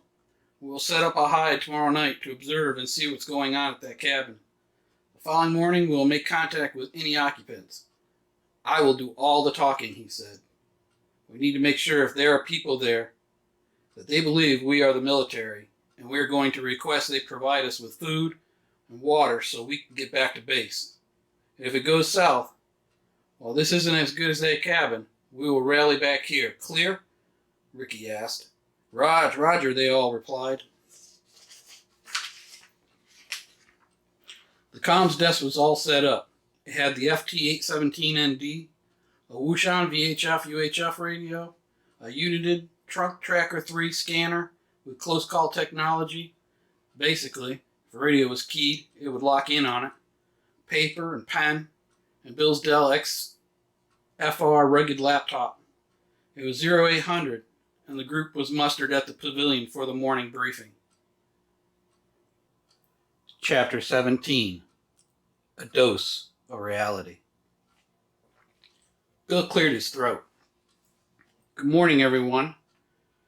We have reason to believe that the surrounding metro areas, although 30 to 50 miles away, are overran and under control of gangs and warlords, as the message we intercepted stated. That said, we will be stepping things up for a more formal watch. Starting right after this meeting, a watch rotation will be distributed. You are required to fulfill your watch and be on time and stay awake. That is all part of being here. There will be no negotiations in regards to this. I need to make something perfectly clear to all of you. We are not on a family vacation. There is no going home. This is our home. Bill let that sink in. We do not have a large group, so it will impact all of our normal activities, and we will just have to work around the watch rotation. There were groans for some of the group members. Look, I get it.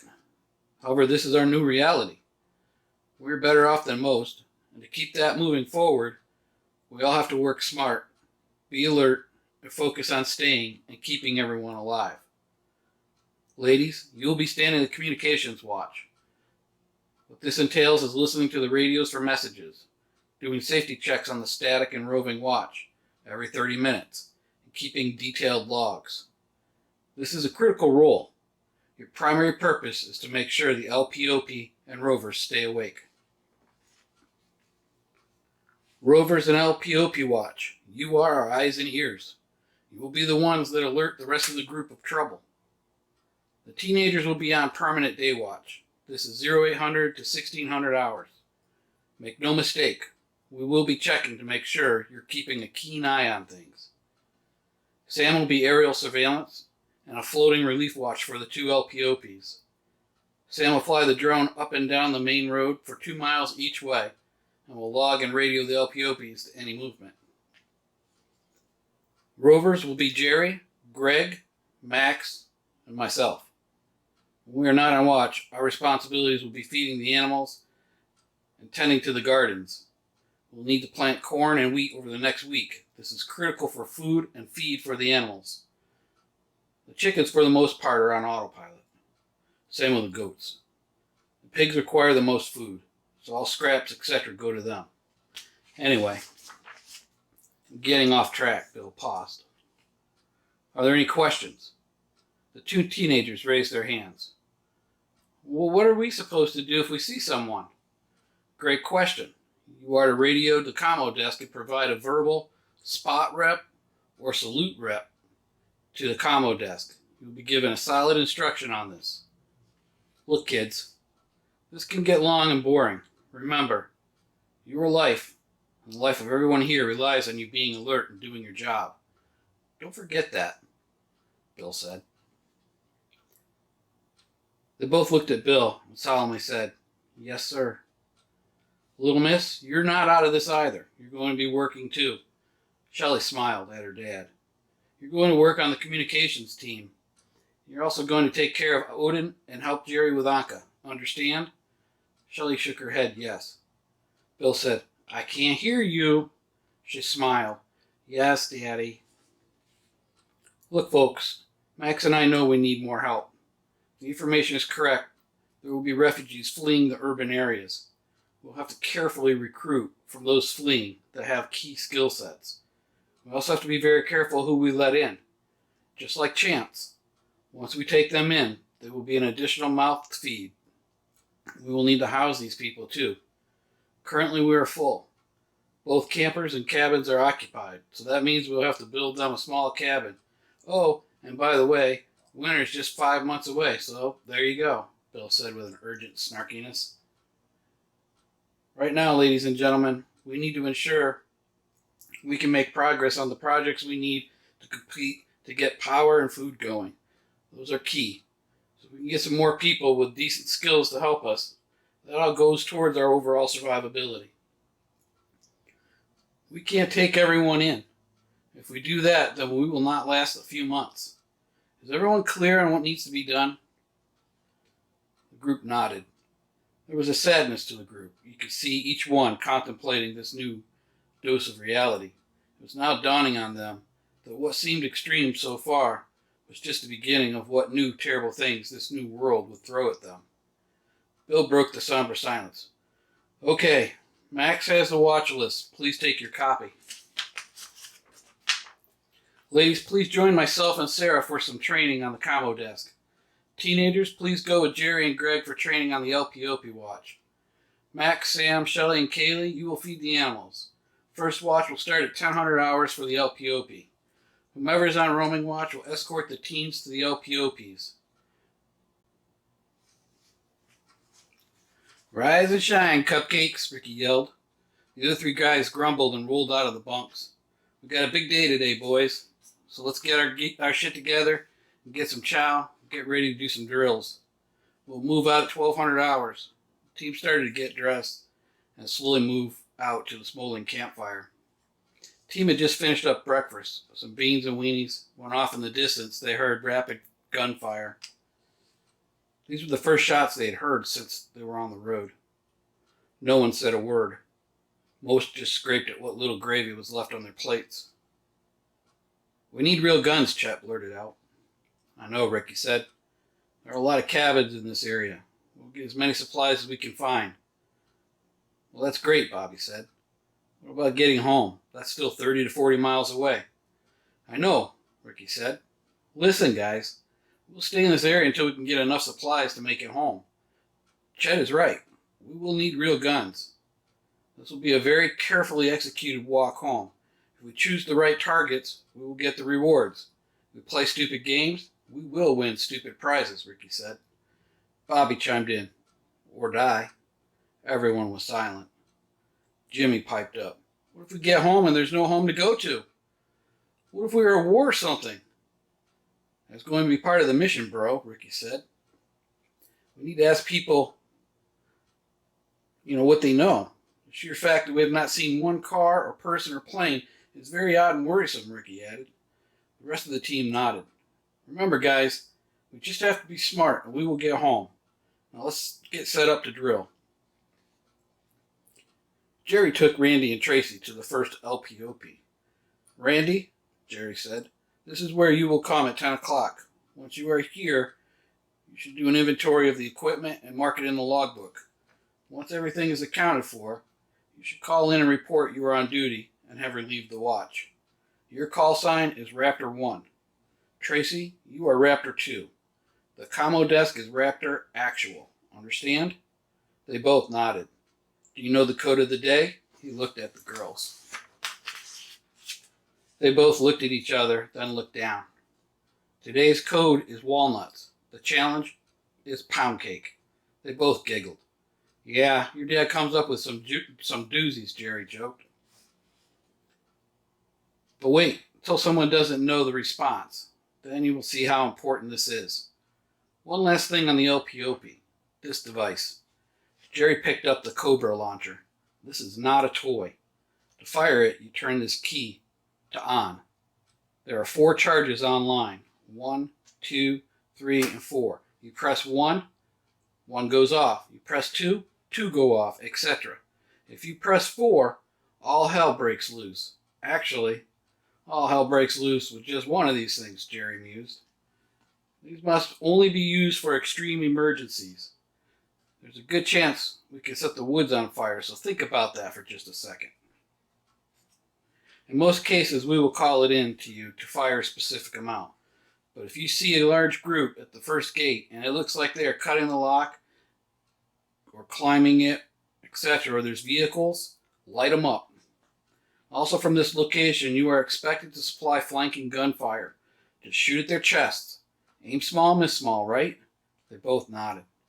Okay, so this is, the girls responded, LPOP1. Randy, your call sign is Raptor 1, she replied. Okay, and commo desk is Raptor Actual, the girls responded. Great, Jerry replied. Let's get over to LPOP2. They walked through the woods instead of taking the driveway. Why don't we just take the driveway, Mr. Jerry? Tracy asked. Take an E, Jerry said. That's a great question, Tracy. Jerry pointed to the gravel driveway. If you were going to ambush someone, a likely avenue of approach like a road, path, railroad tracks, power line easements, etc. would be key places to do that. Jerry continued. If you were on that driveway, where would you go to get out of sight or to take cover from someone shooting at you? Jerry asked. They both looked down. Well, there really isn't any place to go, Randy replied. That's right, Jerry said. Roads or other improved means to get from point A to point B are for people that want to be ambushed. Jerry continued. If we were being shot at right now, where would you go? He asked. The girls looked all around. That big rock, Tracy said. Randy pointed to a giant oak. What do you have to your advantage? Jerry asked. Randy replied, we have the high ground. That's right, Jerry smiled. You have the tactical advantage. They got to the main road. Jerry motioned to them to wait, and he crossed the road. He motioned with his hand to come over. The girls ran across the road. They hiked up the side of the hill, about 100 yards from the road. There was a pop-up deer blind. The girls both said, That's it? That's it, Jerry replied. You do not shoot from this one. This is pure observation. Under no circumstances do you ever shoot from this position. There's no cover.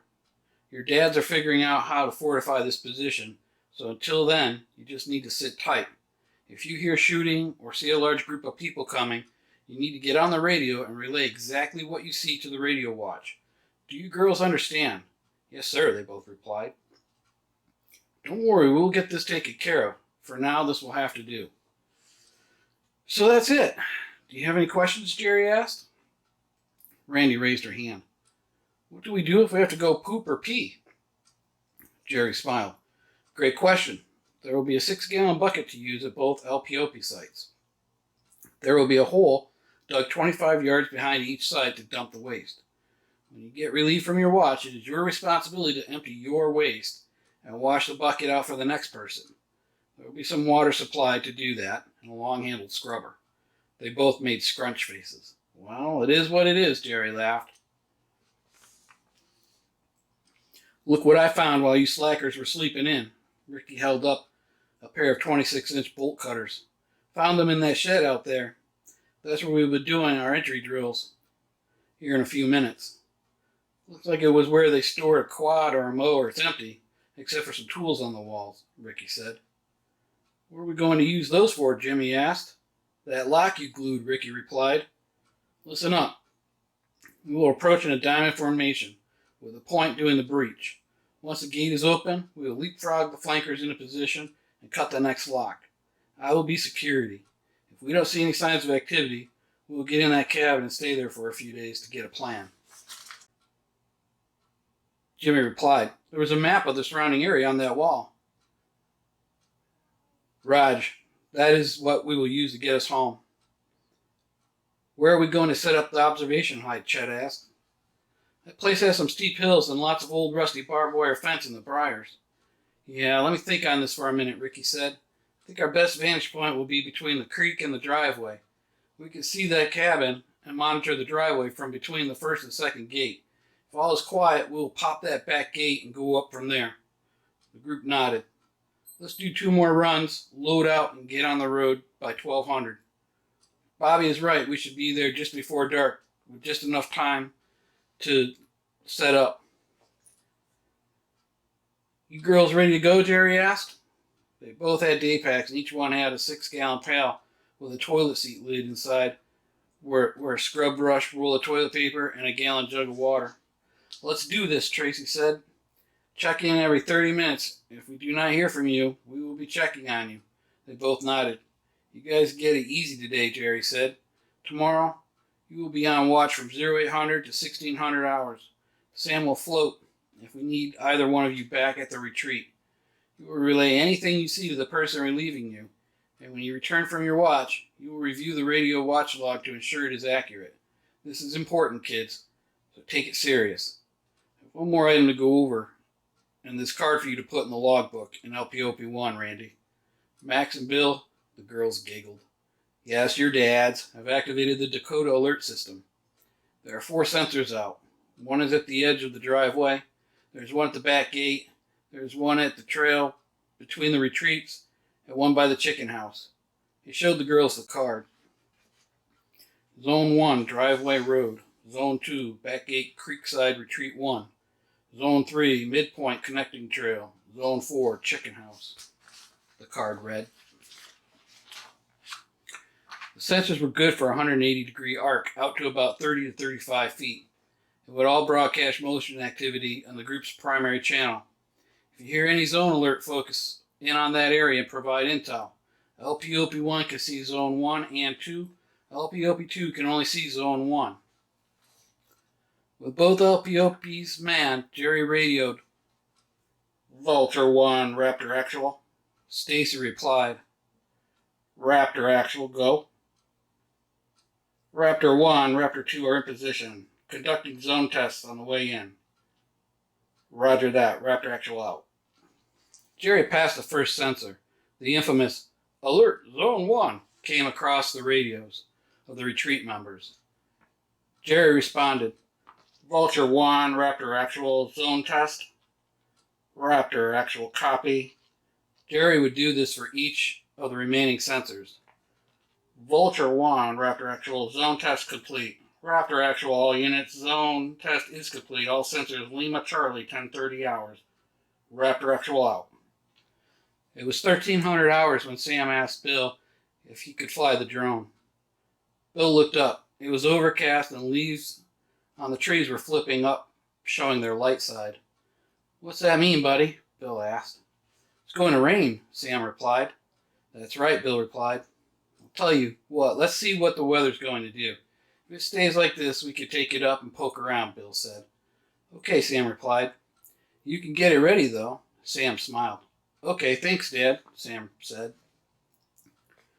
Ricky keyed his radio. "Looks like rain." There were 3 mic key-ups, acknowledging Ricky's observation. It was just about 1500 hours. Bobby keyed his mic. "Raven 2, Raven 1. We're about 2 miles out." "Roger that. Raven 1 out." The scanner locked in, but it was static and continued to scan a few seconds later. Stacy just looked at it and went back to her puzzle book. "Ready to get that bird in the air, Sam?" Bill asked. "Yeah, Dad," Sam replied. "Okay, buddy. Take it up north over the trees. Go about 2 miles, then follow the road back. When you get back, go 2 miles south and come back over the trees. That way, anyone seeing the drone won't be able to track it back to us. Oh, and the first sprinkle, get that bird back here ASAP." Keep it at about 800 feet. Okay, Dad, Sam replied. Do you have your radio? Bill asked. Sam replied, I do. Okay, buddy, if you see anything, call it in. Chapter 18. A Big Mistake. Raven 2, Raven 1. We're about 1 mile out. Roger that. Raven 1 out, Ricky replied. The scanner locked in. Stacy hit the lock button and was now monitoring this channel. She picked up the whoosh-on radio. Raptor Actual, Vulture 3. Vulture 3, go. Vulture 3, I have a hard lock on a frequency and copy traffic. Vulture 3, roger, en route. Thunder was heard in the distance, and the skies were getting darker. As the little drone got to the end of the 2-mile flyover of the woods, it arced and started to follow the road back that the cabin was on. Sam looked intently. He was just about a mile away when he saw 4 men in formation walking down the road. His heart raced.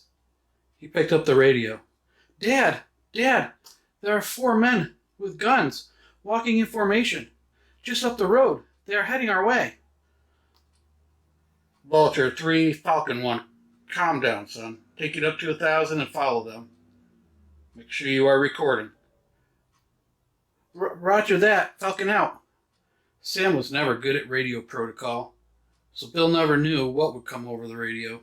But he was good at relaying detail, so it was something for now Bill could overlook. Bill entered the cabin.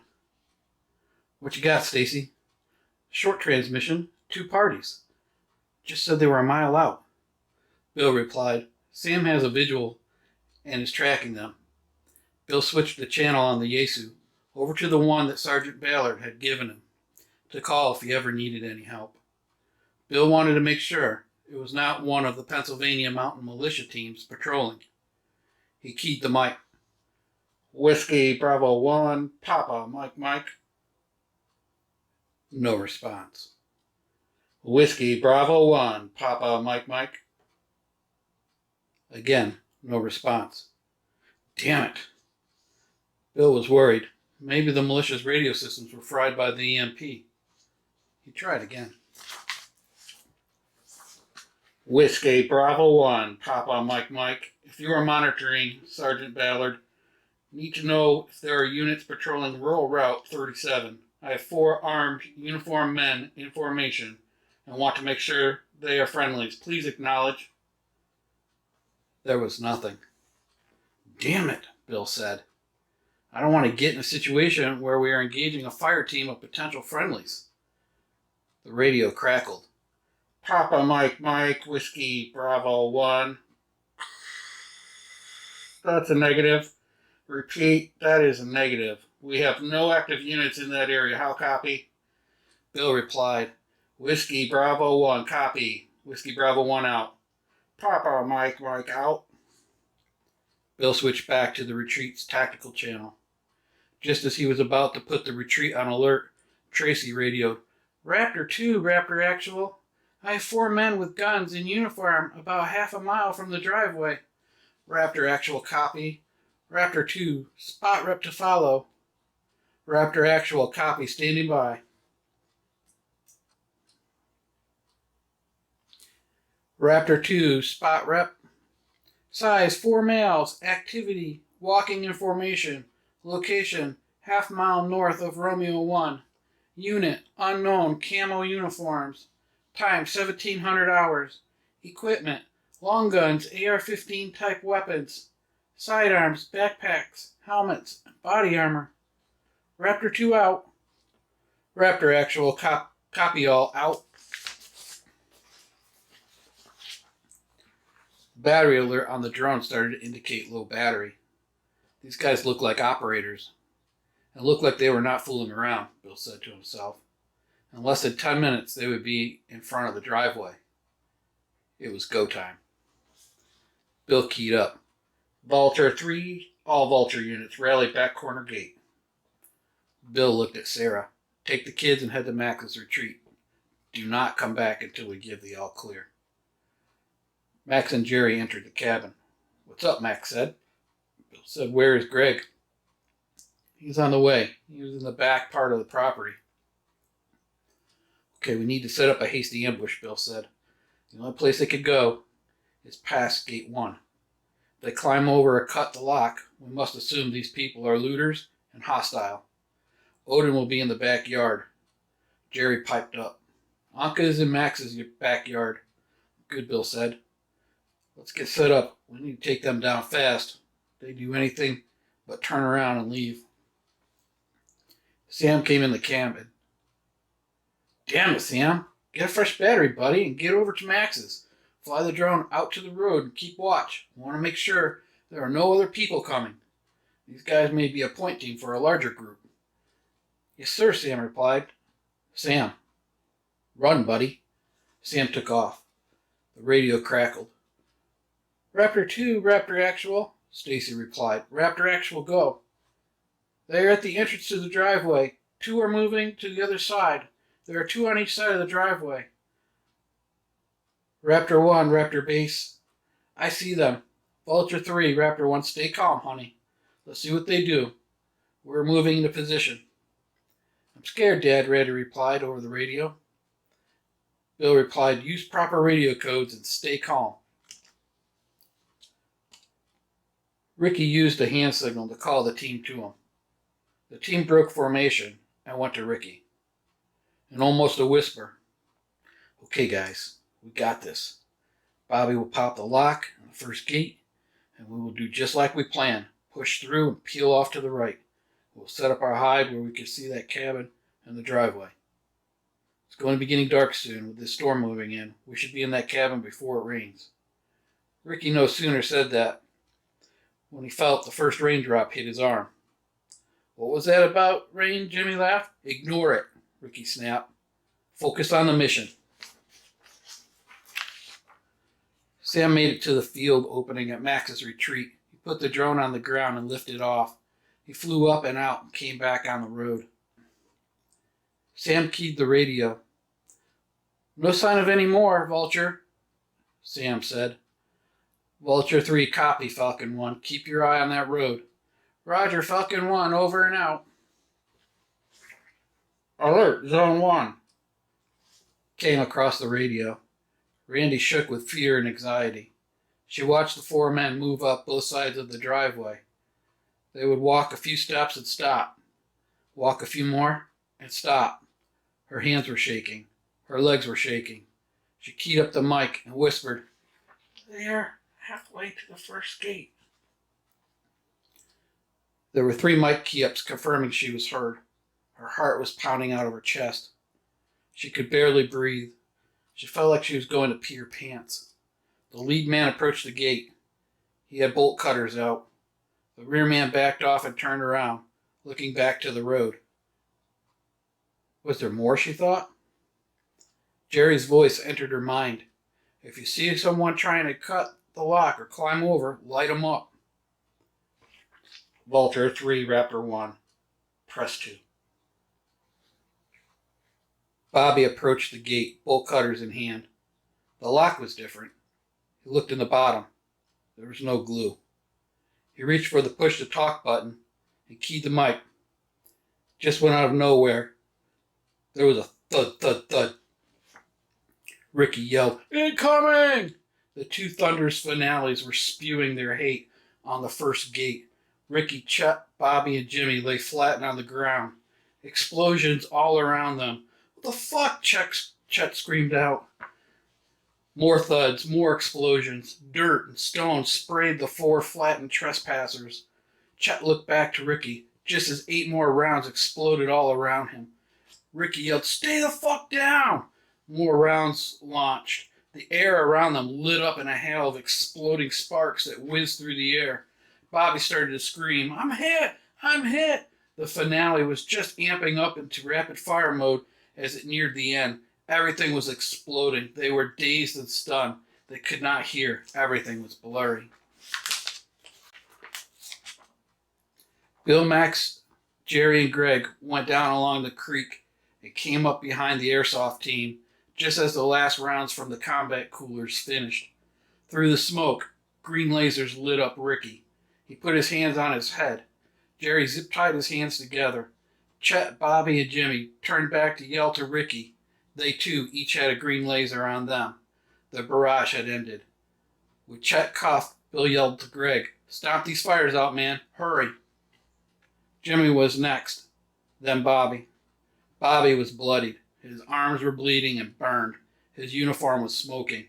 "It burns," Bobby yelled. They brought the other three back to Ricky. Ricky was crying. "It's not what it looks like." Bill replied, "It is exactly what it looks like. Why are you trespassing on my property? What unit are you with? Who sent you?" Bill kicked Ricky. "I'm sorry, sir. I'm sorry," Ricky said. "You're fucking sorry, all right. Who sent you? What unit are you with?" Jerry started to laugh. "Relax, Bill. Check this out." Jerry showed Bill the Sistema M4 and the mag. He pulled the mag from the SIG P226. Yep, airsoft. The 4 team members hung their head. Bill turned around and looked at Ricky, who you could tell was the older, and stormed at him. "Airsoft? You were going to try to take this place with fucking airsoft? The hell were you thinking?" Our car went dead," Ricky replied. "We were on our way back to State College and we've been walking for days. We came across this cabin while we were training in the area one weekend, a few months ago. And we were just going to stay here a few days, that's all." "Really? That's all?" Bill said. "Did it ever occur to you, dipshit, that someone would be here? Or did you think you were just going to scare the shit out of someone with all your gear?" Jimmy responded, "We were going to scare whomever was here and take some supplies and leave. We weren't going to hurt anyone. How could we? The 4 of you are fucking lucky to be alive right now. You have no idea just how fucked you have been since about a mile ago." The rain started to get heavier. Ricky piped up, Who are you guys?" Bill snapped, "The people that just spared your sorry ass. Get them up." Bobby was groaning. Greg pointed to Bobby. "This one is hurt pretty bad, Bill." "We'll check him out once we get to the pavilion," Bill said. Jerry approached Bill and Max. "We need to relieve the LPOPs," he said in a low voice. Bill responded, "Yeah, you're right. We do. Have Greg get Sam and go and relieve the watches. We need to get the rest of the group back," and the Comma Watch stood back up. Jimmy spoke. "Look, mister, we just made a mistake. What are you going to do to us?" Bill looked at Jimmy. "Hey, kid, how about a nice cup of shut the fuck up? I will ask the questions." Bill looked at Ricky. "Are you the leader of this crew?" Ricky looked at Bill. "Yes, sir, I am. Come over here and let's have a chat. Max, join us, please. Jerry, keep an eye on the rest. If they get out of hand, just shoot them." The 3 team members looked at each other, then looked down. "You won't have any trouble from us," Chet said. "So what the fuck are you doing at my retreat? Start from the beginning. It will be a long night. I want to know everything about you and your friends," Bill said. "If you shoot straight with me, we will take care of you and your friends. Jack me around, or your stories don't match, then bad things will happen. Do we have a deal? Raven 1? Ricky's eyes got wide as pie plates. "Yes, sir, we do." Bill said, "Good. Let's start with your name." Chapter 19. Bruised Egos. Ricky looked at Bill. "My name is Richard McDowell. I live in State College, PA. I just came back from being in the Army for 4 years to attend college in the fall. My mother is an alcoholic. My father hasn't been around since I was 8 or 9. Bill looked at Ricky. "What was your job in the Army?" Ricky looked at his team, then looked at Bill. He looked down, then up. "I was 92W, Ricky said. Ricky was nervous. He looked at the team, then back to Bill. 92W, huh? Bill smiled. "Well, please, continue. Perhaps you might like a nice, clean glass of water," Bill chuckled. Ricky frowned. Max and Jerry looked at each other and shrugged. Whatever Bill was up to at this point was between him and Ricky. "So how do you know the other 3? "I met them at an airsoft field. We clicked and worked well together, so we made the team. Jerry piped up. That gear you have, it's not cheap. That airsoft rifle's $1,600 base, not to mention night vision, lasers, and all the accessories. Why invest that much into a game? Bill looked at Ricky. Well, answer him, Bill said. Ricky responded, so we would win. Most of the airsoft gear is cheap, fake stuff. Use the real gear, and you have the advantage. Plus, it's badass. I taught the team how to use the gear, set up their rigs, and we would drill and then drill again. What other courses did you take while in the Army? Bill asked. Ricky looked back down. He looked at the team. Tears welled up in his eyes. I was in Ranger school. Ah, Ranger, huh? Bill smiled. This would explain a lot, Bill said to himself. I thought I did every miserable thing right. Then the RI came up to me and said I was a no-go Ranger. I didn't get my tab, Ricky said. A choir of disbelief came from the team. There was a guttural and gasp. The fuck, Ricky? I was close to getting out, and well, I didn't think it was fair. I decided just to go back to being a 92W. Anyway, all the training paid off as we quickly rose to a high team standing. Even got some sponsors once we were in the top 3. Look, man, Ricky looked at Bill. Honestly, we just want to go home. Bill looked at Ricky and glanced at the team. He spoke low to Ricky. What makes you think there's a home to go back to? We have intel that stated most metro areas are complete cesspits of unrest. There are gangs and in some cases warlords controlling most cities. So that said, what have you taught these 3? Bill nodded at Bobby, Jimmy, and Chet. Well, everything I know, really. We go to a lot of airsoft events where we camp out pretty much every single weekend for like the last year or so. Have you ever taken them to the range to shoot real guns? Bill asked. Ricky looked at Bill. We have practiced with real steel a few times. Honestly, we really are at a match most every weekend. So let me guess, Bill said.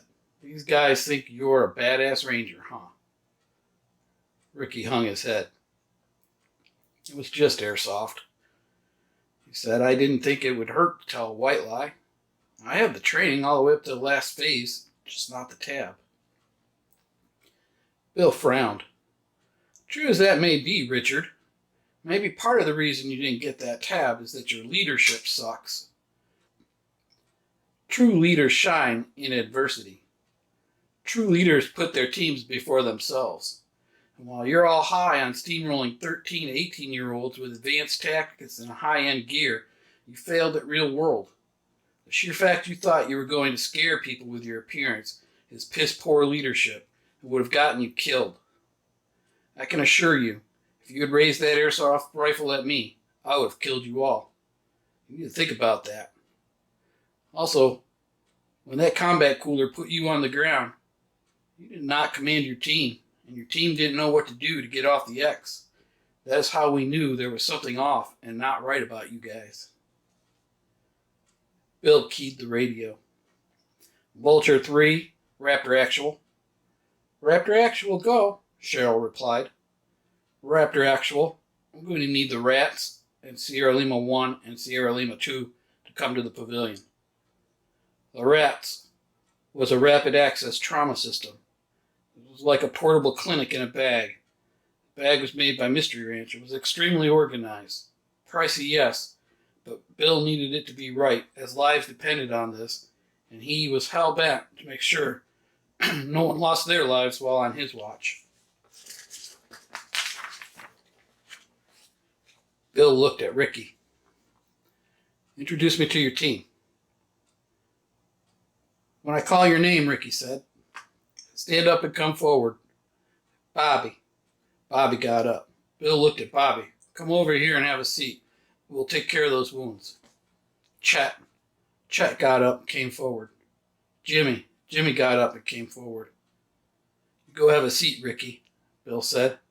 Bill pointed to Chet. Come have a chat with me. Max pointed at Jimmy. You come have a chat with me, Jimmy. So tell me about yourself, Chet. Chet spoke. My name is Chet Caldwell. I'm 18. I love airsoft and Call of Duty. I was planning on going to college in the fall to study criminal justice.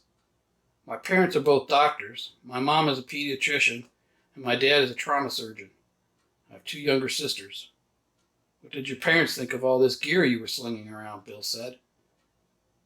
Nothing really. The truth is they aren't home enough, and as long as I'm not getting into trouble, they just pay my credit card bills and leave me alone. So what do you do for fun other than airsoft? Bill asked. Nothing really. Just hang out with them mostly. Watch YouTube or go to sponsor events and try to sell their gear. Why do you want to be a cop? Bill asked. I want to help people and protect them from criminals. That's it? Bill asked. Chet looked at Bill. Yeah, that's it. You know they don't make what doctors make. It's a thankless job. You deal with people at their worst every day.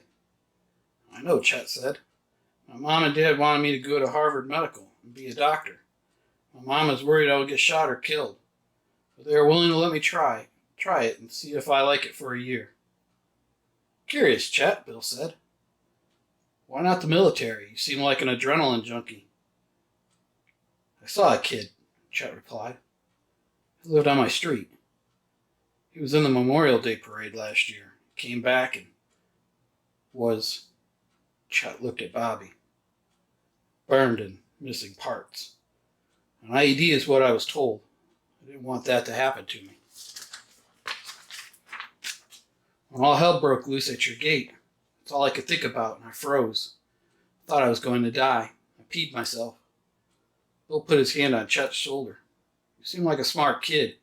Why don't you just tell Ricky no when he said he was going to try to break in here? Team loyalty, Chet replied. We always do what he says, even if it goes bad, we win and we lose together as a team. If I take those flex cuffs off of you, are you going to go do something stupid? No, sir, Chet replied. Good, Bill said. Bill cut the flex cuffs from Chet with his multi-tool. Bill looked over at Max. Jimmy was sitting there with his head in his hands. Sarah and Little Miss came into the pavilion with the rats. Which one needs help? Shelley asked. Bill pointed to Bobby. Bobby looked up and then looked at Bill. She's just a kid, man. Well, it's her or you get infected. Sarah will ensure things are done right. Shelley was putting on nitrile gloves. She got the EMT shears up. Wait, don't cut my uniform. Shelley looked at him. I have to. While the uniform was fire resistant, it was heavily used and had lost some of the ability to mitigate fire. There was skin melted into the fabric. Shelley looked at him. I have to debride this wound and get all the melted fabric out. This might hurt, so be warned. She cut around the holes. Once the shirt was off, she could see the damage. A shard of shale from the driveway was sticking out of Bobby's forearm. There were several small burn holes. A few had unburned pearls from a fireworks shell embedded in his arms. What about your legs? Shelley asked. Bobby looked at her. I have to ask. How old are you? 13. Why? 13? Is this a joke? Bobby asked. Bill approached Bobby. It's not a joke. She's been doing this stuff since she was 8. She's good at what she does. Her mother just oversees to make sure she doesn't miss anything. So deal with it. Keep giving her a hard time, and I will work on you. And I can assure you, you won't enjoy it. I get rough with my patients. Jerry, Max, and Sarah laughed. Sarah chimed, yeah, he doesn't get the whole bedside manner part, so I'll just sit tight and let Shelley take care of you. She probed a hole and plucked a pearl out and dropped it in a plastic bowl. Then another. Bobby winced each time. She said in a soothing voice, You're doing fine, Bobby. Just take deep breaths. Once the pearls were out, she went to the rock. This one is going to hurt real bad. She looked at Sarah. Mom, I think there may be dirt and pieces of stone in this. Will you get Need that irrigation syringe? I'll need to flush this out. Then I want to hit each one of those deeper small holes. Sarah got the sterile saline solution and the irrigation syringe. Shelley then looked at Bobby. Why are your friends making faces at you like that? Bobby snapped his head around, and Shelley pulled the rock shard from his arm. Bobby yelled and looked back at Shelley. Shelley smiled. That wasn't so bad, was it? Not funny, Bobby replied. It hurt like hell. The wound started to bleed. Shelley let it bleed for a minute or so, and then spread it apart, squirted solution into the wound. She could see it was just a muscle wound. You're lucky, she said. Just a muscle wound. No tendon was cut. What would have happened if it was cut? Bobby asked. Shelley looked at her mom. Sarah replied, Well, we would have tried to fix it, but none of us are surgeons here. So most likely you would have lost use of that hand. The team looked at Bobby. A stark reality started to sink in. Shelley finished flushing the wounds. Mom, the only one I think we should close is this big one. Sarah shook her head no. You don't want to close a wound where there still could be debris inside. You want it to work its way out. Remember, those types of wounds heal from the inside out. We could cover it with a bandage to keep it from getting anything in there, but we need to monitor these for infection. Okay, Mom, we need to get him on an antibiotic. You were right, Sarah said. Which one would you recommend, Dr. Shelley? Sarah asked. Shelley smiled, then said, Amox. Sarah smiled. Yep, amoxicillin is a good one for these types of wounds. Shelley finished up with the bandages and looked at Bobby. Here are 2 Advils and 2 amoxicillin. Take them now, and we'll give you more for tomorrow. Sarah looked at Shelley. That was a really, really good job, honey. I'm very proud of you. She gave Shelley a big hug. Bobby looked at Shelley. In a soft voice, he said, You did great, and thank you for taking care of me. Shelley looked at him, glad to help, as she pulled her nitrile gloves off. Bill sat down across from Bobby. So what's your story, Bobby? Bobby replied, Pretty much the same as them. Just looking forward to college in the fall. What major? Bill asked. Electrical engineering. I like making stuff out of nothing. I really enjoy that. When I'm not out with these guys. No military for you? Bill asked. No, like Chet. Seeing some of our older friends come home hurt, and then hearing how some of them are not taken care of really well. It doesn't make me want to put my life on the line. This one friend told us how he gets jacked around when he goes to the VA, and they keep telling him his new arm is coming. He has been waiting for like 4 months. I see your point, Bill said. I've heard some of my friends say the same thing. Our vets should be well taken care of for their sacrifices. We pay assholes millions to play a sport, but those that defend our freedoms can't get a new arm or leg or wheelchair when they need one. It's bullshit, Bill said. You guys come over here. Let me fill you in on some things.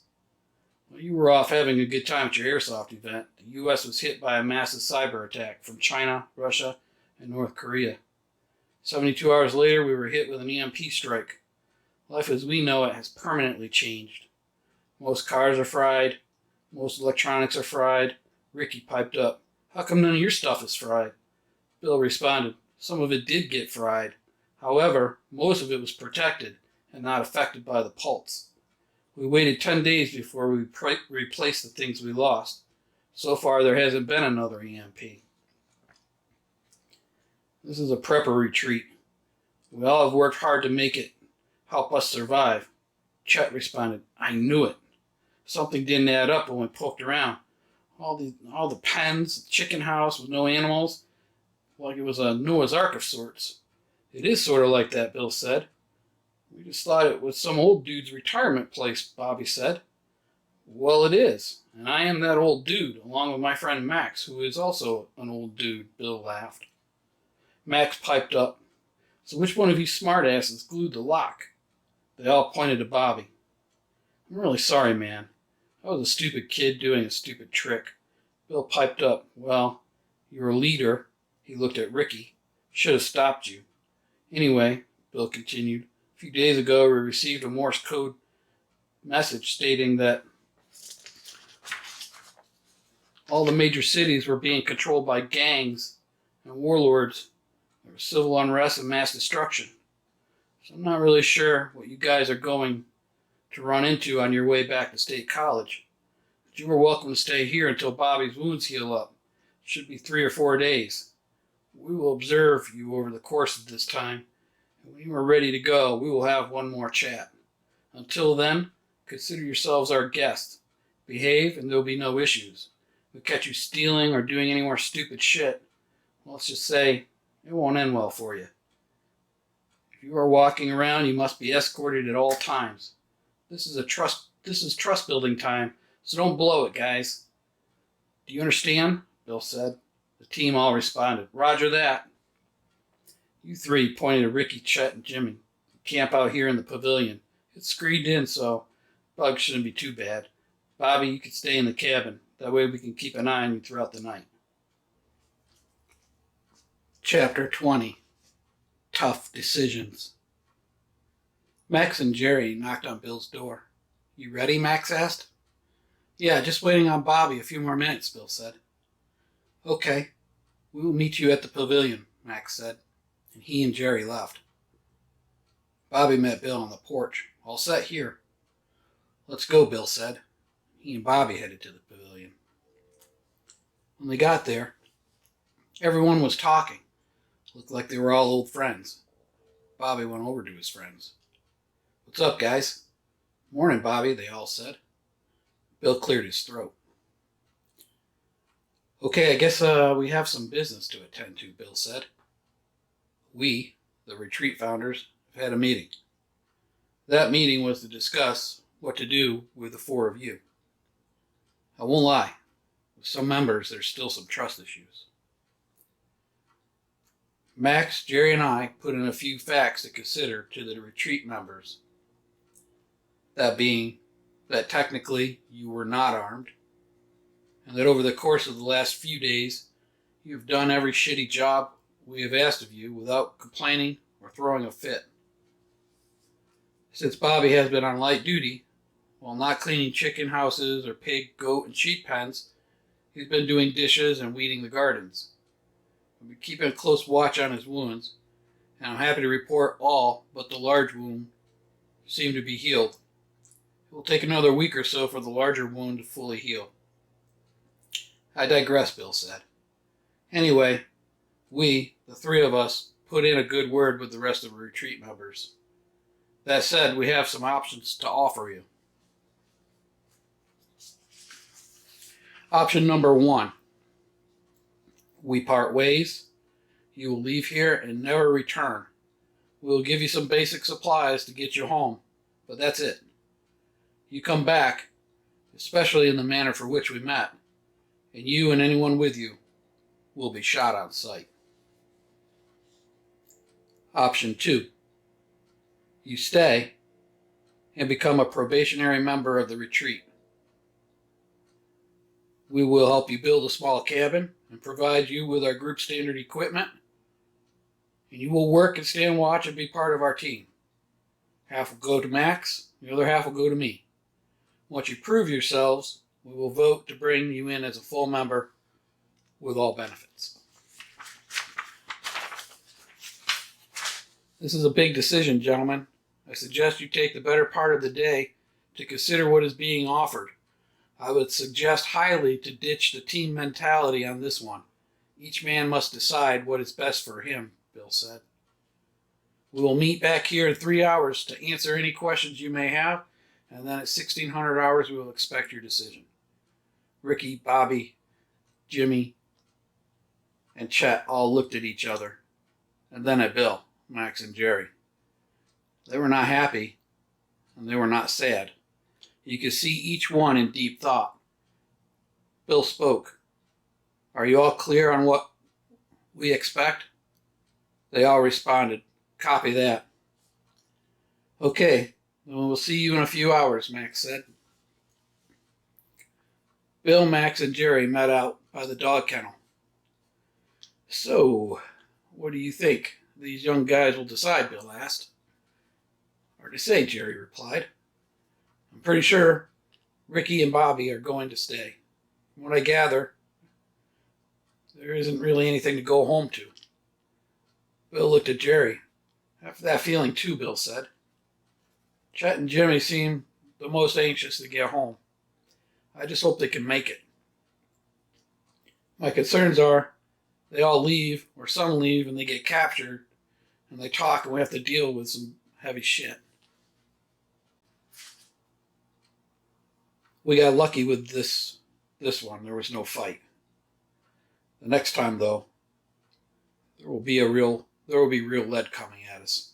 It's not a matter of if, but when. I got this intercept last night on the ham radio.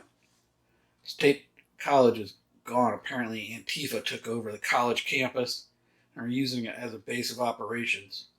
They've been doing summary executions of anyone that isn't swearing allegiance to them. From what I heard last night, apparently they hung the staff that tried to stay and reason with them to serve as a warning to anyone that would resist them. Campus police were killed, as well as there were raids on gun stores. The State College PD was firebombed. Block after block is on fire. It sounds like a mess. The commie Antifa clowns, are conducting resource raids, so it's only a matter of time before they start to sprawl out. If these kids decide to leave, they're walking into a hellhole. I do not want any of that bullshit coming back here. My guess is we'll be seeing refugees soon from State College and even some from Pittsburgh, not to mention any township that may be steamrolled by the raiding parties. Max and Jerry grimaced. Bill sighed. No hiding under the covers, fellas. The only way to really stand a chance is to get some more people. We're going to need support and fighters. We're going to stand a chance. We're going to also need to talk about... Bill looked down and shook his head. How to evacuate the retreats if we find we are going to be overran. Max snapped his head up. What do you mean evacuate? Bill took a stern tone with Max. If you want to stay here and fucking die, Max, that is your decision. But I will not sit here and watch my family die knowing we could have evacuated to the... Bill looked at Jerry. Oh, fuck it. Jerry, keep your fucking mouth shut. This is all highly confidential. Bill looked at Max. To the safe house? Damn it, Bill, Max snapped back. You did it. You fucking did it. I thought we both agreed this was going to be the spot. I did agree, and we are here. But my mission is to keep my family and anyone else that wants to stay alive, alive. So yeah, there's 17 acres in Hawkins County, Tennessee, for us to go to if the shit gets hot and we gotta go. Max threw his hands up, started shaking his head. God, you're so fucking thick-headed and stubborn. It's always your way or no way. Max turned away, then turned back around. He had a smile on his face. And I'm really fucking glad you are who you are. Bill smiled. I told you, I always have a plan. Now, getting there may be an issue, but it's an option. We're way ahead of ourselves here, Jerry said. Before you two kiss and make up, let's worry about our immediate needs. Agreed, Bill and Max responded. First, we haven't seen one refugee other than that motley crew. Second, we haven't been down to the Amish community since we got the animals. I think we need to pay them a visit, Jerry said. Both Bill and Max shook their heads. Yes. Bill piped up. If any of the boys plan to leave, we can drop them 2 miles past the Amish community. That'll take 8 miles off their trip. Great idea, Jerry said. Max responded, yeah, that's a really good idea. It's been what, 3 weeks now since we got the livestock? Max asked. Yeah, something like that, Bill said. Next week we should be about a month, Jerry said. Okay, if I recall, they were expecting someone from Lancaster to come there. Maybe they will share intel. If they do, we will share ours, Bill said. Max and Jerry agreed. The 1,500-hour radio check was completed. Max, Jerry, and Bill met and headed to the pavilion. Ricky, Jimmy, Chet, and Bobby were already there. After shaking hands and saying hello, Bill asked, well, do you guys have any questions? Chet raised his hand. I do. Is there a possibility to go home and come back? I just want to make sure my little sisters are okay and my mom and dad. Bill looked at Max and Jerry. I would have to say we would need to talk it over with the rest of the retreat members. It's a huge risk that you might be followed back, but we can certainly bring it to the group. Jimmy raised his hand. If we run into trouble on our way home, will you come and bail us out? How would we reach you for help? Bill shook his head. I'm sorry, Jimmy. The answer would be no. We have no intentions of leaving our area of operation and drawing attention to ourselves. If you decide to leave, you will be on your own. Chet raised his hand again. If we decide to stay, can we use the ham radio at least to inquire about our families? I know a man on my street that's in the radios, and he would know if my dad is around. They golf together a lot. Bill looked at Chet. What if you find out he and the rest of your family are alive? Then what? Well, I guess I would want to go home.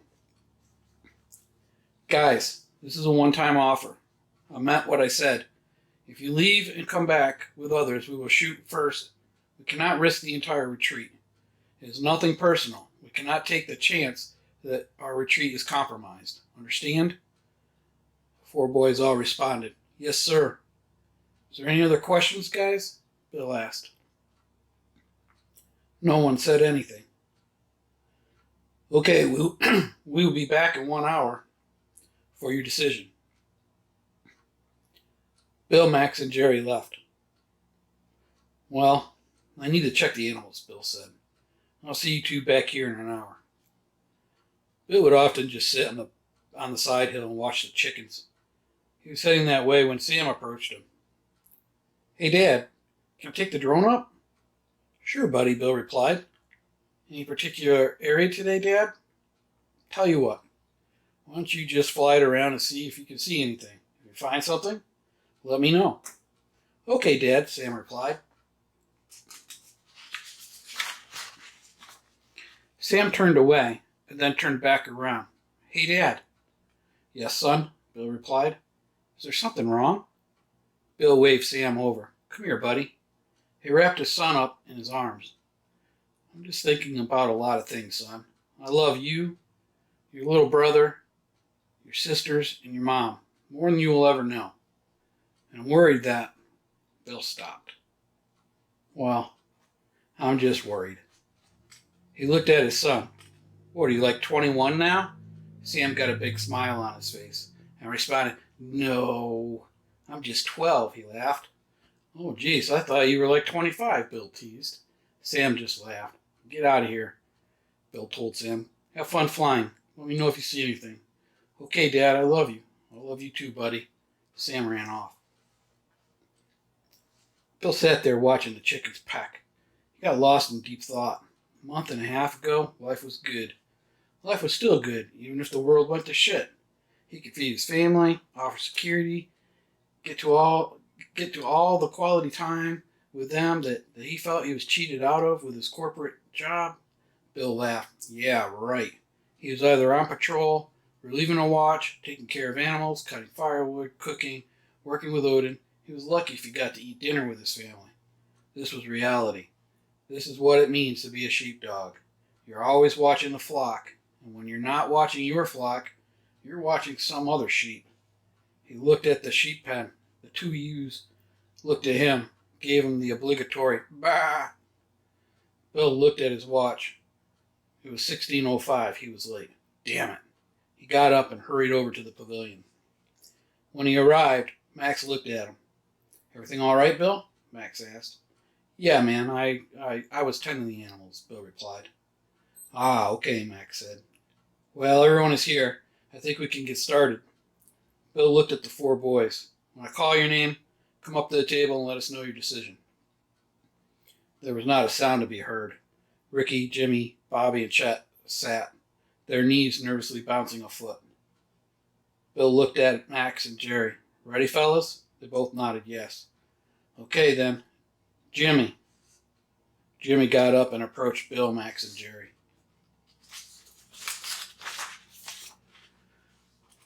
I have carefully given great consideration to your offer and the options. I have to make sure my mom and younger brothers are okay. I'm the man of the house, and I need to look after them. If I find that they are not alive and my trip was for naught, then I'll have a clear conscience knowing that I did not abandon them. Okay, fair enough, Bill said. Have a seat over here. He pointed to an empty picnic table. Bobby got up and approached the retreat leaders. After careful consideration, I feel it is in my best interest to stay here. There is nothing for me to return to in State College, and I feel my best chance for survival is here with your team. Very well, Bill said. Have a seat over here. Bill pointed to another empty picnic table. Ricky approached the leadership table. There is nothing for me in State College. I feel I owe you a debt of gratitude for even considering taking us in. After all that has happened, I feel my place is here with you. The only thing I ask is to call me Ricky. Bill looked at Ricky. Very well, Richard. Ricky smiled. Bill smiled back. Go have a seat with Bobby. Chet approached the table. First, I want to apologize for what happened. It was stupid, and I learned a valuable lesson. You have a pretty tight operation here, and if I were in Ricky or Bobby's shoes, I would stay. But I'm not. So I will have to decline to stay, and I will head back with Jimmy. I have to find my family, sir, Chet said. Bill looked at Chet. I hope you do find them, both of you. Your family will need you more than ever in this crazy, unforgiving world. Ricky, you will be on Max's team. Bobby, you are with me. There will be an intel brief at 0600 tomorrow morning. All of you will need to be present. Chet and Jimmy, we will get you some stuff to keep you going on your trip. After our debrief in the morning, we will drop you off on our way to meet with a nearby community leader. You guys get ready for dinner. Sam came bustling into the pavilion. Dad, there's black smoke. Chapter 21. A clear and present danger. Let's get a look, Bill said, as Sam led everyone out to the clearing. The drone was approaching for a landing. Sam had already prepared a fresh battery and quickly swapped out the old with a fresh one. As the drone cleared the trees, he flew it out to the west over the second LPOP. Well, at least it's not the Amish community, Bill said. Max approached the group with a map. Here we are. There was a red circle showing the retreat. And then a 5-mile ring, a 10-mile ring, a 15-mile ring, and a 25-mile ring. As the drone flew, a plume of black smoke could be seen. Sam looked at the group. I'm almost at the end of my range. Okay, Bill said. Let's just hover here for a minute and see what we can see. It was getting close to 1800 hours, and darkness was creeping in. Sam, turn the drone very slowly to the right, Bill instructed. Sam started to rotate the drone on station. When Bill saw the drone was pointed in the direction of the Amish community, he said, Hold it there, son. There was no sign of any smoke or fire. From my best calculations, Max said, it appears there is a small town about 15, maybe 20 miles due west. That would put it about 40 miles from the Amish. Let's monitor this throughout the night. We can tell how intense the fires are by how much it lights up the sky. You know, like when you're heading into town at night and it glows. Ah, yeah, Max said. We should head up to the highest point behind LPOP-1 and set up a watch. Man, I really want to go over there to see if we can get that drone over the top of that town and see what's going on. I just don't want to be that far away from the retreat, Jerry said. Yeah, we need to sit tight and keep an eye on this from afar. We don't want to attract any attention, Bill said. No, you're right, Bill, Jerry said. I'm just saying, my curiosity is getting the better of me. Jerry laughed. Bill laughed. Curiosity killed the cat. Jerry laughed. Not this cat tonight. All right, let's add into tonight's patrol to come up here and scan the horizon. Keep note of the lights and changes, Bill said. Roger that, Max, Jerry, Bobby, and Ricky responded. Bill looked at Chet and Jimmy. You guys are going to have a tough walk. I'm going to debrief tonight at 2000 hours, our latest intel. Instead of the morning, we'll need to be prepped and ready to leave by 0530 hours. After the debrief, we will need to do some bartering, Bill said, looking at Chet and Jimmy. They both looked at each other and then at Bill. Jimmy said, okay. All right, well, let's meet back at the pavilion at 2000 hours, Bill said. The group acknowledged and broke up. Bill and Max headed over to the Morton building at Max's retreat. Here's my plan, Max. We have 5 Ruger 1022 takedown rifles and plenty of 22 ammo. I want to see if they will trade those Sistema M4s for those 2 rifles and 400 rounds of 22 hollow points. I also want to see if they will trade their uniforms for Gray Man gear. They're both about my size and Greg's size, so between us, we could get them jeans, t-shirts, regular backpacks, and that are not bright colors. I think we have 2 internal frame Kelty backpacks in here. They can keep their boots. The rest needs to be low-key if they're going to stand a chance to get back into state college, Bill said. Bill, I don't know what to say. That is a brilliant plan, Max said. They would be fools to pass that up. Yeah, I agree, Bill said. I'm also going to make an executive decision, too. Oh yeah, what's that, Max asked. We're going to use the ribbon method. Each pocket of their shirts will have a pink ribbon and one a green ribbon in the other. That way, if they are captured, and for whatever reason they end up back here, we will know not to kill them. This will play in our favor, as if they send them up to the gate and we see that ribbon is bright green, we will shoot anyone behind them. Yeah, Max said, I was thinking about that too. It didn't sit right with me that if they were captured and forced to talk, that we would kill them for that. Yeah, I know, it's easy to say, not so easy to do.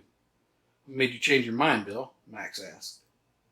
The truth is, Max, just like me and you, those guys are bonded brothers, and I don't think Ricky or Bobby would kill them if they came back. No different than if you left under the same conditions. I wouldn't kill you.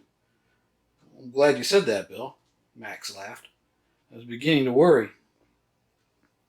Bill laughed too. It's you I worry about killing me. They both laughed. It's easy to be a hard ass until people touch your life. Then it's not so easy. We know a lot of people that talk a big game, but at the end of the day, you have to live with your decisions. I'm just not ready to ditch my humanity.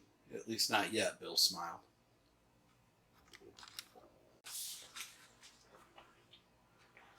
Well, while we're at it, let's go through this real tree camo and see if we can scrounge up 2 more uniforms. Yeah, great idea. We need to get Ricky and Bobby. Bill stopped. You know, every time I say that, all I can think about is Talladega Nights, the movie with Will Ferrell. Max snorted. Oh my God, it's so hard not to laugh when you call them. Makes me chuckle every time. Damn, man, that's too funny. They finished sorting through the camo box. I think this is as good as we're going to get.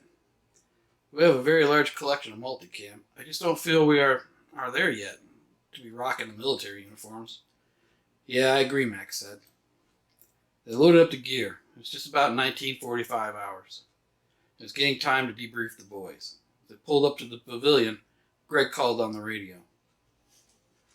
Vulture 4, Raptor Actual. Raptor Actual, go, Sarah replied. Roger, I'm at Foxtrot Tango, and there's a really bright glow. How copy? Roger that, Sarah replied. Vulture 4 out. Raptor Actual out. That must be a pretty big fire, Bill. Max chimed. Yeah, Bill replied. If it's a town, and it's the commie Antifa raiders, that sucks. But another thought crossed my mind, too. What's that? Max asked. Well, what if that is a wildfire? Max grimaced. Yeah, that would really suck. With no firefighters to work a massive blaze like that, even if those dumbasses raided and burned that town, they may have set off a wildfire from that. You were right, Max, Bill said. We'll monitor it. Oh, I had another thought, too. What's that, Max said. I think we should give those boys those 2 mountain bikes we have. They will be able to move faster with them than on foot. Yeah, it'll be a huge advantage for them. Sounds good to me, Bill, Max said.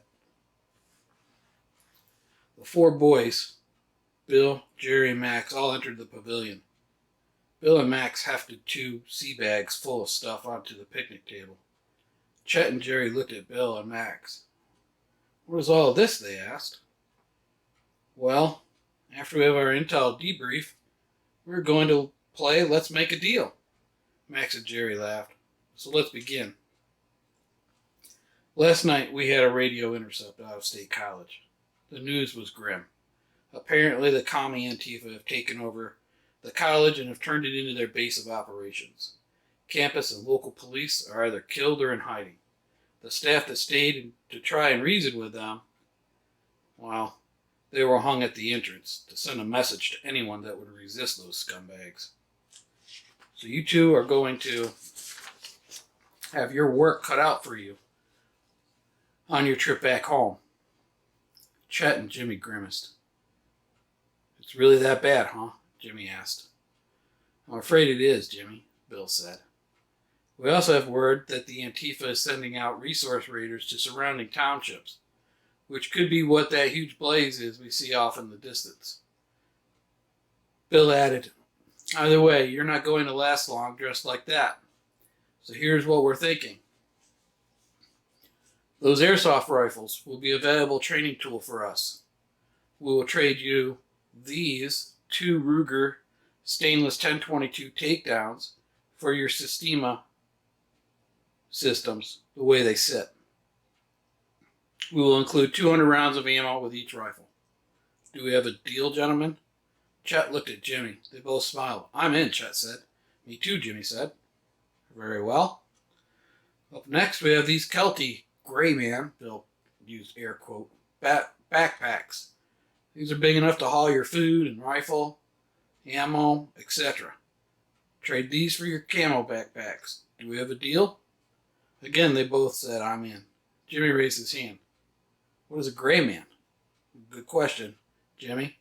Gray man is a philosophy of being tactical without standing out as a tactical person.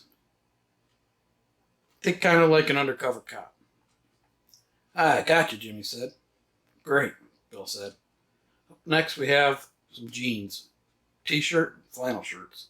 Assortment of random ball caps to pick from. Pick out what you like. And for those, we'll trade you straight up for your camo tops and bottoms. Oh, and one last item to toss in. We have 2 sets of Frog Tog Mossy Oaks camo rain suits. These are lightweight and will keep you dry, as well as offer you some hunted camo should you need to hide. The boys smiled. As for water and food, well, you're on your own. Chet and Jimmy got wide-eyed, looked at Bill. I'm just messing with you, Bill chuckled. You guys take your bladders and canteens. Those packs have enough mountain house food to get you where you need to go. There's a small first aid kit in each one, as well as a few ways to filter water and start a fire. I would really be careful with the fires. You do not want to attract attention at all, Bill warned. You want to move at night and sleep during the day. Max tossed a map and compass on the table. This is a AAA road map to help you navigate. Oh, there's one more thing. This is very, very important, Bill said.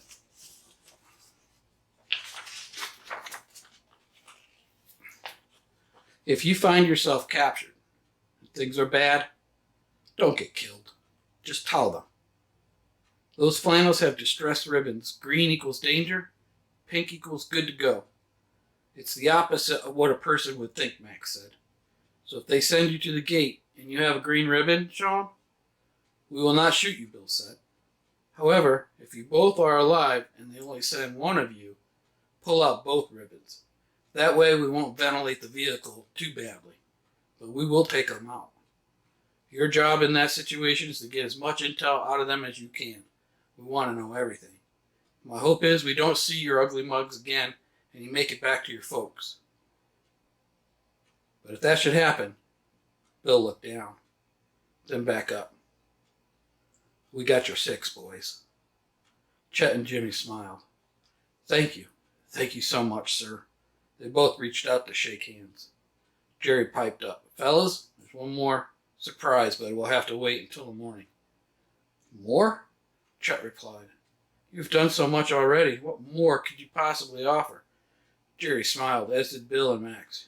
You will see. But for now, go get some rest. Tomorrow will be a long day. It's just about 2,200 hours when the radio broke. Cheryl called. Raptor 2, Raptor Actual. Single person on horse with torch coming up from the valley about a half a mile away. Greg responded. Vulture 4, copy en route Raptor 1 for support from Foxtrot Tango. What now? Let's meet him before he even gets to the driveway, Bill said. We have those LED light bars on the Razor and the Ranger. Let's just go dark and light him up once he gets close enough to see who it is. I have a gut feeling, Bill said. Max, Bill, Jerry, Ricky, and Bobby mounted up on the UTVs and headed out of the retreat. Once on the road, they set up in a V shape and took position behind the vehicles. Bill gave Bobby his XD-45. Jerry gave Ricky the Wolf's Glock 19. It wasn't long before the team heard the clickety-clack of horse hooves on the pavement and could see a torch. The horse was about 50 yards away when Bill and Max lit him up. The horse reared and whined, the rider yelling, "Whoa, whoa," and getting the horse under control. Bill could see it was Josiah, the enforcer from the Amish community. Josiah, is that you? Bill yelled. It is me. We need to talk. Turn off those lights. Bill and Max turned the lights off. Josiah dismounted the horse and approached the group of men. We've been trying to reach you, Bill, Josiah said. The radio that you gave us does not seem to work. I'm afraid we will need your help. Okay, what's going on, Josiah? We have word from Lancaster that there are groups of people burning towns and cities. They are taking women and children and killing anyone that gets in their way. Who is taking women and children? Bill asked. These raiding parties. They carry black and red flags. Antifa, Bill said. Yes, Josiah said. It is them. How do you know? Bill explained what he had heard on the ham radio to Josiah. So what do you need from us? Jerry asked. This is a really big favor. The elders sent me to see what your feelings were. We would like to take our women and children and bring them up here. Whoa, hold up, Bill said. That's a lot of people. It's almost 50 people, Josiah said. Good God, we cannot support all those people. Josiah, food, shelter-wise? I want to help. We're not set up for that many people, Bill said. I understand it's a big favor. We are prepared to supply food and shelter if you will allow us to. For how long would you want us to care for them, Bill asked. And what is driving this? Josiah pointed to the horizon, towards the black smoke glow. Then took a deep breath. We were sent a message 2 days ago. There were 2 flags at the entrance of our community. We fear they will try to enslave us to provide food for them. When do you want to move them here? Bill said. We would like to start in the morning. Wow, that soon, Josiah? Max asked. What about the men? What will happen to them? We have guns and ammo, and we're not afraid to use them, Josiah said. What about the elders? They will come with the women and children, Josiah responded. I want 4 more cabins built just like mine as part of the deal, Bill said. Additionally, we will offer support from a distance should you be attacked. Josiah was quiet. We will want to build 2 large homes, 1 large barn.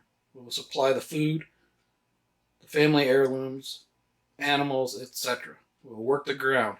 You focus on security for them. Once the threat is over, they will come home, and that will be our backup plan. This is a lot, Josiah. We planned on checking in on you tomorrow morning. I will have to bring this to the retreat members. I cannot make this decision alone. Very well. We need a decision by the morning at the very latest, Josiah said. We'll be there in the morning at 0600 with our decision, Bill said. All movement to this retreat will need to be done under the cover of darkness. Work can be done during the day. Moving people and supplies need to be done after dark. I do not want anyone seeing people coming here. It is very important for all of our safety, Bill said. Very well, Josiah said. I will take this back to the elders and pass on our conversation. Josiah mounted back up on the horse. He gave the horse a kick and commanded, "Yeah!" and headed out. Bill looked at Jerry and Max. Did that just happen?" Bill asked. "I'm afraid it did just happen. We need to get the retreat up and gather everyone tonight," Max said. "We never planned for this. To be honest, this may be a blessing," Bill said. "Or it may be our curse," Max replied, with a grimace. Chapter 22. A storm is brewing. Once they were back, Max went and rounded up his retreat members. Bill did the same. They all met at the pavilion. Many were sleepy. "Okay, listen up," Bill said. "We need to make a very big decision, and unfortunately, we need to make it right now." The Amish were sent a message from the Antifa resource raiders. They planted 2 of their flags at the entrance of the Amish community. Josiah, the Amish constable, Bill struggled for a more appropriate word other than enforcer, came with a request from the elders. They want to evacuate their women, children, and elders to our location. An audible gasp was heard. This will bring about 50 more people to this retreat. They will provide food and shelter for them.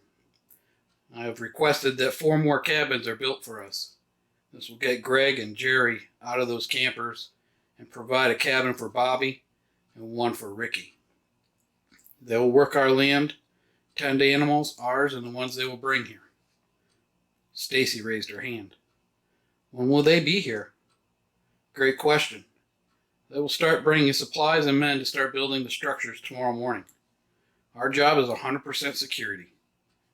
Max will oversee the operation here at the retreat, while Jerry, Bobby, and myself will conduct a counter-surveillance operation while we look over and come up with a security plan for the Amish. These folks do not have much time. My guess is they will work around the clock to get things done in short order to get their people to the safety of our retreat. I won't lie. This will put a huge strain on our retreat, but I feel this is the right thing to do. Tomorrow morning we will drop off Chet and Jimmy so they can work their way home. Once they are off, we will meet with the Amish and deliver our decision. Once the threat is gone, the Amish will go home, and this will be their safe place, should they be threatened again.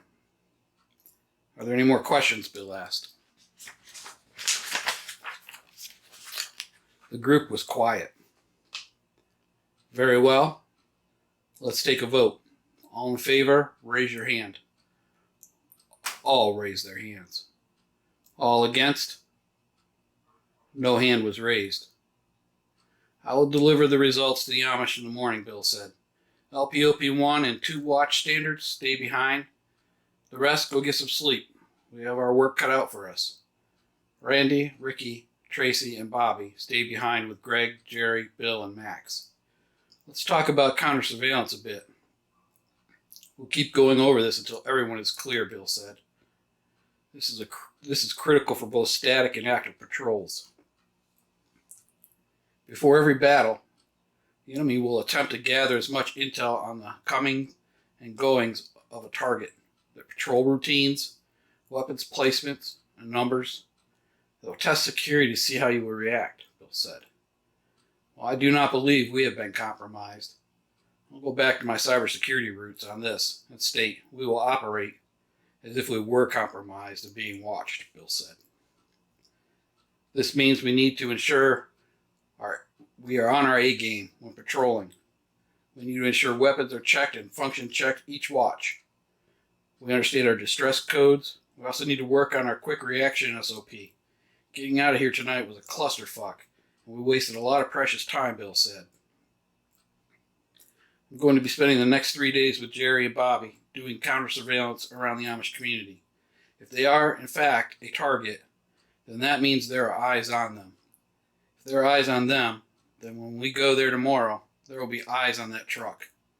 That said, we'll be using night vision to get there, and then it will appear as if the truck is coming from the other direction, Bill said. My guess is they do not have night vision, or if they do, they don't know how to use it well. Ricky spoke up. Some of our night vision were usable, but the tubes were really fuzzy, and the range was short. They were pretty much useless. Good to know, Bill replied. We have an SPI T14X thermal device that is good out to 800 yards. It's an off-brand, but it works, and it also has TOI. TOI, Ricky asked. Target of interest, so to lock in on an active target and track it. Ricky looked at Bill. Where do you get that from? Ricky asked with a smile. Bill looked at Ricky. Vegas. Bill smiled. Anyway, we'll be taking that and our PVS-14s with us. We need to find these shitbirds and take them out and get their comms. We get the comms, we can then start to understand the when and where and be ready, Bill said.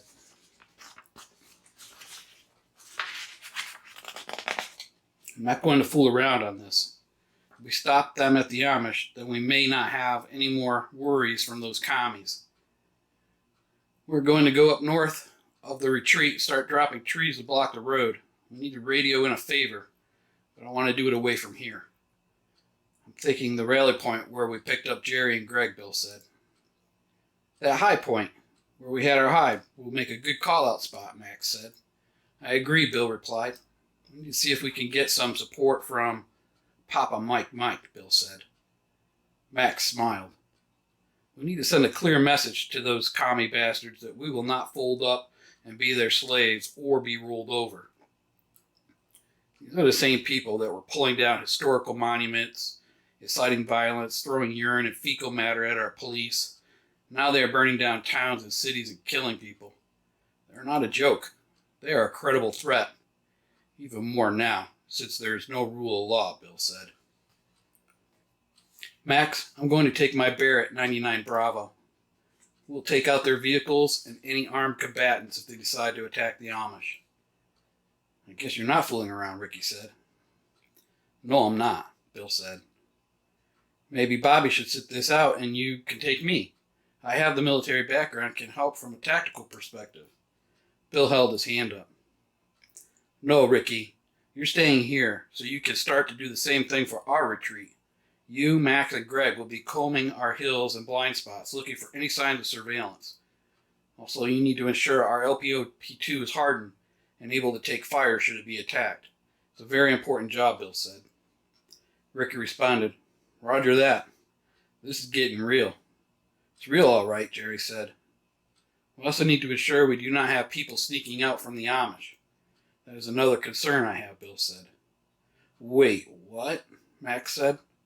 Yeah, Bill replied. Let's just say there's a dark side to the Amish not many people know about. Gun and drug smuggling to name a couple, Bill said. No shit, Max said. Yeah, there are a few cases where this was exposed. It was a shock to me. Mexican Amish were smuggling drugs, guns, and money up from Mexico and through Oklahoma and up into British Columbia and all over the U.S. So we need to be monitoring for anyone that may be providing intel to the Antifa gangs, Bill said.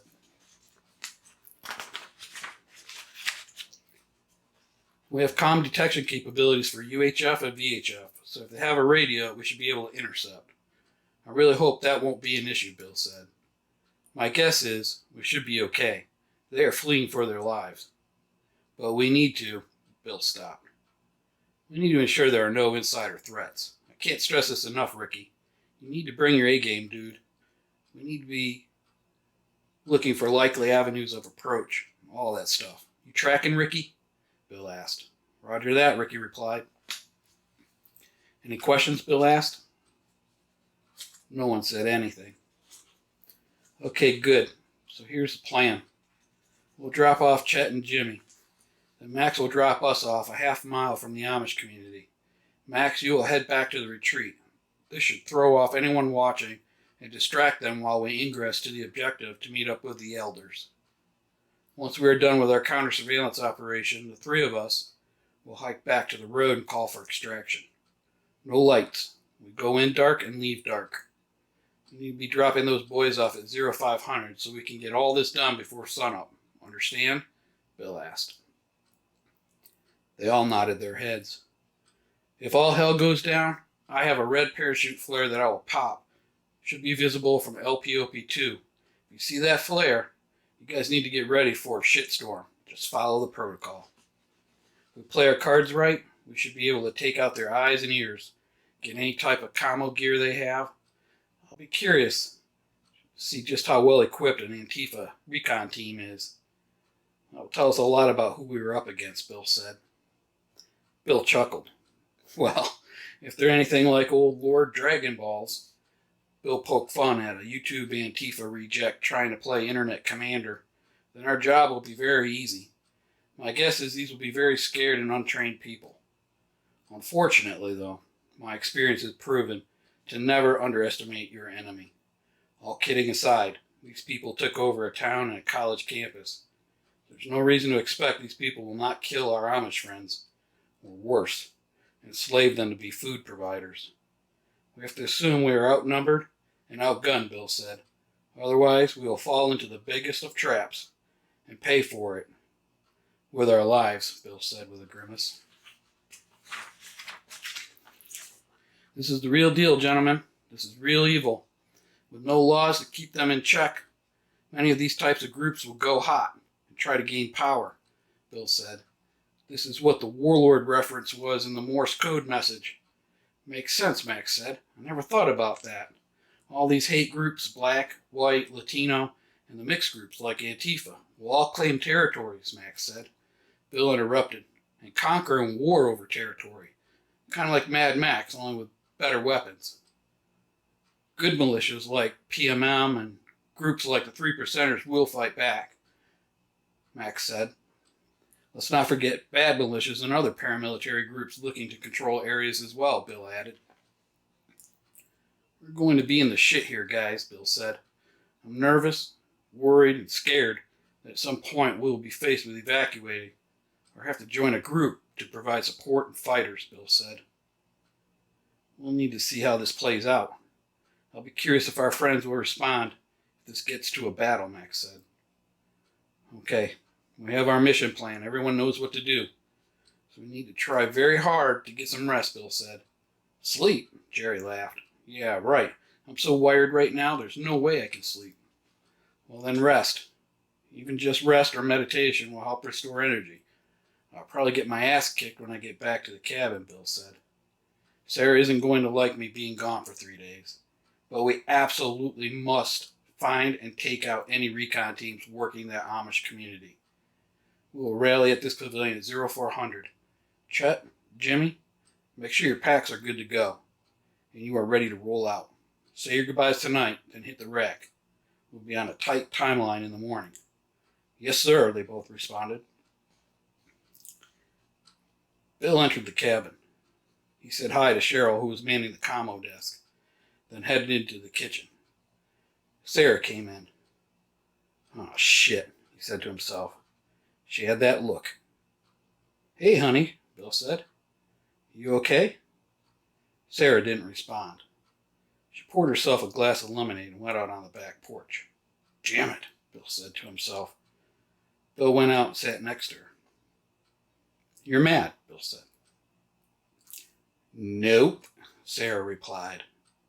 He knew, despite all that was going on in the world, the real shit hitting the fan was about to happen. Look, Bill said. No, you look, Sarah snapped. There are 4 kids in there that need their dad to protect them. I need you to not get killed. This was supposed to be a safe place. You promised me that, she pushed Bill. Now we have 50 fucking refugees coming here? Not to mention a war just around the corner with a bunch of whack job commies that you seem more than eager to fuck with. Are you kidding me right now? Your place is here protecting us, just like you promised. Not off fighting someone else's battle. God, you're so stupid sometimes. Seriously, Bill. What are you thinking? Sarah yelled. Bill started to speak. It doesn't matter what you're thinking, Sarah interrupted. Your place is here with us.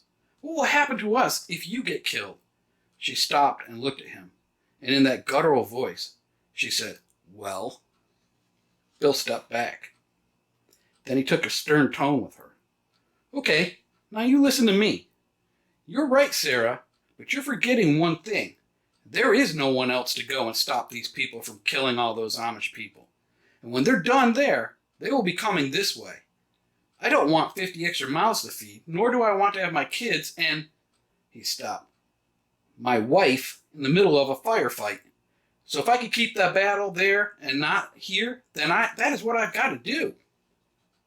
Your safety and the kids' safety, everyone that is here is my responsibility. It's an ugly world out there, a very ugly world, and you were right. The plan was to hunker down here and let everyone kill themselves off, warring and looting, but that is a false sense of security. Someone will always want to control others. Someone will always want to force their beliefs on others. Someone will always want to enslave those that cannot fight back. I will not sit by when I have the means and the skill set that change the way the outcome of that battle will be. You have to trust me, babe. I have no death wish, but I will fight to protect you and our kids' freedoms from all who would deprive them of that right. Sarah broke down. Why do you always have to be right, she said. I know, it's a curse sometimes, Bill said. You have no idea how many times I wish I was wrong. But I was damn glad I did things to prepare, Bill said. Think about it like this. What would our lives be like if we had to stay in New York? Is our town even there? All those heroin addicts roaming around looking for a score, or just looting and killing people to get money or barter items? No thanks. I'm glad I'm here with you and the kids. At least we have a chance, Bill said. Shit, chance! Sarah exclaimed. She raced inside and grabbed a bottle of formula and went in and got the baby. She came back outside and sat down in the rocking chair. Well, Bill, you need to come back home. Don't be a hero. You have nothing to prove here. Bill looked at Sarah. Honey, I have nothing to prove to anyone, and that's not what this is about. It's about giving that little boy in your arms a chance to know what being free is all about. It's always been about the kids, and giving them every chance to make it through this mess so they can grow up and have their own families and lives, and not live in fear in the land of the free and the home of the brave. Chapter 23. Parting Ways. The old wind-up travel alarm rang. Its phosphor-illuminated hands read 4 a.m. Bill groaned. This was going to be a long 3 days. He had everything prepared and triple-checked, just the basics on this trip. With all the special gear they had to bring, the load was going to be hefty. Bill came out to the kitchen. Stacy was talking to Max. Morning, sunshine, Max said with a smile. Bill looked at Max and rolled his eyes. Max looked at Bill. The bikes were checked out. Looks like they are in good shape, Max said. Okay, good, Bill said. Those will be a blessing for those guys. I just hope they can make it back to their folks with no major issues. Yeah, Max said. I've been worried about that too. There was a knock at the door. Come in, Bill said. It was Chet and Jimmy. They both were in their gray man clothes. Wow, you guys look normal, Bill said with a chuckle. They both laughed. All of our gear fits in these packs nicely, and they aren't too bad weight-wise. Maybe 25 pounds tops. Good, Bill said. You should be able to make good time then. The way I see it, you should be about 28 miles from home. I figure you should be able to cover that 20 miles today, then lay low and rest, and push the last 8 tomorrow morning while it's still dark. Chet and Jimmy looked confused. There was another knock at the door. It was Jerry and Bobby. We're already here, Jerry said. Good, Bill replied. Let's load up. Sarah came out. Morning, honey, Bill said. Sarah said good morning, then realized there was a house full of people. She grumbled. She gave Bill a hug and a long kiss. I expect you to be back in 3 days. Don't make me come get you, she said with a sad face. Bill replied, Yes, ma'am. She made a bottle and headed back to the bedroom. Everyone was quiet. We're good, folks. She's just worried. We're fine. Let's get that truck loaded, Bill said. The guys grabbed all the gear. Bill grabbed a camo compact. They would be applying this to each other so as to not miss any spots. This would be the final thing to do before leaving the retreat. Chet and Jimmy went to throw their gear in the back. And there were the Mongoose mountain bikes. They were painted flat black. Jerry leaned into the bed of the truck. Well, fellas, here are your new rides. Like Bill said, you should be able to make short work out of 20 miles on these. I would imagine you should be just about home by midnight if you rest during the day and start back up at dark. Man, Chet said, you guys, thanks, all of you. This is huge. Jimmy chimed, yeah, these are great. Thank you so much. How can we ever repay you? Bill piped up. You can pay us back by getting home in one piece and being with your family, guys. They all jumped in the truck. Max had his PVS 14 on and proceeded out of the retreat. Driving was slow. Not being used to driving with night vision can be a challenge. It can cause eye strain and in some cases nausea or dizziness. This is weird, Max said. Yeah, Bill replied. Not like the movies where you just put them on and drive normal, is it? Bill laughed. Max chuckled. Oh, hell no. Bill looked at the speedometer. You think you can kick it up to 35 or 40, Speedy? We need to get there before sunup, and your breakneck speed of 15 isn't going to cut it, Bill laughed. Yeah, Max replied. Max got the truck up to speed.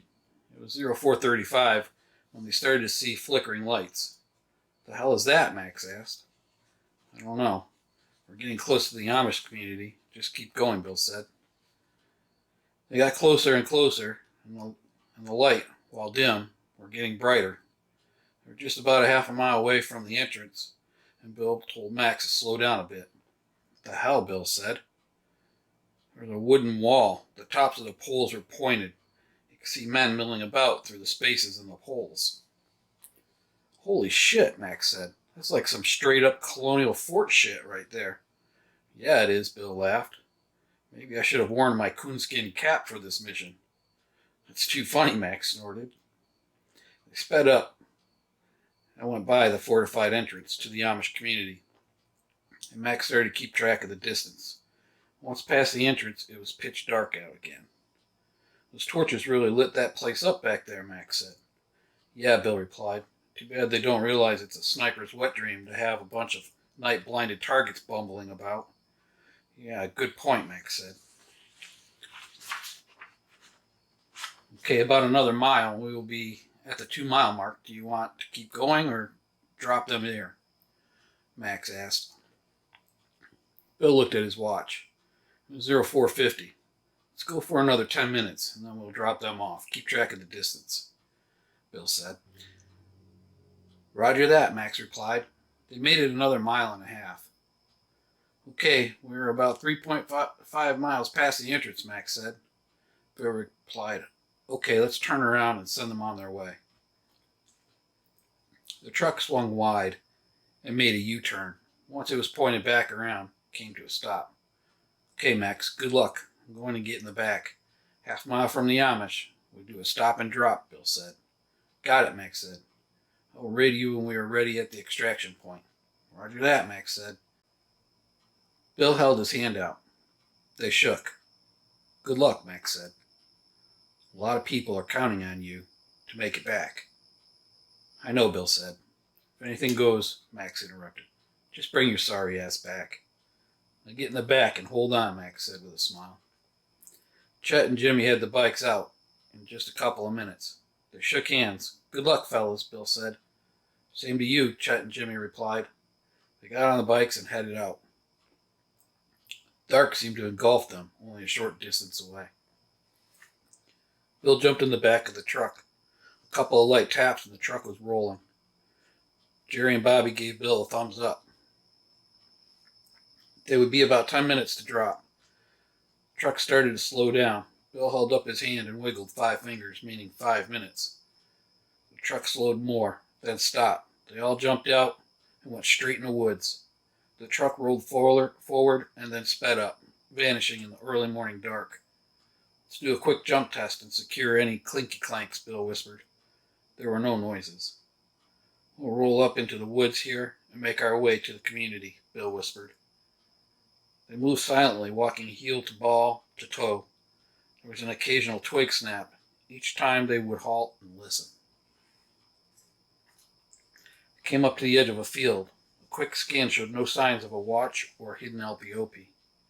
They moved along the edge of the field, snugging the tree line. Just over the hill is the backside of the community, Bill whispered. The 3-man team started walking with 5 meter intervals between them. They crested the hill and worked their way down the steep bank, trying not to lose their footing and making a racket.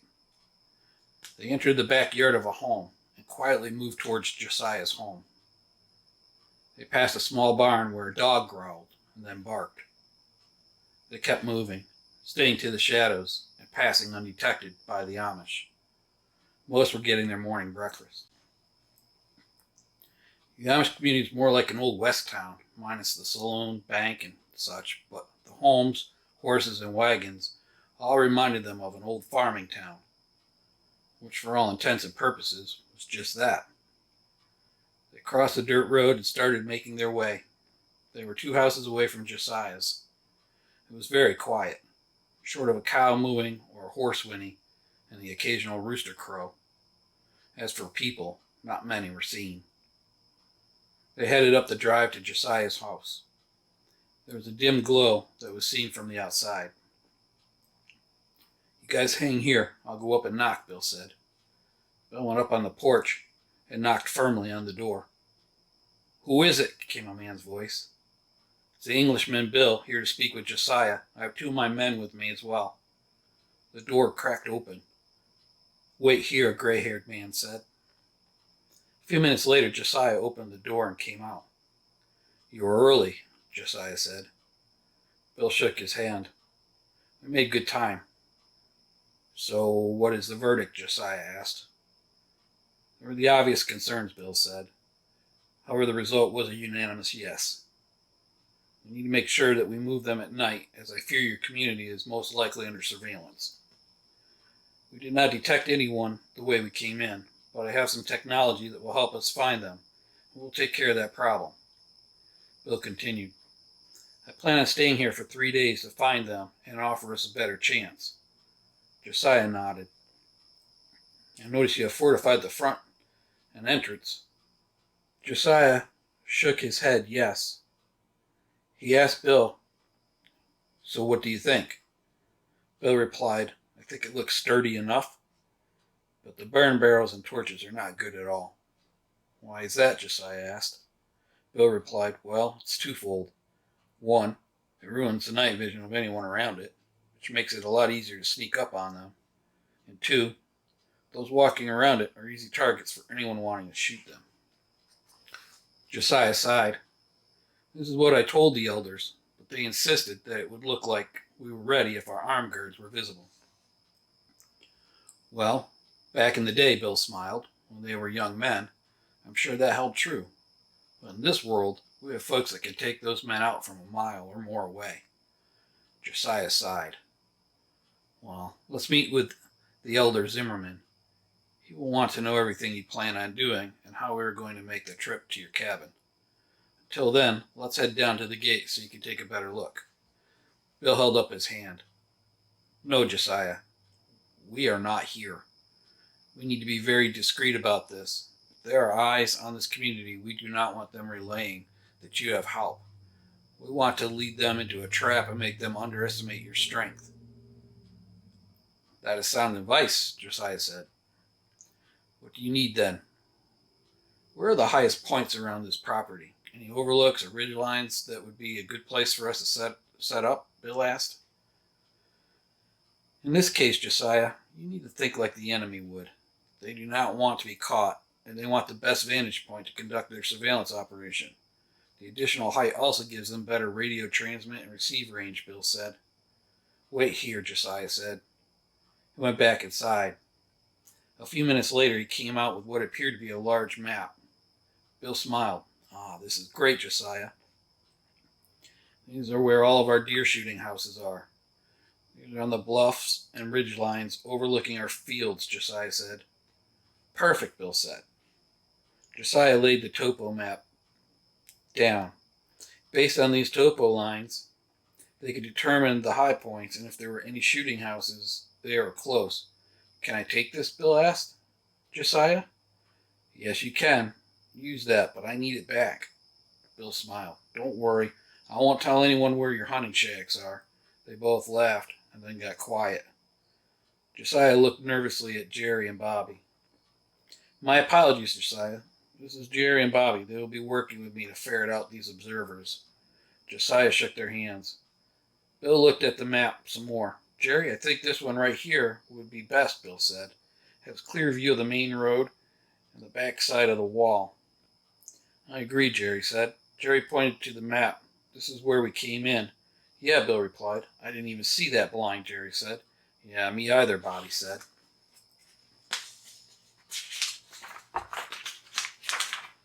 We need to be on our toes, guys. These people are no joke. You give them one chance and they will cut your throat, Bill said. Josiah pointed to another spot on the map. This is the highest point on our land. It's a long hike, but once you are up there, you can see everything. I wonder what the distance to the front gate is, Bill asked. Josiah looked at the map and did some calculations. It's about a mile, Josiah said. Bill frowned. I want to be around 800-yard mark, just so I do not run out of scope should something go down while we are here. Side Hill offers good spots if you want to get closer, Josiah said. Good, Bill replied. We'll pick a good overwatch position and get set up once we clear the area. That way, if we know when they will come back, we can offer you some long-distance love to help even the score. Even the score? Josiah said with a raised eyebrow. He chuckled. You English folk think we are in the Stone Ages. Hopefully these... Josiah struggled for the word. Antifa? Bill offered. Yes, Antifa. We'll make the same mistake. We're not walking around with muskets, if that's what you're thinking, Josiah said. Well, actually I was. I know you guys hunt, so I was thinking shotguns and hunting rifles. Josiah grinned. Let's hope those Black Flag folks think the same way. Well, don't spoil the surprise, Bill laughed. Just know we'll be providing some precision marksmanship for you should you need it. Josiah smiled. Just remember, we're the ones with the straw hats and the wheat stem in our mouths, he laughed. Bill, Jerry, and Bobby all laughed too. Okay, so you will brief the community that we are here. You will let the elders know as well. Starting today, you will start bringing your supplies and start building the shelter. Josiah shook his head yes. We should have the very first house built in 3 days. 3 days? That's impossible, Bill said. Jerry and Bobby looked on in disbelief. Josiah shook his head. These are all prefabricated. We make them here. We have a truck usually pick up the components, and it takes us 3 days to put it all together. There will be 2 crews up there to put these buildings all together, and then both crews will put up the pole barn. Maybe a week and a half at most.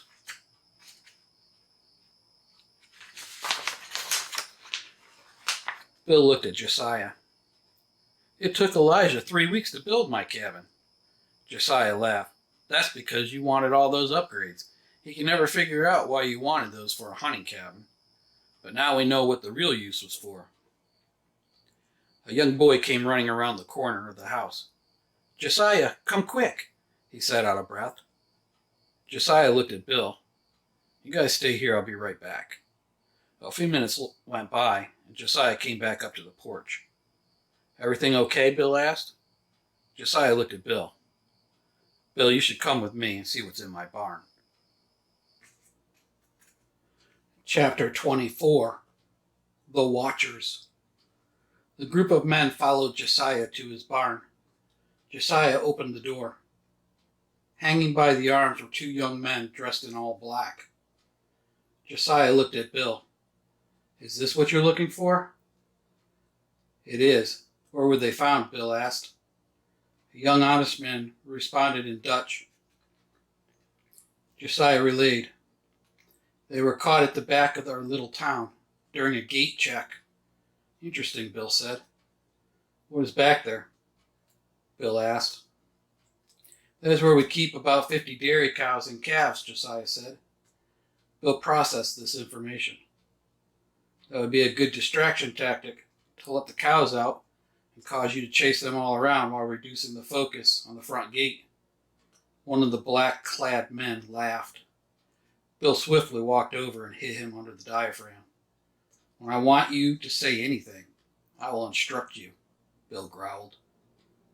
The older man groaned and gasped for a breath.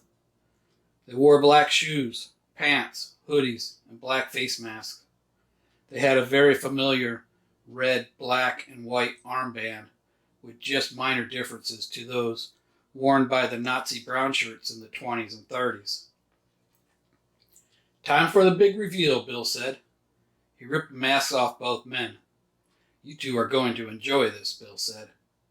The older one looked to be in his early 30s, while the younger was late teens, early 20s. Bill looked at Josiah. Mind if I get this party started?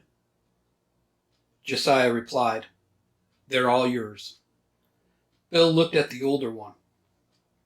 Okay, this is how it will go down.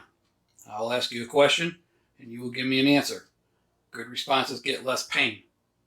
If I detect you are lying to me, then we will up the level of pain. Are we clear? The older one laughed. He replied, Buddy, you have no idea who you're fucking with. We won't tell you a damn thing. Bill replied, We will see about that. Bill opened his zero-tolerance knife, and like skinning a buck, removed the hoodie from the older man. He took a few steps back and reached to the back of his battle belt, pulled the taser from its holster. He put the red laser dot on the man's chest and pulled the trigger. An audible pop was heard. The man seized as the 15-second pulse ran its course. The younger man winced and wiggled. Bill approached the young man. When is the attack planned? The young man didn't say anything. Bill pulled the trigger again, sent the older man on another lightning ride. The young man yelled, Stop! Answer my question, Bill said. The young man looked at his partner. The older man gasped. Shut your fucking mouth. Bill pulled the trigger again. The man seized. 3 days. The raiding party will be here in 3 days, the young man blurted out. The older man hung limp from his bindings. Okay, now we're making some progress, Bill said. How many are in this raiding party, Bill asked. The young man hesitated. Bill lit up the older man again. Okay, there are 50 red warriors. Bill laughed. Red warriors, huh? Is that what you're calling them? More like terrorists preying on the defenseless. The Reds, in good times, were the members that were willing to break the laws to further the movement. They would run into the yellows or greens to hide. This is why Antifa wears all black with masks. It's a tactic to evade arrest. What is the mode of travel, Bill asked.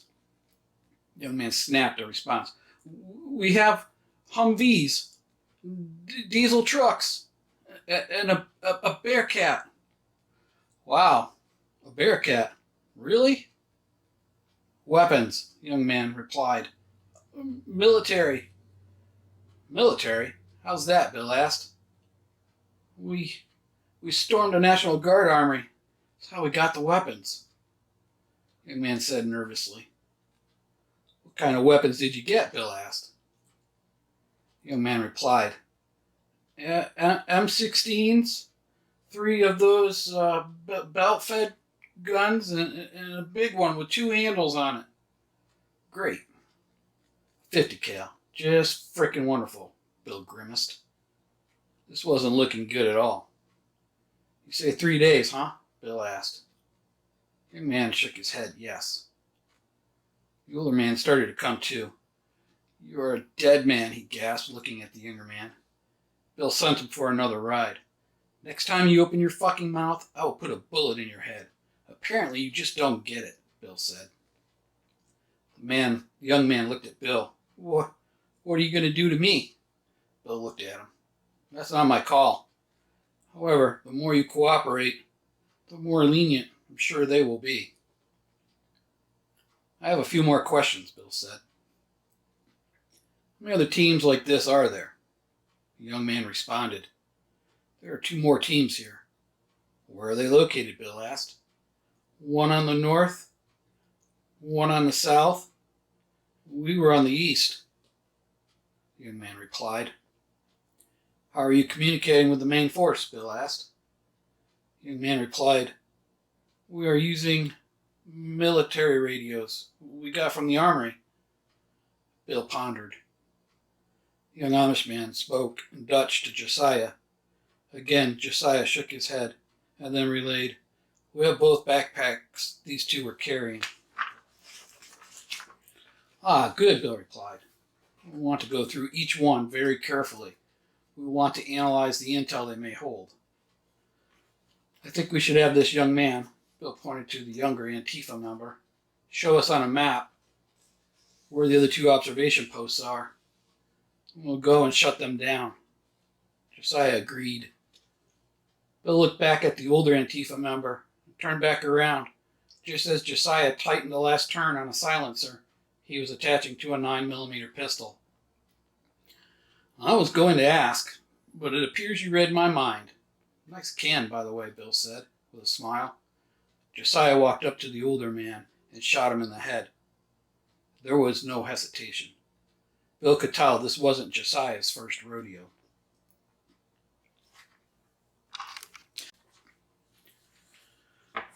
Josiah looked at the younger one. If we let you down, and you do anything stupid, you will end up the same.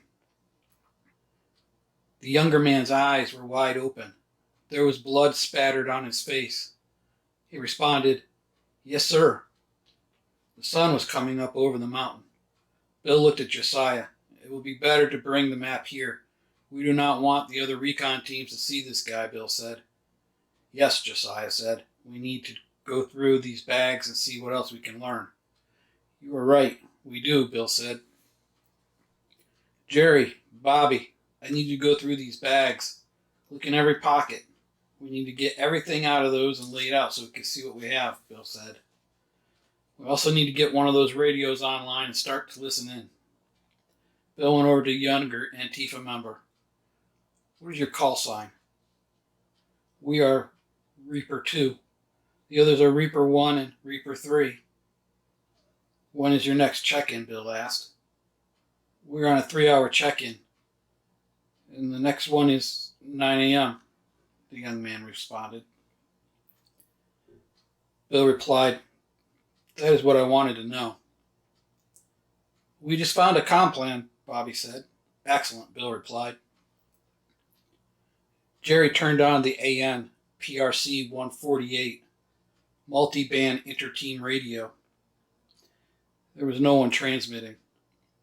Bill looked at the small composition notebook. The first page had a list of frequencies. Beside each one was a day of the week. Then the next page had site codes and roles. This is where it started to get interesting. As Bill read that page, there were a list of towns that were crossed off. The next target town was Bollesburg, then large Amish farm town, then Liberty. The target list showed Reaper teams as deployed to the Amish. It showed the Hammerhead team deployed to Liberty. It also had a notation, strong defense, next to Liberty. Another note at the bottom of the page was a question. Who is Raptor Actual? Bill pointed to the question. Aw, shit, Jerry said. Yeah, Bill replied.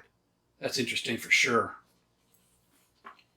The next page was duress codes. What to say if they were compromised, or saw an increased defense, or were evacuating. The next page was a rotation, when the teams would be swapped out for fresh eyes. The whole plan was very well written. Too well written for these guys, Bill said to himself. Bill looked at Jerry and Bobby. This plan is pretty well done. I highly doubt these guys are capable of putting something like this together. Jerry replied, Yes, there's a level of expertise behind this plan. They continued on reading notes. The notes depicted towns that were raided, what the resources were, the end result, and how many people resisted. It appeared that most of the small towns had very little in the way of resistance. This could play into their hand, Bill thought. Josiah came over to where the contents of the 2 backpacks were on the bench.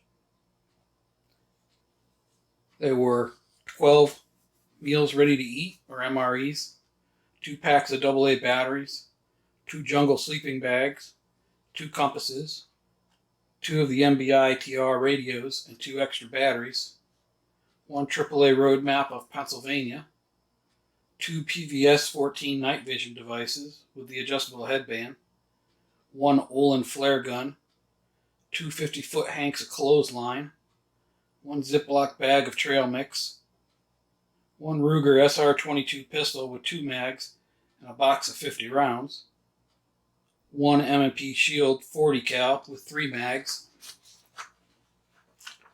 2 Nalgene 1-quart canteens, 2 bottles of Coleman water purification tabs, 2 composition books for notes, 2 radio procedure manuals, and 1 Communist Manifesto by Karl Marx and Frederick Engels. Seems like a lot of stuff here, Josiah said. It's not bad, the basics. I do have a question, Bill said. What's that? Josiah asked. How did your guys get them again? Bill asked. Josiah smiled. Each morning we do a gate check. This morning, as they were walking the fence, they heard some growling, or so they thought. So they came back and got some of the armed men to go see what it was. It turns out it was these 2, both snoring. Kind of dark at that time to be checking fences, isn't it? Bill asked. No, not really, Josiah responded. They were really just making sure the gates are closed and locked. They start about 0530 at the back, follow the cow trails. By the time they are done, we were just about finished with the morning milking. They only need lantern light for the first 30 minutes or so, Josiah explained. Bill went over to the young man. What is your name? Devin, the young man replied. Devin. When is the next crew to relieve you and this guy? Bill pointed to the corpse. We are the last crew. So you're it. The last crew before the attack? Bill asked. Yes, that's right. We'll provide information on what is going on to them while they do the raid. Then we get picked up and go on to the next one, Devin replied. The MBITR radio crackled. Reaper 3, Reaper 2, come in. Everyone stopped and looked at the radio. Shit, Bill said. Bobby, you respond. Bobby keyed the microphone. Reaper 2 here. Reaper 2, everything okay, comrade? Bobby replied, Yeah, we're okay. He looked at the rest of the team for support. Bill shrugged. Josiah was standing next to Devin with his pistol pointed at his face. Reaper 3, Reaper 2, put Comrade Roberts on. Bobby was making the oh crap, what do we do motions and faces. Jerry took the radio. Bill held up the stop sign with his hand. He looked at Devin. What is his name, pointing to the corpse? Devin replied. His last name was Richards. Reaper 3, this is Comrade Richards. What can I do for you? Reaper 2, nothing. Just making sure you 2 are not sleeping again. The radio crackled. Reaper 3, Reaper 1. Reaper 1, go ahead, comrade. Reaper 1, morning check-in. Reaper 3, over and out. Jerry and Bobby looked at Bill and Josiah. Well, that was interesting, Bill said. Interesting and lucky, Josiah said. Lucky is right, Bill said. That is a common tactic when you're not sure if the person on the other end is who they say, Bill said. So, yeah, we need to keep this guy, Bill pointed to Devin, in here until dark. Then you can move him to a more secure location. Josiah replied, I agree. You're going to need to make sure it's secure and no guard posted to keep an eye on him, so as not to draw attention to that location. Josiah replied, I have the perfect place for him. We will put him in one of our dairies, and we will lock it from the outside with a bar. It's all concrete, and there's a spring head in it, so he'll have something to drink. Well, that sounds good, but he'll need to go to the bathroom at some point. It's a good point, Josiah said. We'll give him a bucket. Bill walked up to Devin. Hey, kid, why are you with this band of trash? Devin replied, I lived in D.C., and they said they would provide food and protection to anyone that would join them and help crush the Nazis. Nazis, huh? So let me ask you, how many Nazis has this group of terrorists crushed? Have you seen any Nazis on any of your recon missions? Devin hung his head. No, sir. How many men, women, and children have died since you've been doing this? Bill asked. There are too many to actually count. They typically pile the bodies and burn them, Devin replied sadly. Yeah, so who are the Nazis really? Bill asked. Then he started to walk away. Hey, mister. Bill turned around. I never wanted to be part of this. I didn't know. This is why I'm talking and telling you all this. Someone has to stop them.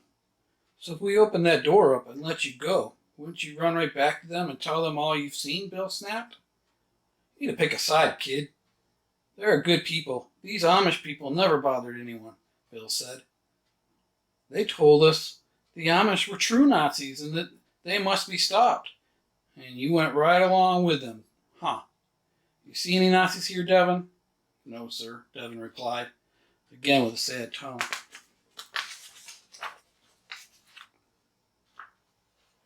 So, Josiah, here's what we need to do. We need to take out those other 2 observation posts and get them offline. We need to figure out a solid plan to put an end to this crap. I have a feeling if we win, they will send more. So I'm hoping to send a clear message, and they will find an easier target to pursue, Bill said. We have some challenges for sure, given they have lucked into some military hardware. However, just having good gear doesn't win battles. It's the training on that gear and how you use it that wins battles, Bill finished. Bill went back over to Devin. So you wouldn't happen to know how they plan on coming in here in 3 days, or how they will deploy those toys they have, and all that, would you? Devin replied, they will roll in with Chapter 25, A Call for Help. They will roll in with the Bearcat. The big gun is mounted on the roof, Devin said. The Bearcat has a ram mounted on it, so if anyone tries to block it, they just push through it and make a hole for the other vehicles to get through, Devin continued. Bill said. He started to think this through. He started to put a plan together in his head, but he needed to take care of some other, more important business. He reached into a pack and pulled out a Write in the Rain notebook. This would be a Hail Mary play, but if it worked out, this raiding party would be crashed and finished for good. Jerry came over to Bill. It's starting to get dark out, Jerry said. Ah, good, Bill said. Josiah approached. We need to start to work our plans, Josiah said. Indeed we do, Bill replied. Josiah, I couldn't help but notice. You seem unfazed by killing that man. What's your story? Bill asked. I would really like to know who I'm helping here, so I can better understand what kind of help we're going to need, Bill finished. Josiah took a deep breath. "Follow me," he said. Bill and Jerry followed Josiah. Bobby started to follow, and Bill turned and told him to stay and help guard Devin. "If he gets out of line, kill him," Bill said. Bobby nodded and went back over to where he was. Devin was in the back corner now with an Amish man not much older than Bobby, who was also guarding him at Josiah's request. The men exited the barn. It was dusk. They entered into a small 20 by 20 barn. Josiah motioned them back. He lowered a block and tackle with a hook and started to hoist up a hidden door covered in hay. Bill looked at Jerry. "What the fuck?" Josiah tied off the rope and motioned them down the steps. The cache basement of this barn was about 10 by 10, filled with OD green hard-dig cases stacked floor to ceiling. "What is all this?" Bill asked. Josiah looked at him. "This was the last shipment of weapons that was dropped at this stash barn before the ring was exposed and shut down," Josiah said. "So the stories were real then?" Bill asked. "I read about that, but I found it hard to believe." Josiah smiled. "We have been running drugs, guns, and money since the 80s, Josiah laughed. Jerry replied, "Holy shit, man." "It's mostly small arms and ammo. There are M4s, AKs, a few grenades, and crates of ammo, all from the Mexican army via the CIA, Josiah said. "Okay, this is good," Bill said. Bill gave Josiah the look. Josiah looked at Bill. "Why the look? Thought you would feel better." Bill replied, "Okay, Josiah, where are the explosives?" Josiah was completely caught off guard. He started to stutter. What explosives?" he replied. "Just stop the bullshit," Bill said. Josiah pointed to a job box in the corner. He unlocked the locks and opened the top up. Inside were crates of dynamite, det cord, and detonators. "Yeah, these explosives," Bill smiled. "We're going to need this, so this is good. Really good," Bill said. Josiah smiled. "Okay, Jerry, I need you to go back to the retreat." "What? Wait, Bill." "No," Bill snapped. "I need you to go back, give this letter to Max, and bring the backhoe back. By the time you get back, we will have taken out the other 2 observation posts." "Josiah, please load up the wagons with those going to my place," Bill said. "They do not have much time to get those shelters built, so we are wasting precious minutes," Bill finished. Josiah nodded his head and agreed. "We will get the convoy going now," Josiah said. "Jerry, make sure Max knows these people have heard Raptor Actual. We will need to change the retreat's working frequency." "Roger that," Jerry replied. The 3 went back to the barn where Devin was being held. They looked at a map and the areas where Devin circled, the locations of the other observation posts. Bill pulled his thermal device out of his pack. "We get within 800 yards and we'll see them," Bill smiled. "Then you can use your hush puppy on them and we'll move to take out the next set." Josiah nodded. "We will take out the north side first, as that is the one closest to the gate and road, and we'll see the wagons leave," Josiah said. Bill put his hand out to Jerry. "Good luck, man. We'll see you in a few hours. That backhoe is ready to go. Bring some extra diesel with you as well." "Will do," Jerry replied. Bill and Josiah left out a side door on the barn. Josiah led, and they made it to a field to the north. They made a wide loop, and Bill whispered, "Stop." They both took a knee. "I want to scan every 50 to 100 yards. They may have moved, and I do not want to get ambushed." Josiah whispered back, "Understood." They were halfway to the road when Bill whispered, "I got something." There was a heat signature just inside the wood line, with their backs to the main field. "So much for 360-degree situational awareness," Bill said. The dew on the grass made each step silent. A chorus of night sounds could be heard. Crickets, frogs, birds, and toads. The hum of a mosquito buzzed Bill's ear. The thermal device now showed the targets 100 yards away. A bright spot on one indicated a cigarette was being smoked. And a few seconds later, a waft of smoke could be smelled. A cigarette can ruin your night vision, unless you know how to cup it. Bill tapped Josiah on the shoulder. "They won't see us," Bill said. Josiah surprisingly gave Bill a thumbs up. Now they were moving slow. They were 50 yards away. The targets on the thermal device were clear. His team had what appeared to be an M4 or AR-type weapon. The man with the cigarette hanging from his lip was pointing it all around. Bill and Josiah were now 25 yards away. They could hear them talking in a low voice. One swatted at a mosquito, and it made a smack noise on his neck.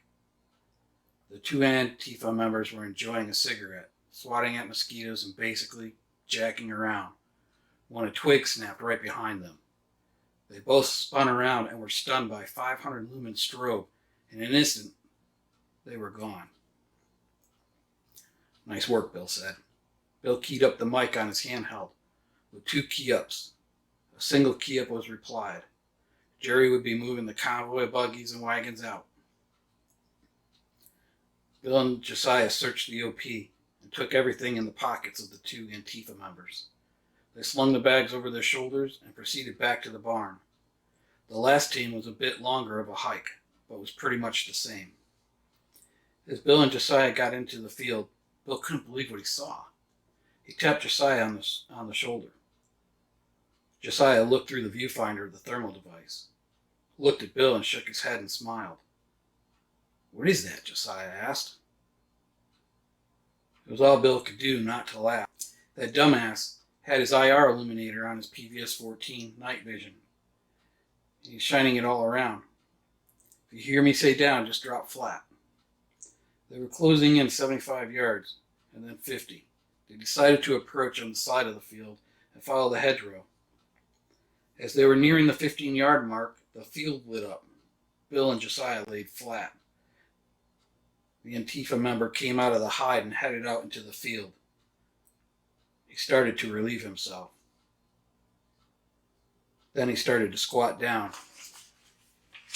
to take a dump. You go to the one in the hide. I'll take this guy out," Bill whispered to Josiah. Josiah went to where the opening was in the hedgerow. Bill flanked the guy copping a squat. He pulled his Becker BK-7 knife. The sound of angry diarrhea was heard, as Bill was just 10 feet away from the man. He groaned at his discomfort. The smell was horrible. As the man was just getting ready to let rip the next violent ass eruption, everything went black, and the man was dead. Bill pulled the helmet from the guy and picked up the M4 he had with him. He took the load-bearing gear and left him in his own pile of disgust. Bill didn't make it more than 2 steps when he heard the sound of the 9mm. Bill walked fast. "You good?" Bill asked. Josiah responded, "Yes." Josiah came out with 3 backpacks. "3 packs?" Bill asked. "Yes, one is heavy," Josiah replied. "Let's check it out when we get back to the barn." "Hand it to me, I'll carry it," Bill said. They started to work their way back to Josiah's barn. Bill stopped. He retched, then puked. The gravity of what he had just done just hit him like a ton of bricks. Josiah stopped. He looked at Bill. "I guess the question is, are you okay?" Bill looked at him.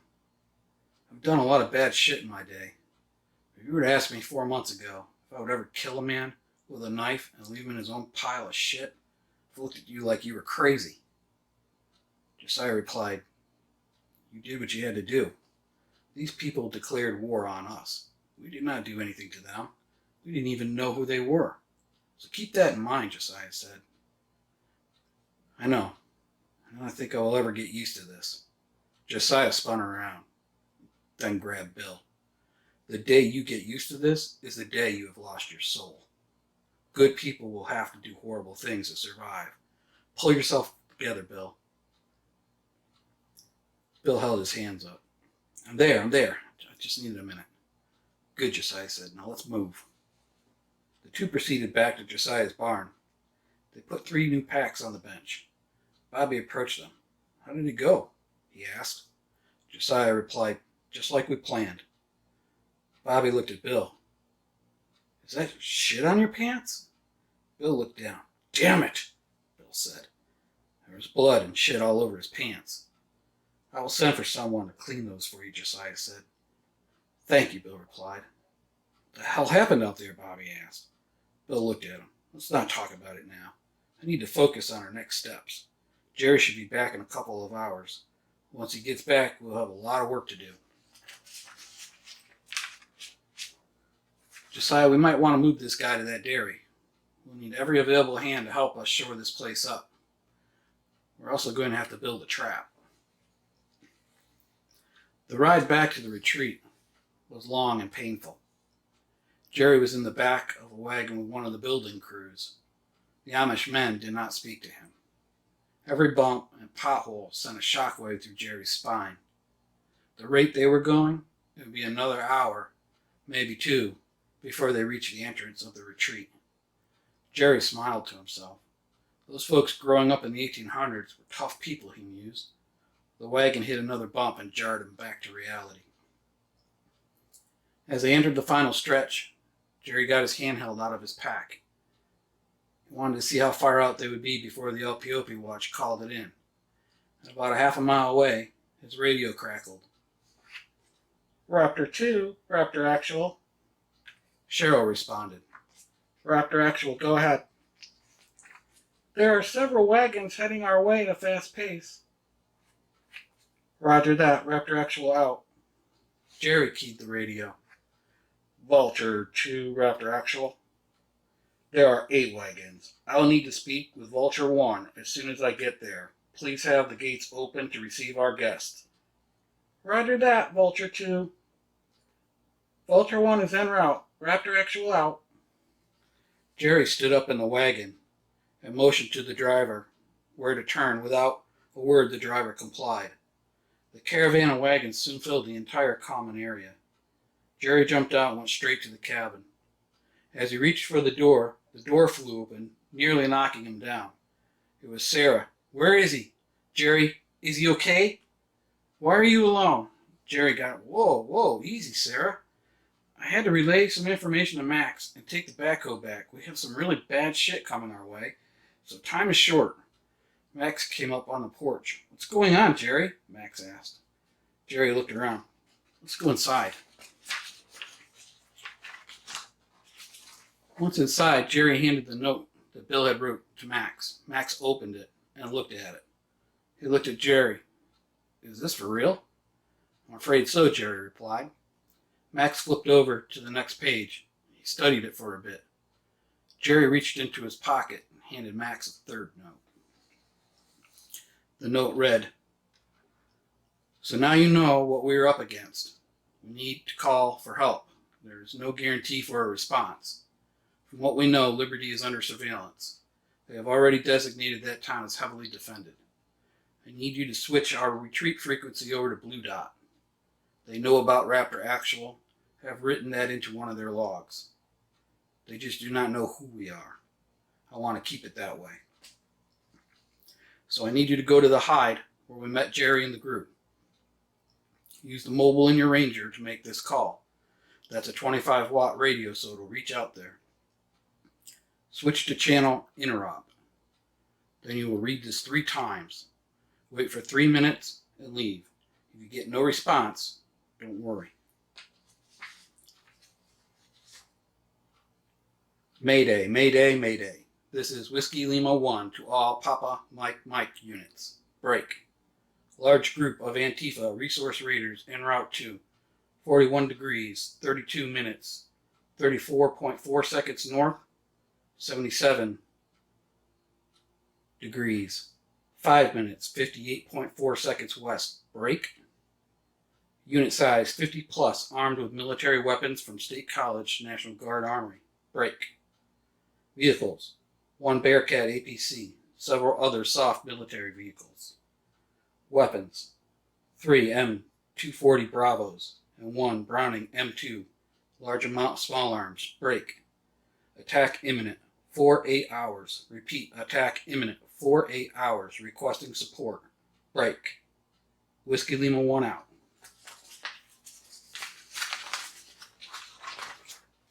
Max started to tremble. If Bill was not successful, this would be heading his way.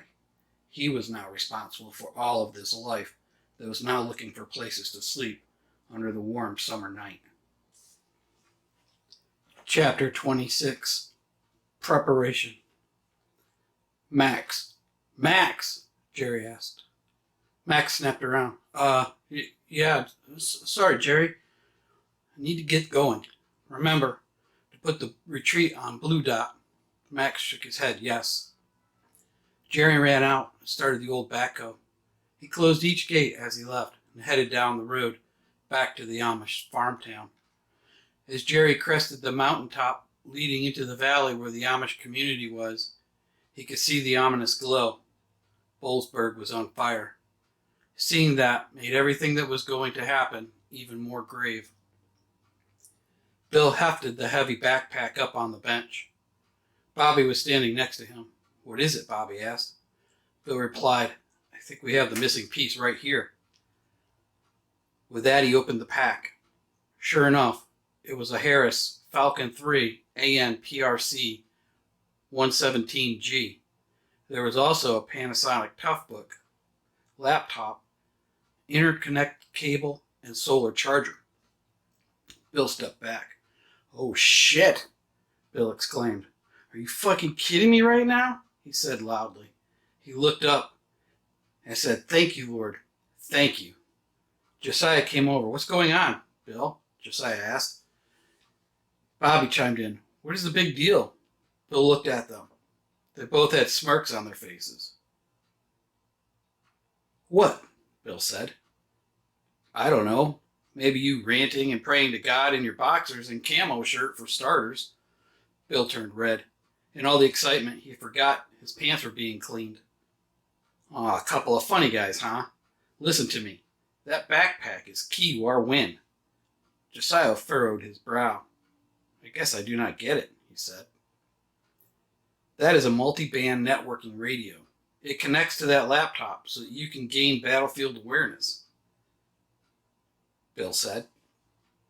Okay.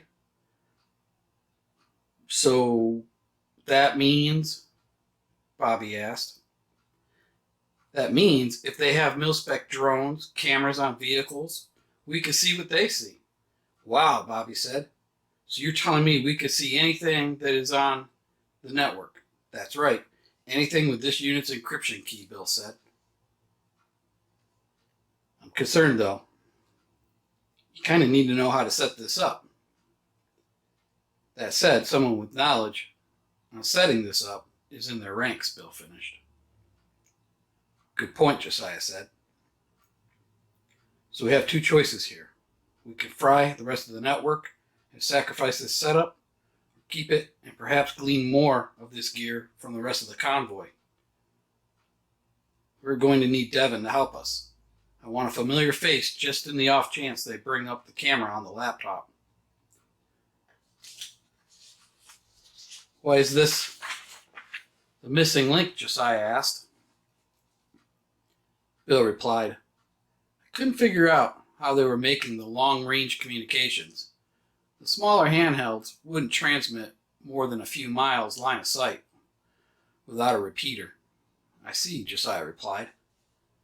A young Amish girl entered the barn. She placed Bill's pants on a bale of hay and left. Josiah, Bill called. What is she still doing here? She should have left with the others. Josiah replied, her family refused to go to an Englishman's home. They will ride out the battle and fight. You need to get them to safety, Bill said. The weapons we know about are big, and if properly operated, will rip this place apart. I would send them to one of those deer hunting shacks and keep them safe. Josiah replied, You know, that's a great idea. Bill looked at Josiah. We will need everyone working together and following directions. So please make sure your men understand we both have a lot at stake. I do not even want to think about what will happen if we fail. Josiah nodded his head and replied, I understand. The sound of a diesel tractor was heard outside. It shut down, and Jerry entered the barn. Everything go okay? Bill asked. Jerry responded, it did. Max is realizing the gravity of the situation. He will make the call at 0900 tomorrow morning. Okay, good, Bill said. Bill explained the huge score with the man pack and laptop. Jerry replied, are you kidding me? No, I'm not, Bill said.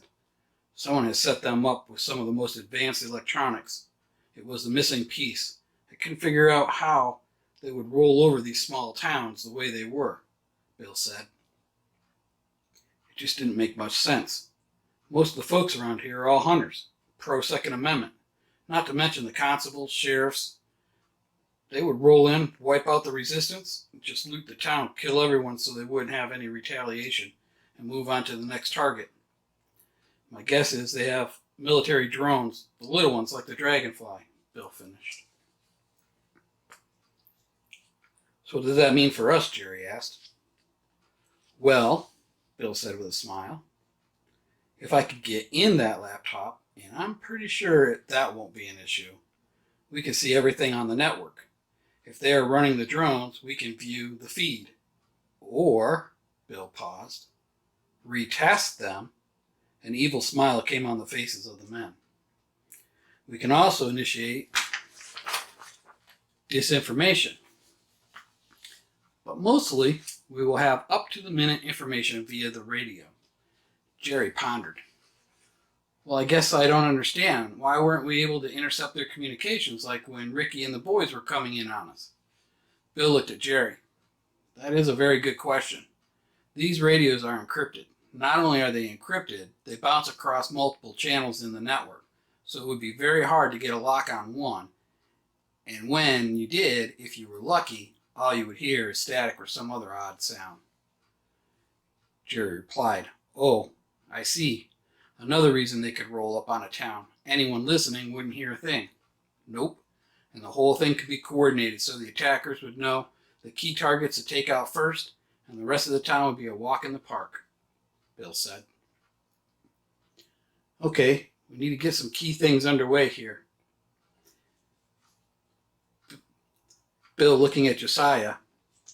The first thing we need to do is get some very straight oak or hickory logs. They need to be 6 to 8 feet long and 18 to 20 inches in diameter. We will need some smaller 10 to 12 inch logs as well, Bill said. Jerry, I will need you to start to dig a pit 25 feet long by 15 feet wide. This needs to be straight walled and start 8 feet behind the gate. We want to build another gate with walls on both sides of the pit. We'll use some oak planks and make a very fragile support, enough to walk across or even enough for a horse and buggy to get across. But when 18,000 pounds gets on it, it needs to collapse. Bill continued. To ensure this happens, we will rig the underpinning with that cord. Once that is done, we will need to dig a trench behind the wooden fence. We want to limit how they can enter. If they send a drone over and we miss it, we want them to ram the gates. That is absolutely key to making this work, Bill said. If we pull this off, we'll be riding home in style. Bill smiled and silently laughed to himself. Bill looked at Josiah. We will need every one of your men digging on the trenches. We will also need one scarecrow for each man, outfitted in Amish clothing. We want to double our numbers from the air, so we will position them on the fence line and all around. It will add to the confusion. So anyone that did not go to my retreat should be making, Bill held up his air quotes, straw men. They will look even more real early morning or after dark. Josiah chuckled. Now that's a neat idea. Whatever works, Bill said with a smile. We need to stop them at all costs.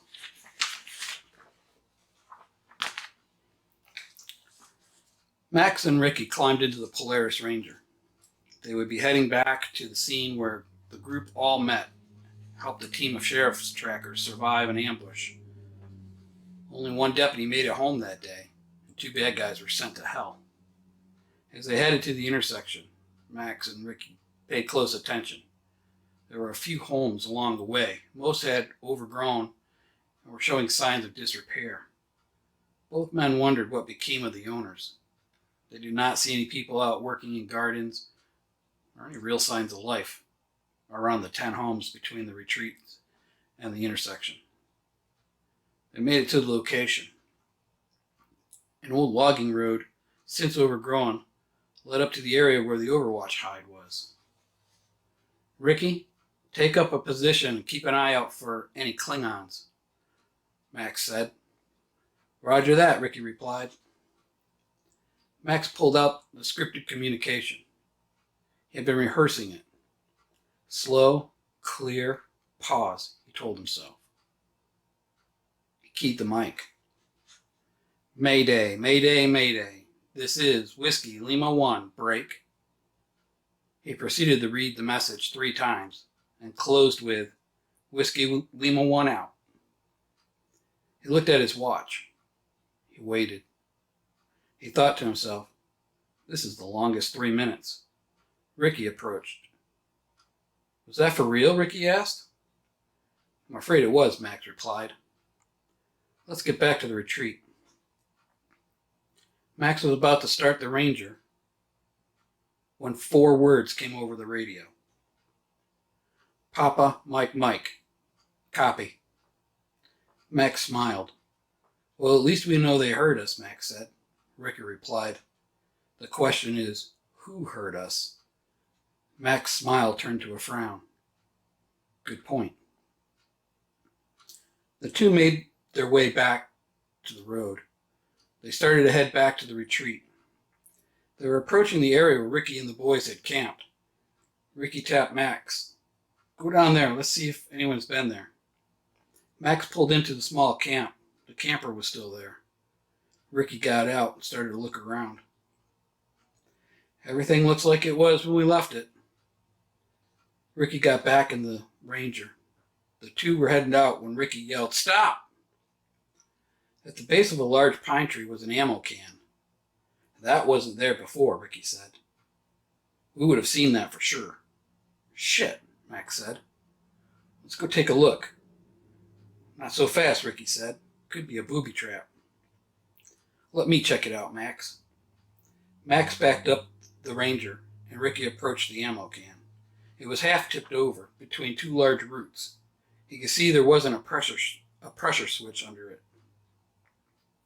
He looked around. He found a long stick. He got behind the tree and knocked it over. There was no clunk. "Okay," he said. "Well, there isn't a grenade in it." "That's good," Max said, relieved. "I'm going to lift it up and see if it has any weight inside," Ricky said. He lifted the handle. The can felt empty. Just a rolling rattle is all that was heard. "Okay, Max, time for the biggie. I'm going to open this up," Ricky said. Max replied, "Are you sure about that?" "Yeah, it's empty. There's no doubt. It sounds like there's a stick inside or something. So I'm not worried about C4, Ricky said. He knelt down and popped the latch. He opened it up, away from himself. No big boom. Ricky was relieved. He looked inside. There was a pencil and a notepad. He looked at the notepad. Max, you better come take a look at this."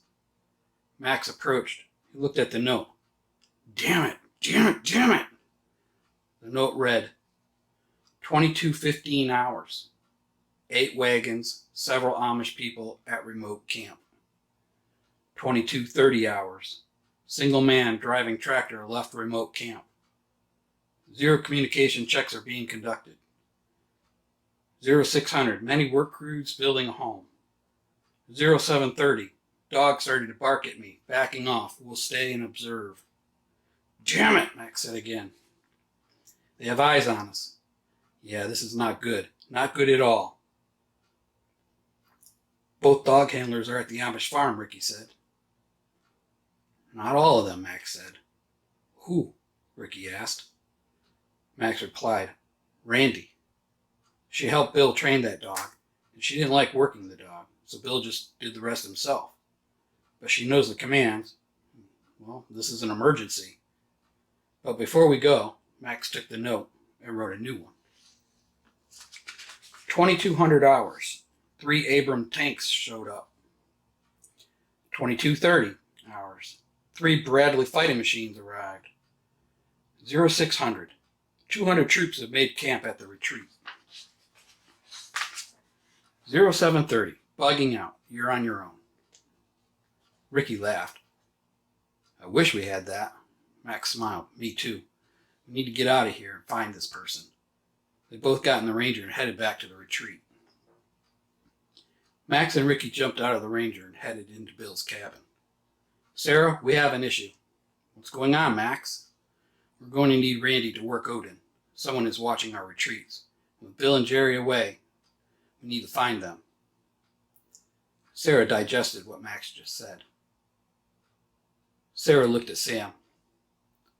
Go relieve your sister and tell her to come to the cabin right away. Yes, ma'am, Sam replied. A few minutes later, Randy came in.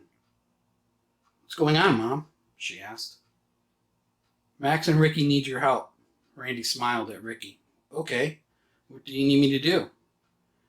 Max replied, we need you to work Odin. There's someone watching us. Randy frowned. I'm not as good with him as my dad is, she said. That's fine. We need to find this person, Randy, so we need you to do this. Randy looked at her mom.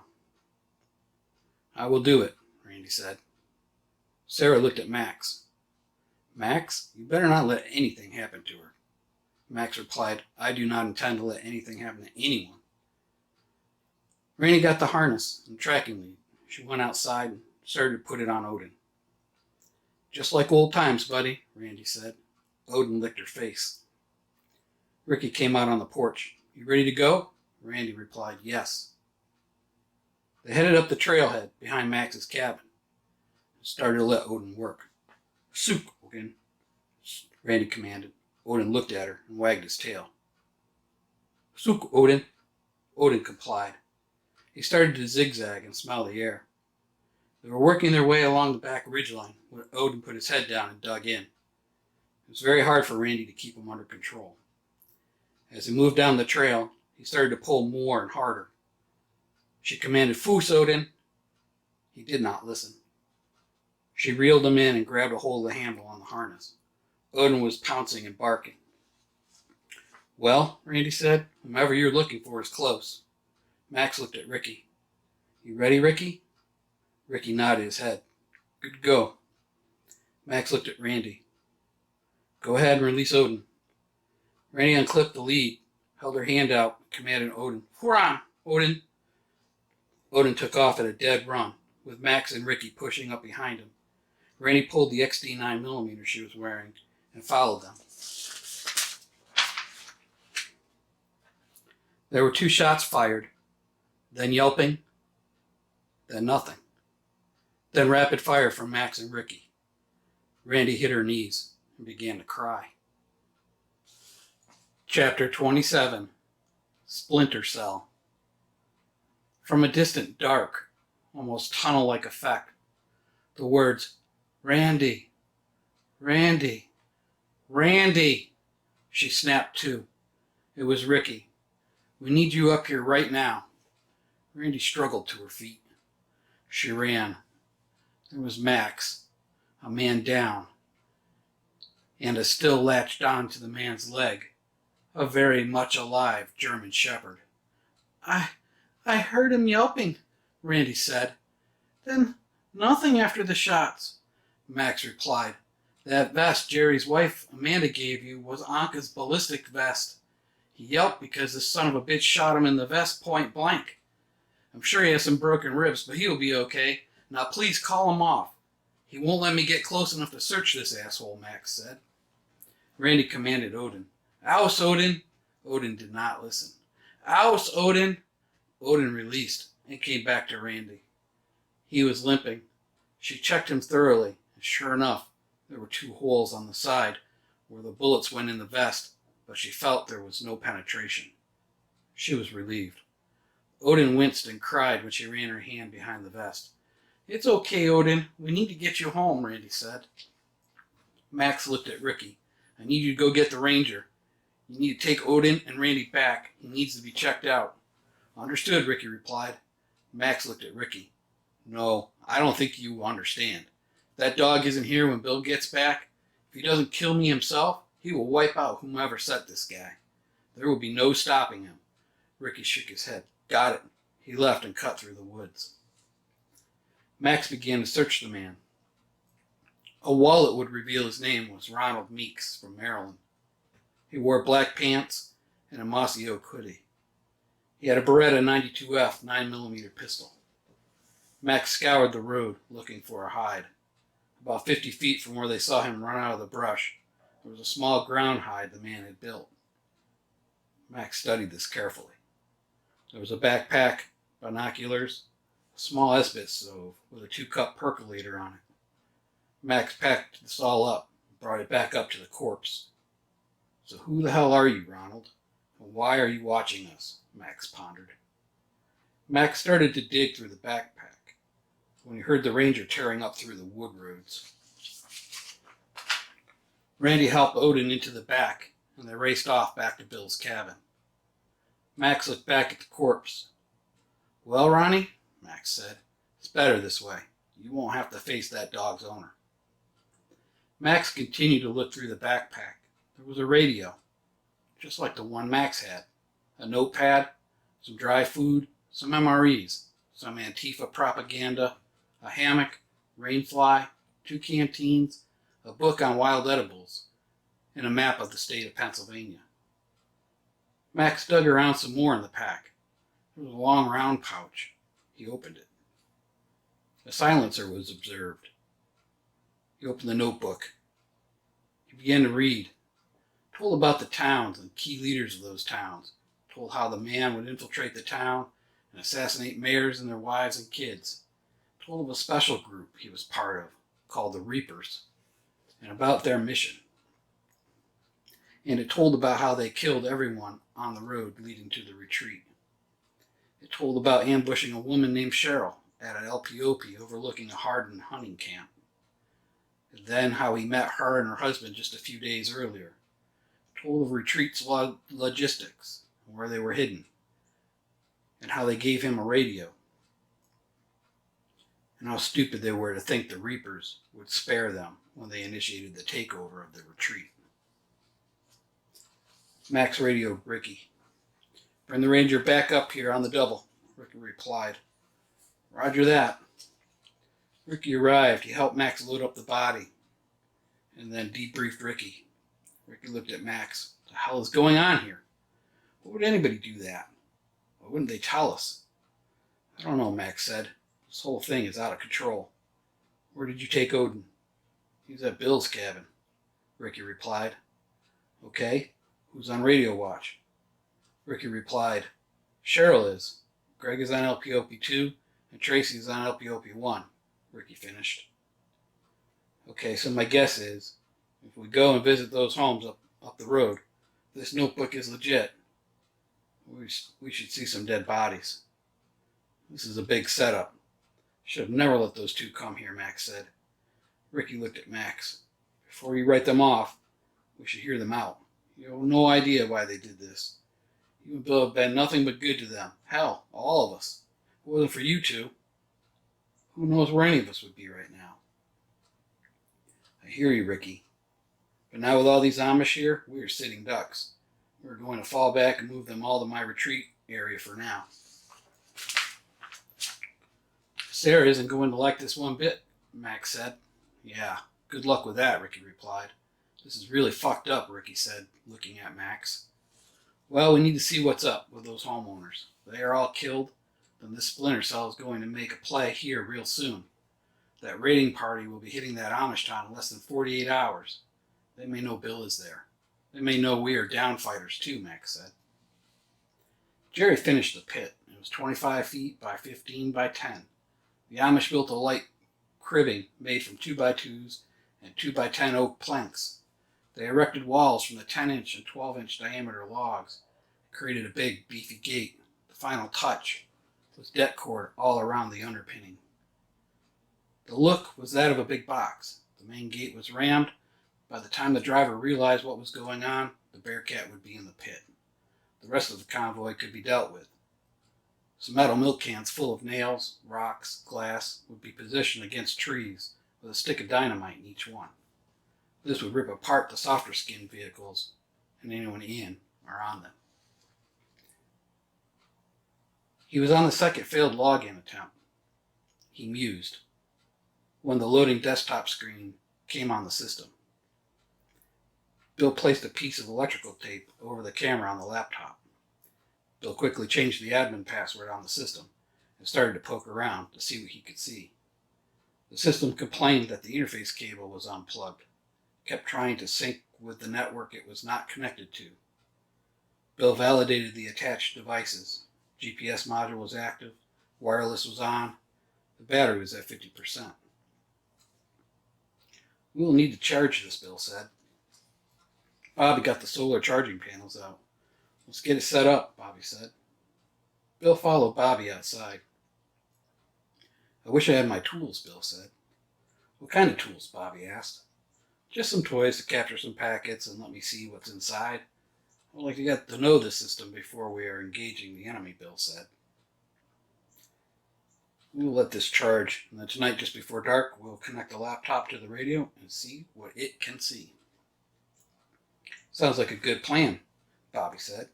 Yeah, with any amount of luck, we will see what the bad guys can see, Bill said. Bill and Bobby headed back to the barn. Bobby stopped. Turned back. You okay? Bobby asked. Bill looked at Bobby. I don't know. I just got a really bad feeling. The hair just stood up on the back of my neck. I'll tell you, Bobby, we need to make this whole thing work. I have a bad gut feeling things are not good back at the retreat, and I don't like it. Yeah, I've had an uneasy feeling all morning, too. It kind of creeped me out, Bobby said. Yeah, well, when it happens to me, some bad shit usually happens, and I just hope it's not back at home. I don't even want to think about it. It's the last thing we need right now, a distraction, Bill said. Agreed, Bobby said. Let's go check that trench they are working on, Bill said to Bobby. They both headed out to find Josiah and check how the front gate and trenches were coming along. Max, I think we need to see if that message was picked up. If the message is still there, we can grab the person checking that drop box, find out where they are holed up. And, Ricky paused, wipe them out. I like that idea, but remember, we have spies now, so everything we do is being monitored. Yeah, Ricky said. Let's cover up this body up and take it out of here. I'll need to borrow that sniper rifle of Bill's, Ricky said. I'll talk to Sarah and get it, Max said. It's a tack driver, so don't mess it up. Ricky nodded. Roger that. Max and Ricky stopped by Max's barn. Max grabbed the tarp, and they wrapped the body in it. This would serve two purposes. One, not panic the Amish, who already were concerned with the gunshots, and two, hide who was wrapped up in the tarp from Greg and Cheryl. They stopped at Bill's cabin. Max went inside. He looked at Cheryl. What's going on, Max? Is Odin going to be okay? Cheryl asked. She then pointed to the back door. They're all out on the back porch with him. Max did not respond. He went out on the back porch. Sarah looked at Max. She was livid. Amanda was working on Odin. He's not doing good, Max, Sarah said. I think there's serious blunt force trauma. He may not make it tonight, Amanda said. Sarah stood up and got right up in Max's face. Who did this? Max replied. We need to talk privately. Right now, Sarah. I went down to the back gate. The fuck, Max, Sarah said. It's a splinter cell. Greg and Cheryl are working with them, Max said. We need to set up and try to capture one of them so we can find the rest. As far as we can tell, they are a 5-man team. Well, A four-man team now. Max, Odin's not doing good. That dog does not make it. Bill will kill Greg and Cheryl, Sarah said. Yeah, well, we need to understand why they sold us out, Max said. I just don't get it. It doesn't make any sense. They had it so good here, Sarah said. Sarah, we need Bill's precision rifle. Ricky's going to see if we can't get another one, Max said. The journal was right. This group killed everyone between us and the pickup point. We're going to check each house and see what is up. If they're all dead, then we're going to need to move everyone back to my retreat and set up a tight perimeter, Max said. What about Greg and Cheryl? Sarah asked. Max looked at Sarah. Well, they can stay in the kennels. This is true, Sarah replied. Look, we have to go right now. Keep your radio on purple dot. Do not tell anyone. If you see anything weird while we're gone, call out on that frequency, and we will come running. I'm going to drop Ricky off and come back. Ricky will be on the purple dot too. If he gets in trouble, he will walk back. My guess is our almost ranger is about to earn his keep, Max said. Sarah looked at Max. Let's hope so. Max and Ricky headed out, back to the small camp where the drop box was. They set up the body in an Adirondack chair facing the pond. Ricky checked the drop box. The note was still there. Ricky set up a hasty hide on a small ridge overlooking the camp. He had a clear line of sight and about a 100-yard shot to both the drop box and the body. It would be a long day, but he was not moving until his target was in the kill zone. It was just about 1600 hours when a dirt bike came down the road and stopped at the driveway. It slowly pulled down and stopped at the drop box. Ricky focused in. All noise faded. There was his target, a pelvis shot. That would allow him to get what he needed. Ricky noticed a rifle scabbard on the dirt bike. As the rider reached for the ammo can, Ricky squeezed off the shot. The man fell. He writhed. Ricky could see blood spraying out with each heartbeat. He moved toward the man. The man was squeezing the wound with both hands. Ricky approached the man. I have a tourniquet right here. If you tell me where the rest of your team is, I will give it to you. If you don't, you will bleed out in a matter of minutes. The man replied, Fuck you, bro. Heh, see you, bro, Ricky replied as he backed away, keeping the rifle ready. Okay, help me, man. Where are they? Ricky asked. We're at the last house, man, about 3 miles up the road. How many are there? The man laughed. More than you can handle, asshole. Now help me. Ricky said, up to you, and backed away. Fucking help me, man. Ricky kept backing off. The man screamed, Fuck! Come on! How many? Ricky asked. There are 5 of us. Now give me that fucking tourney. Ricky went back up to the man. He looked at him, pulled out his Glock 9mm and said, No, fuck you, bro, and shot him in the face. Well, I guess there's 3 now, Ricky said to himself. Ricky searched the man. He had a knife. Next, he checked out the rifle and the scabbard. It was a Bushmaster AR-15. Nothing special, but it did have a patrol-ready optic on it. It was pretty decent. He looked it over. Faulkner checked it. Looked good to go. He dragged the body over and put it in the chair next to Mr. Meeks. He took the dirt bike and hid it behind the shed. 2 down, 3 to go, he said. Ricky keyed up the mic. Viper, clear for traffic. He waited. Max replied. Vulture 1, clear. Sarah replied. Raptor 3, clear. Ricky replied. 1 tango down, 3 tangos, last house near Rally Point.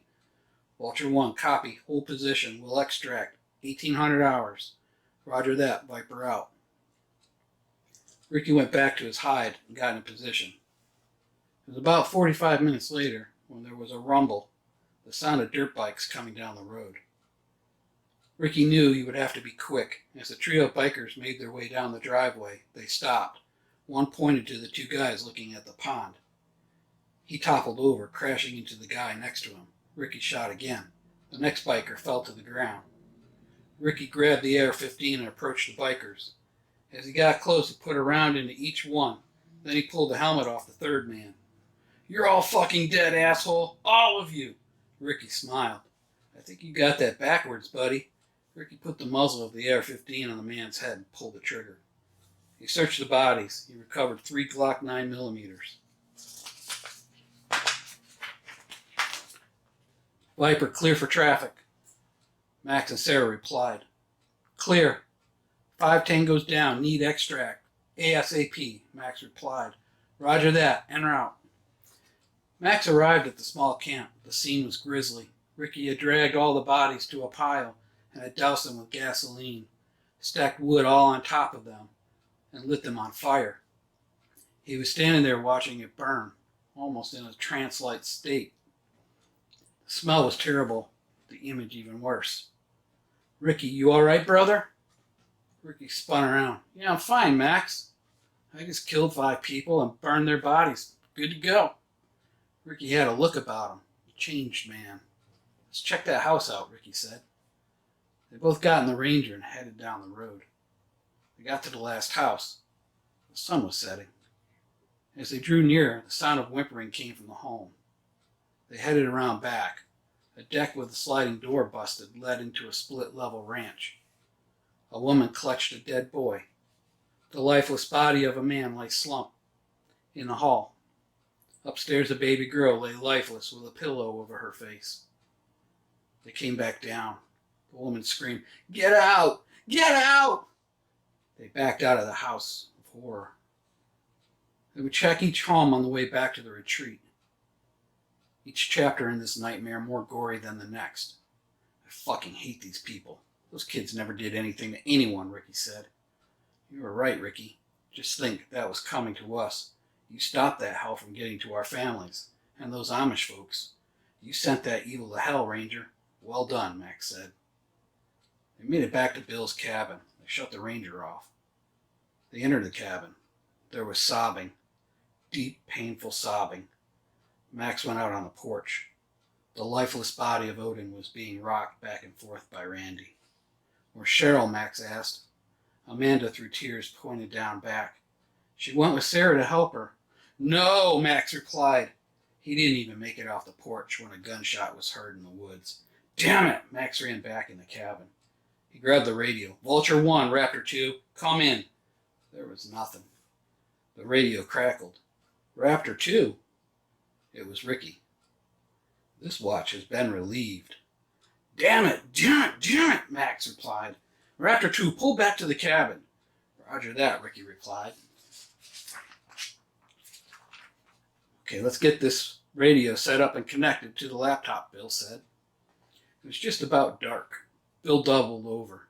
Felt like he was just kicked in the gut. You okay, Bill? Bobby asked. No, I'm not okay. I feel like puking. He got his composure and finished setting up the Falcon 3 in the laptop. He powered it on. The system started to sync. Windows started to pop up, some with data, some with video. One camera appeared to be mounted on a vehicle. It showed a bonfire. A body attached to the ram kicked wildly, trying to free itself. Bill zoomed in. He recognized the clothes. Bobby yelled, "No! You fuckers, no!" A pink and green ribbon flapped in the breeze. It was Jimmy. The Bearcat rolled forward. Jimmy struggled, then went limp. Then he fell into the inferno. A skeleton masked face appeared on the camera. You're next, fucker. Expect us. Chapter 28. Welcome to Hell. Standing on top of the Bearcat, the skeleton masked man waved the black and red flag. He spoke via the vehicle's loudhailer. Warriors, our battles have been victorious. We have eradicated these towns and punished all whom would oppose us. The crowd roared. Our biggest battle is yet to come. The town of Liberty. They think that they are prepared. They think they can stop us. They think they are smarter than us. The crowd booed and hissed. But they are wrong. We are stronger. We are smarter. We will crush this resistance with extreme prejudice. The crowd roared and cheered. The masked leader spoke lower. But we have a small problem. The crowd hushed. I said we have a small problem. It seems that the large Amish farming town doesn't want to share with us. It seems they feel they do not have to support us and feed us. It seems they think, he laughed, they want to fight us. They want to fight us with pitchforks and shotguns. They have built a fortified wall out of sticks, he laughed again. Sticks! We will crush this Amish scum. Our people will work their fields and tend to their animals. This will be a walk in the park. But there is another group that may be working with them. While they were smart, we were smarter. While we were fighting the Battle of Bullsburg, our Reaper teams were infiltrating this group. And by now, that group is dead. Our Reapers killed everyone between this Amish town and our final battle, the town of Liberty. Show no mercy to these hayseeds. Let them feel our wrath. Take no prisoners and kill them all. The crowd roared. Whose town? The masked leader asked. Our town, the crowd replied. Whose town? Our town. Mount up. We were rolling out. The masked man made a circular motion around his head, and the crowd began to get into the vehicles. By this time, they had amassed over 150 or more people. 9 full-size school buses, the Bearcat, several Humvees, and a few deuce and a halves, and a diesel tanker. Several dirt bikes and ATVs made up the horde's convoy. The town of Bullsburg was all ablaze, and the pile of bodies, hundreds of them, were on fire. The convoy was on the move. Next stop, the Amish town, just under an hour away, the driver said. The masked man looked in the back of the Bearcat. Any word from our lookouts? Negative, came a response from one of the men in the back. We have not had contact with those at the Amish farm town or the team taking out the retreat in the last 24 hours. The skeleton masked man replied, the comms link must be down. When we get to this target, I want the riders to hit those walls with Molotov cocktails. This ought to make them shit their pants. We'll crash that flimsy gate down, and I will spray those dumb enough to defend with that 50 cal. We absolutely need to not burn this place to the ground. We need this site for food production. Roger, came from behind. The masked man chuckled. If this takes more than 30 minutes, I'm going to be fucking pissed. A chuckle came from behind. How are those 30 cal guns doing? We are less than 500 rounds for each one, a voice came back. We really need to resupply. The skeleton masked man nodded. Raider 1, Mongoose. Mongoose, go ahead. We will need to resupply at the Amish farm town, target Alpha Foxtrot Tango. We'll also need to offload logistics to be taken back to Sierra Charlie. Raider 1 out. A voice replied back. Comrade Khaled, this is Comrade Rodriguez. Well done. We will send the trucks to offload the spoils tomorrow morning. Mongoose out. Raider 1 out, the masked leader responded. Bill. Bill sprang up in some kind of weird karate-like stance, grabbing for his pistol. It's go time, Jerry laughed. Bill looked at Jerry. Yeah, kick the boots next time so I don't get all wild and shit, Bill said. Jerry laughed. Roger that. We have about an hour before they are here. There was something else. They were calling for resupply. That means they're low on ammo, is my guess, Jerry said. Okay, get Josiah and Bobby. We'll go over the plan one more time, and then we were going to head to our hides, Bill said. Roger that, Jerry said. Josiah and 2 of his men entered the barn.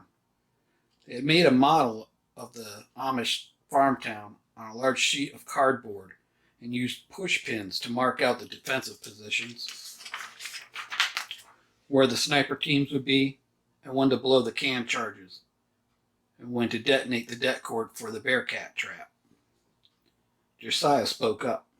We have about 15 more fighters from the Amish town next to us. I trust these guys. Their leader is my point of contact for their enforcement issues. Oh, good. Some more Amish special forces, Bill teased Josiah.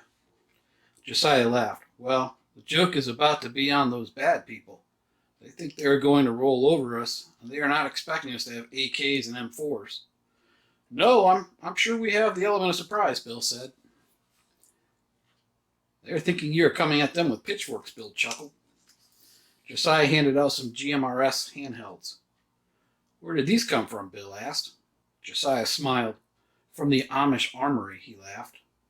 Bill rolled his eyes. These will come in very handy. Make sure all the team leads have one. Make sure they do not turn them off. Josiah nodded and replied, Understood. Bill, Jerry, and Bobby headed out of the barn in a sort of walking meeting. Bill took a stern tone. The 3 stopped. Bill looked dead into Bobby's eyes. I'm only going to say this once, so you better pay close attention. Do not let your fucking emotions get in the way. These bastards think they are up against the Amish, and maybe some help. But they do not know what kind of help. And I'm going to tell you right now, these Amish that have stayed behind, while they may not be in sweet camo and have expensive gear, these fellows are no joke. Every single one of them is a marksman. Josiah handpicked these men because they have been in the shit together with the underground crap. I can't even believe I just said that, Bill smiled and shook his head. So you focus on your job, Bobby. How much ammo do we have? I have 500 rounds on me. Half in mags, half on stripper clips, Bobby said.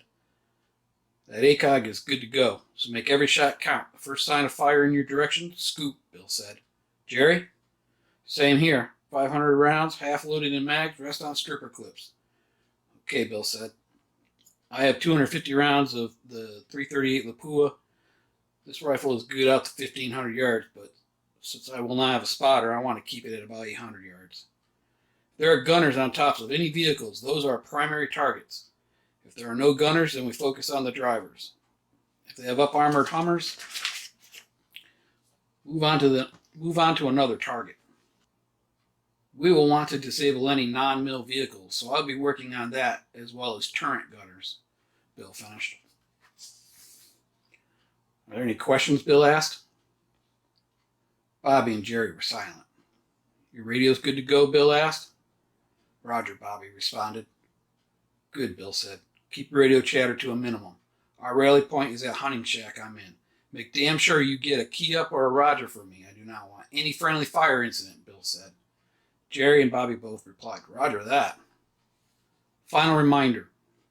Before we start working these bastards over, make sure they are fully committed on that gate. We see them line up that bearcat and pop that first gate. Go to work, fellas. I expect nothing but surgical precision, gentlemen. I came here with 3 men, and I expect to leave here with both of you. Jerry replied, You do the same, Bill. Neither one of us wants to face Sarah if you don't make it back. Yeah, roger that, Bill said. I don't want her kicking my dead ass either. They all laughed. Seriously, snipers. We will control this battlefield. Make no mistake. Watch your fields of fire and make every shot count. 50 versus 43 are pretty good odds. So it should go in our favor. Bill finished with, Watch your 6, guys. Jerry and Bobby replied, Roger that. The men split off into their respective hides, each man with an MBI-TR radio and a group standard radio. They would listen in on the MBI-TRs and operate on the MERS radios. If all went well, the Antifa raiders would start to panic and break radio protocol, then the team would focus in on those that were on the ground. Max held a meeting with the remaining retreat members. Okay, We know we had some internal issues that have been neutralized. Max frowned at Sarah and Ricky. Max paused. We are down one canine asset. Sarah broke her silence. Asset? You fucking cop! Ricky calmed Sarah down. We do not know what to expect here, Sarah. I'm just reviewing how it stands right now. I meant no disrespect. I made the call to use Odin, and I'll take full responsibility for his death. Amanda started to cry. Anka isn't going to be working or patrolling, Max. I'm just making that clear. She has been whining and crying for the last few days, so she is staying with me. Max looked at Amanda. Understood. The Amish have both home shells near complete. They should be starting the barn soon. Our gardens have started to produce more, and I noticed they have started new ones as well. Max's radio crackled. Everyone got quiet. Who could be calling? They were all at the meeting. Bobby made it to his hide. He was 450 yards from the gate on a steep side hill, overlooking a large field directly across from the Amish main gate. This was a pumpkin field, so there wasn't much cover or concealment. Jerry made it to his hide. He was on the opposite side of the field across from Bobby. They both had clear line of fire to the front gate. They would control anything that was using the vehicles for cover between them and the Amish. A solid kill zone was in place. Bill made it to the deer hunting shack.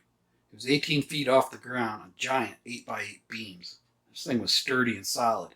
It was weathered and blended into the hill it was on. From here, he had a clear line of sight to the front gate and the road leading in. He also had a clear line of sight to everything behind the gate. Could have his work cut out if they breached the wall and the trench. The team's call sign was Osprey, and they were the overwatch for everything that was about to happen. Bill keyed up his radio. Osprey 1, online, green, green. Osprey 2, it was Jerry. He replied, online, green, green. Bobby rounded it out. Osprey 3, online, green, green. Roger that, all Osprey units are online, green, green. Osprey 1 out.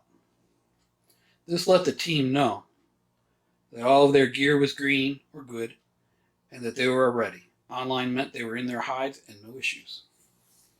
In less than 15 minutes, they should be seeing the beast. The skeleton-masked Antifa leader, Khalid, halted the convoy. He keyed up his MBITR radio. Two-wheelers! Take a peek at that wall. Get it on fire. The revving of dirt bikes indicated that they were on the move. Each bike had a driver and a bomber. They came racing up the road. Osprey 1, we have targets. Wait until they engage with the bigger vehicles. There was 2 key-ups.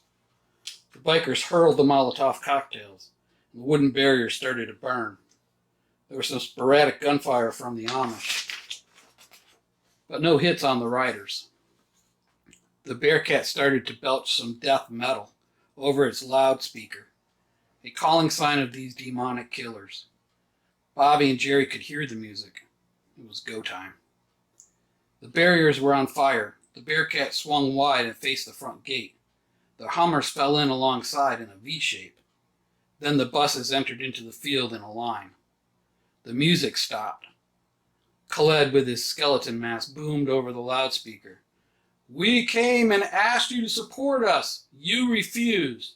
You built this pathetic wall to keep us out. Look around you. You cannot stop this. You wanted a fight, and now you are in a war. You can't win. Now you will pay us with your lives. He opened up with a burst from the 50 cal, the tracers ripping through the gate. The Bearcat lurched forward. Bill looked at the laptop. Still had no signal displayed. However, the MBITR radios were very active. Osprey 1, there are more. Just hold your fire. Just wait. Bill keyed up the radio for the Amish. Josiah, when that second group of vehicles starts to move, hit those cans, Bill said. Josiah responded, understood. The loudspeaker boomed. Look around you. Surrender and we will spare you. One of the Amish let rip with some AK fire. Khaled spun the 50 cal around and released a burst. Another Amish fired on Khaled. He ducked down inside the Bearcat. I'm done fucking around. He keyed the radio. Bring in the backup. The other half of the convoy started to roll in. The Bearcat backed up. 30 cal fire could be heard. Just as the fourth Hummer rolled through, two huge explosions followed by two more erupted. The Bearcat sped forward. The first gate popped right open. It kept going. Then a crack and a drop. Osprey 1, Bearcat down. We are green. We are green. Bill targeted a 30 cal gunner. He squeezed, and the 99 Bravo barked. The gunner slumped over. There was a wave of armed Antifa members trying to flank. They were quickly forced back by Bill and Jerry. Bill picked out the other 30 cal gunner and took him out. The Amish were shooting and scooting. Bill could hear the 50 cal barking, but could not get a target. He could see tracer rounds going past the gate. Bill said to himself, this is way more than 50 people, more like 150. He kept shooting. A deuce crashed through the wooded barrier, down into the trench. It was sitting on the frame, with the rear wheels off the ground. Fighters poured out and through the breach. Bill shot the lead man. Then the Amish opened up, with long bursts of AK fire. A school bus, half on fire, was pushing some of the disabled vehicles off the road. More vehicles started to push up to support the fighters.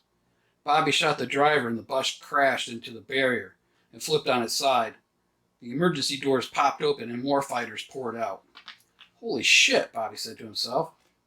There were two huge explosions. The Amish were throwing dynamite over the barrier. Enemy bodies could be seen flying through the air. The air was thick with black smoke. Bill focused on the buses. He fired 3 shots into each engine. This would make them static targets. Jerry and Bobby worked on those taking cover behind the buses. As one wave would push, another would flank. More fighters came down the road. They were cutting into the woods. A huge explosion erupted. More bodies in the air as another milk can ripped apart the flankers. A box truck pushed through to position by the buses, blocking Bobby's field of fire. Bobby shot the driver and he slumped over. The sound of battle was that of crackles and long bursts of gunfire. Smaller explosions erupted behind the barrier. Shit, grenades, Bill said. There were Amish that were down. A group of about 10 fighters with Molotovs pushed to the barrier. Bill dumped the leader. The rest stopped and hurled the fiery payloads.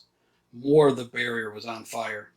As they were running back, Jerry dropped 3 more. The Amish responded with more grenades. Bill could see the Amish heading into the woods and muzzle flashes, indicating they were being flanked. Fuck, Bill said. The woods were thick, and Bill could not get a target. As he was looking through the scope, there was a huge blast in the woods. The Amish were using more dynamite. Good, Bill said. Light those bastards up. Another vehicle pushed up. 2 pickup trucks with gunners. Freaking technicals, Bill mused. He dropped both gunners. The drivers slumped over as Jerry took them out. Osprey 1, online, green, green. Osprey 2. There's more than 50. Those fuckers are everywhere, Jerry said. I'm online, yellow, green. Bobby replied. I'm online, red, yellow. My field of fire is blocked. Moving to alternate hide location. Roger that. Osprey 1 out. The rumble of diesel vehicles could be heard from LPOP 1. Tracy called it in. Raptor 1, Raptor Actual. There are a lot of vehicles approaching. They sound like big trucks, moving slow. Chapter 29. Goodbye, my friend. The Bradley fighting machine came to a stop at the first gate. 2 strikers took up position at the entrance to the retreat. Raptor 1, Raptor Actual. Tracy's voice was shaken. There's a tank at the first gate. Max responded. Roger that. He and Ricky approached the first gate. There was a uniformed man standing in front of the Bradley. We're looking for Whiskey Lima 1. Would that be you? The man asked. Max replied. Who am I speaking with? The man replied. My name is Colonel Ballard, formerly Sergeant Ballard of the Pennsylvania Mountain Militia. However, Due to this madness, we have joined forces with the broken National Guard, law enforcement, and other former and current military. Now we are the Pennsylvania Guard. Whiskey Lima 1 is engaged with the Antifa resource raiders trying to take over an Amish farm town, Max said. We've not heard back from him since I made the call for help. The resource raiders have military hardware from State College, National Guard Army. Bill sent that message to me to send to you. Colonel Ballard paused for a moment. How many were defending? Ballard asked. Last count, they had about 30. They sent all their elders, women, and children to here. My guess is he will be glad to see you, Max said with a smile.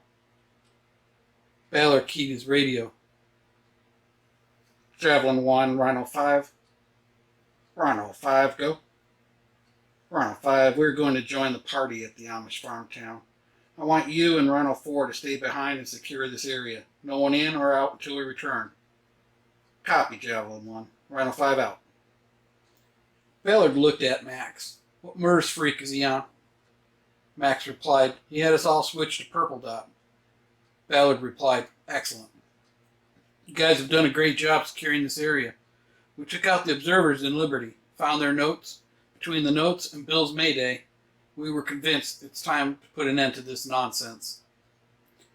Once we push them back from this Amish town, we're going to take State College back. We have excellent intel and multiple units en route to close in. This raiding party is being led by one of the worst. He's some super whack job named Khaled, former Middle Eastern military, supposedly the leader in this area for their militant side. He was smuggled in with other leaders over the Mexican border. We were hoping to capture him alive, so with any luck, we'll recover him. But our focus right now is to take State College back and put an end to this reign of terror. Max and Ballard shook hands. The Bradley pivoted and headed out. It was joined by the two strikers and several other military vehicles. As they crested the top of the mountain, they could see the smoke from the battle just under 3 miles away. Colonel Ballard? Yes, Sergeant, Ballard replied. The teams are in position, just waiting on your orders. You see that wall that's on fire? Let's focus on the road past the farm and wipe out that parking lot across from that wall. Looks like there's heavy fire down there. I do not see a bearcat, so I'm a bit concerned. We'll sort that out once we soften these shitbags up a bit, Ballard said. I'll give the order to fire as soon as I confirm our friendlies are hunkered down, Ballard finished. Jerry keyed up the mic. Osprey 2, Osprey 1. I'm running low on ammo. Osprey 3, Osprey 1. Same here, Bobby added in. Osprey 1, roger that. Make every shot count, boys. Javelin 1, Osprey 1. A smile came on Bill's face. Osprey 1, go ahead. Osprey 1. Hey, Coast Guard. Have those friendlies take cover. Sending some love in 10 mics. Bill replied. Osprey 1, roger that. Really glad to hear your voice, Tom. Osprey 1, Osprey 2, and 3, take cover. Roger that, Jerry and Bobby replied. Bill keyed up the radio. Josiah, our backup has arrived and they're going to be sending some love. Have all your men pull back away from that wall. Josiah replied. Understood. Khaled, we have to get out of here. We cannot open the doors. The only way out is through the roof hatch. Khaled snarled. This wasn't supposed to go down this way. I thought this was just a bunch of farmers. Where did these machine guns and explosives come from? Khaled started to slam some ammo cans around. Most were empty. No fucking 50 cal ammo? We were trapped in this coffin. Where is our help? It should have been a walk in the park. Khaled looked at the 10 men. We need to evac and start taking these fuckers out. Khaled pointed at the driver. You're going up first. The driver stuttered a bit. I'm not a fighter. I'm a driver. Khaled pointed his pistol at the driver. I will not ask again, stupid man. The hesitant driver scrambled out of the driver's seat, started to head up. He poked his head up and looked around. There were raider bodies everywhere. Some dead, others wounded. He poked his head down. We should be good to get out of here, Khaled. Khaled ordered the remaining men to exit the Bearcat. Khaled climbed out and looked around. He was in disbelief. He was just getting ready to move his men out when the roar of an 81mm mortar round ripped through the air. Javelin 1, shot over. Osprey 1, shot out. Javelin 1, splash over. Osprey 1, splash out. Osprey 1, Javelin 1, adjust fire right 50. Roger that, Javelin 1 out. Colonel Ballard keyed up his radio. Adjust right 50 and fire for effect. Let's shut this party down. Roger that, came a voice over the radio. The mortars roared through the air, arcing out and destroying everything in its blast radius. The rounds were set to HE quick to detonate on impact. Osprey 1, Javelin 1, repeat. Javelin 1, copy. Another barrage of mortars came screaming into the target area. The walking wounded were bugging out, some being gunned down by the Amish. Khaled and his team were pinned down with nowhere to run. 2 Amish fighters sprayed the area where they were hiding. 4 of the men fell over mortally wounded. 4 strikers and 2 Bradley fighting machines came down the road. They were moving at a fast pace. 2 strikers and 1 Bradley pushed past the Amish gate, while the others stopped. The Bradley's 25mm cannon pointing at the last of Khaled's team. They were instructed to lay flat, or they would be killed. The troops from the remaining strikers and Bradleys disembarked and approached the men laying flat. Khaled, the staff sergeant said, your days of murder, rape, and pillaging are over. Ha! How do you know my name? Khaled responded. Skull Mask, your forward observers back at Liberty sung like birds. Your team to take out the retreat was killed. And here we are with you, and what's left of this rabble you call elites. No, that's impossible. Impossible, Khaled yelled. It's not impossible. It's reality, shitbag. You and your kind are going to be rounded up and sent to some really fun places where you'll enjoy long, miserable walks, shitty food, and nice, miserable accommodations. Then when they are done with you, you will be executed. You know, we want to do our part to smash the fash. You people are deluded. You don't even know how plagued you have been. Staff Sergeant spoke to the remaining men. And this one, he pointed to Khaled, just proved to everyone they were right about Antifa being a terrorist organization. But I suspect that when I lift up that sleeve, we're all going to see the real truth. You know, behind the movement, the Staff Sergeant said with disgust. Khaled growled, don't you fucking touch me. Well, I'm not going to touch you. They will. And we'll see just who you really are, the Staff Sergeant said with a smile. Men, rip those sleeves off. The guards ripped the sleeves from Khaled.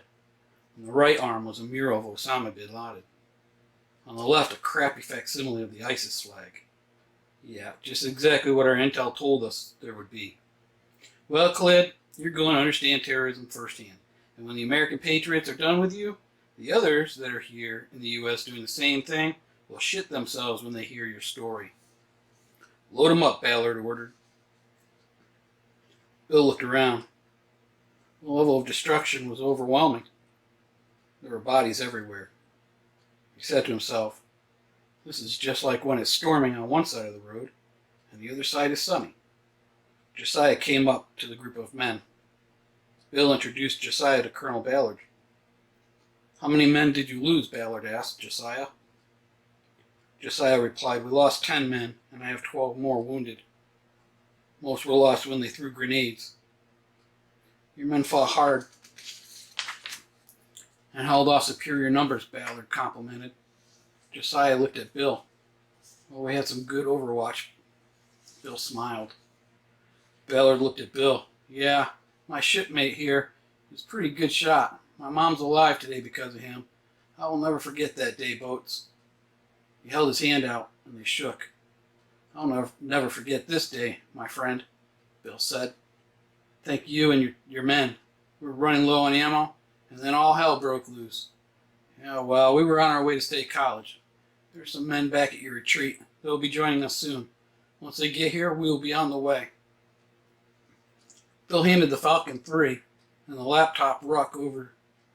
You may need this. We have a bunch of the MBITR radios and chargers, so here you go. The comm specialist looked in the bag, then looked up with a smile on his face. Oh, this is frickin' sweet. Bill laughed. Indeed it is. Can we use the backhoe? A uniformed man asked. Bill nodded. Yes, you sure can. Great, we'll dig a pit in the far end of this field and bury all the dead here. Josiah replied, That will be fine. He pointed to the back corner, and the soldier acknowledged. Well, Colonel, before he goes, I need to get that bearcat out of the trap. Ballard laughed. Hold on, Specialist. Let's dig a ramp out of this pit for my friend here. Lance Corporal, pull 5,000 rounds for that Ma Deuce. Bill smiled. That just made my day even better, Tom. Thank you, brother. No problem. Just don't go burning it up. Save it for a rainy day, Ballard replied. You remember how to run one of those? Ballard asked, with a smile. I do. But the takedown and cleaning is a little rusty. Think I can get a refresher? Bill asked. You bet, Ballard replied. Lance Corporal, go over that 50 cal with a fine-tooth comb. Give these guys a crash course on how to take care of that old gal. Roger that, Colonel, the men replied. Lance Corporal finished his overview, a refresher course, and the ramp to the Bearcat was finished. There were several crates of ammo inside the Bearcat, mostly 5.56 ammo, some grenades, C4, blasting caps, and detonators, some cases of MREs, and lots of smoke. The Bearcat came to life and creeped out of the pit it was in. Bill did a once-over to make sure everything was okay. Everything appeared to be in working order. The fuel tank was nearly full. All gauges were in normal range. Jerry and Bobby were loaded up. Bill made one more round of handshakes with Colonel Ballard and his team. In the Bearcat, Bobby was in the turret, and Jerry was riding shotgun. Bill pulled out and headed back to the retreat. The convoy was impressive. This new Pennsylvania Guard was comprised of all military services, both active and former. It was cool to see them all working together as one big team. Bill knew they would have a hell of a battle in State College, but his job was to take care of the retreat now, formerly known as Camp Whiskey Lima. Bill agreed with Ballard to keep the retreat open to the Penn Guard units in the area, and they would keep them supplied with fuel, ammo, medical, should they need it. It would also bring a medic by in the event of sickness or injury. Bill would be in contact with Josiah and would ensure the two sites kept a solid relationship and a mutual assistance pact between them. The men stationed at the entrance to the retreat halted the driver of the Bearcat. Bill identified himself to the guards. The men replied, You may proceed, Sergeant Major Williams. Sergeant Major? Bill smiled. Colonel Ballard didn't mention anything about rank. As the Bearcat made it to the first gate, it was open, as was the second gate. This was always how Bill envisioned it, with multiple layers, defense in depth. They shut the Bearcat down and dismounted the vehicle. There was no welcome party. Jerry and Bobby came up to Bill. Where is everyone? They asked. I'm not sure, Bill said. I'm so tired I really don't care. Just want to hit the rack. Bill entered his cabin. Sarah was rocking Chance. Hey, honey, Bill said. She looked up at Bill with tears in her eyes. Where is everyone? What's wrong? She looked at him. I need you to sit down. Bill sat down. Where's Odin? Bill asked, missing his buddy trying to be his lapdog. Where are the kids? Bill asked. Just sit down and shut up for me, please. Just please don't ask me any more questions. Bill looked at her. Okay, I'll be quiet. I'm just a bit pissy, after fighting in a fucking war zone all day, but I'll humor you. Odin is dead, honey. Now listen to me. Our daughter feels it was her fault, and I really need you to help her through this. She thinks you will hate her. Sarah went on to explain what had happened, and the circumstances under which Odin was killed. Where is she now? Bill asked. She's standing watch at LPOP-1. Okay. Where is Odin? He's in the basement. I didn't want to bury him until you had a chance to say goodbye. He looked at her, his eyes welling. Thank you for that. He turned around, and Jerry and Bobby were standing there, their mouths agape. I'm so sorry, Bill. Jerry gave Bill a hug. So sorry, brother. Bobby looked at Bill. I'm so sorry, Sergeant Major. Bill, fighting off just outright crying, looked at Bobby. Knock that Sergeant Major shit off, Bobby. You did good today, man. Real good out there, both of you. I need to go and talk to Randy. Bill went out to LPOP-1, and as he was approaching, he could hear Randy sobbing. He entered the OP and put his arms around her. It's going to be okay, baby girl. I'm so sorry, Daddy. I couldn't save him. Amanda tried to save him, but he was just too hurt. He was even wearing Anka's vest. You did everything right, honey. I'm so sorry you had to go through this, Bill said. I helped raise him from a little puppy. I know, honey. He loved you too for that. He was a good friend and protector to me, and I'll miss him terribly, Bill said. But he had a job to do, and he did it to protect you, Max, and Ricky. Maybe one day I'll be lucky and get another German Shepherd, but honey, I can never get another daughter like you. I love you, honey, more than anything. Never forget that, Bill said. I need to go now. I need to go say goodbye to him. I love you, Dad. I'm so sorry, Randy said. I know, baby. I know. Bill said. He gave her another hug and then he left. Bill entered the basement. It was cool. In the corner under the blanket, the lifeless body of his best friend lay. He stood and stared. From the minute he got off the plane that day, he picked him up. Bill was traveling back from a leadership summit, and Odin was on his way from Washington State, just 8 weeks old. The planes landed within 30 minutes of each other. From that day, they would build a bond that would tie them together, both heart and mind. Bill would cry his eyes out over the divorce, and Odin would lick his face and hold him up. He remembered when the security salesman entered the yard and Odin ran him off. Or when home invaders tried to pay a call, or sat running. All the walks, all the training, but mostly the long talks and seemingly understanding eyes that only a German Shepherd has. Mind if I join you, a voice called? It was Max. Yeah, come in, man. Don't mind me. I'm so sorry, Bill. Cannot ever undo this. I'm so sorry, Max said. He did what he was trained to do, Max. I knew the risks. I knew one day it may come to this. It doesn't make it easy. Either way, Bill said. But you know what really fucking pisses me off? Bill's voice got that tone. Is that you put my daughter in harm's way. So make no mistake, that is something I will not forgive you for. You think this shit is a game, and people are your pawns, and that you can move shit around on the board, and as long as it doesn't impact you, it's okay. Somehow people are lesser. I'm glad you got that Reaper team, Bill continued. I'm really glad. You could have done a much better job without putting my kid at risk. Bill looked at Max. What the fuck were you thinking? Max started to back up. Easy, Bill. She was the only one that knew how to work Odin. Sarah said it was okay. Max said. You were the one left in charge.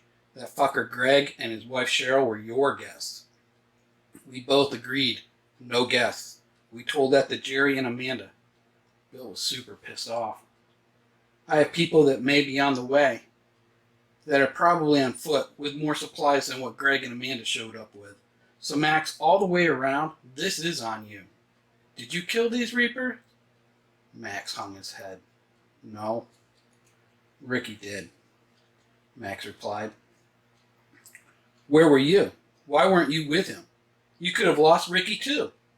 I'll tell you, I'll tell you what, I'm really struggling here, Bill said. Bill pointed to the door.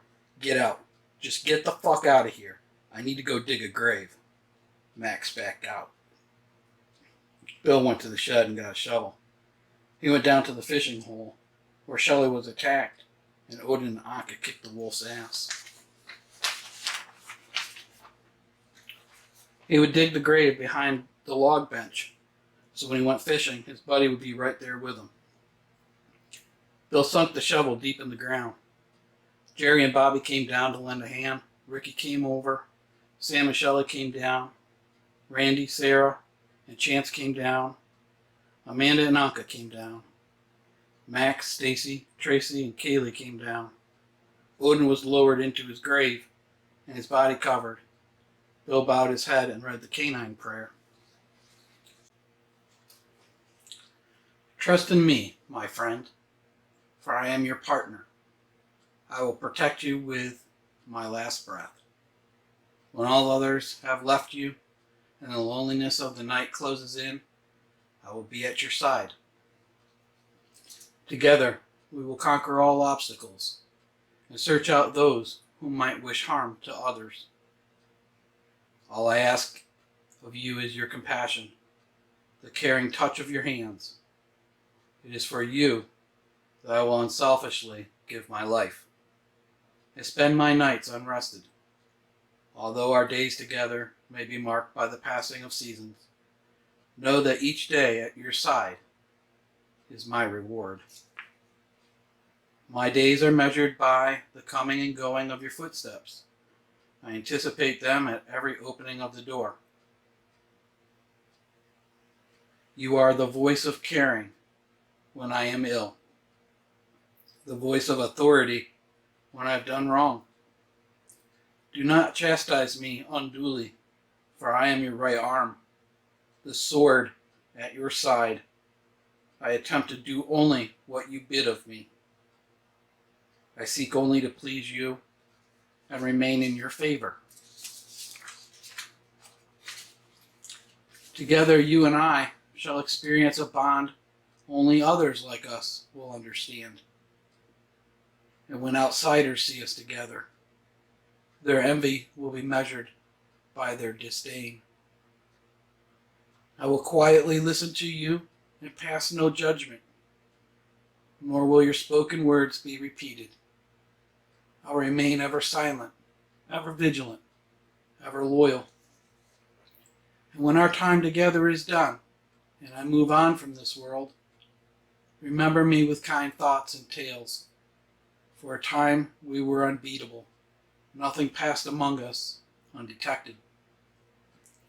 If we should ever meet again on another street, I will gladly take up your fight. I am a working canine, and together we are guardians of the night. Slowly, one by one, the members of the retreat left the Brookside funeral. Sarah rubbed Bill's back. Come home when you're ready, honey. But don't be too long. We need you too. Chapter 30. This New Way of Life. 2 months after the battle at the Amish town, the retreat members fell into a good cadence. Security was supplemented by the PA Guard members. Ricky and Bobby both joined the PA Guard, and against their wishes were stationed at the newly designated Camp Whiskey Lima. Bill would tease them about how crazy it was that they were both chosen to work at this billet. Ha ha, very funny, Sergeant Major, they would groan. The elders from the Amish town donated 2 very large pole barns for barracks buildings for the troops that would transit through to the other areas they were assigned to. Bill was out on patrol on the Razor. Bobby was with him. They had swung by the camp where Ricky had killed the Reaper team, the remains long since buried and the camp devoid of any evidence of violence. They pulled down by the large pond. Sergeant Major, Bill smacked Bobby. I told you about that shit. Only when we were in front of the troops, Bill said with a smile. Bobby looked at Bill. I have a serious question to ask you. Bill looked at Bobby. He could tell there was something deep on his mind. All right, out with it, Bill said. Bobby took a deep breath. Well, I would like your permission to date Randy, sir, Bobby said. We have been spending a lot of time together, and I would like to make our relationship more official. Bill smiled. Bobby, you have my blessing, son. She needs a strong man who can respect a strong woman. I know you will treat her right. Bobby held his hand out. Thank you, sir, Bobby said as he shook Bill's hand. Bill looked at Bobby. Just take good care of her, Bobby. Respect her. Like you, she's been through a lot. Always remember, she is a fighter. She comes from two very stubborn parents. So you do the math, Bill smiled. Bobby looked at Bill. You have my word.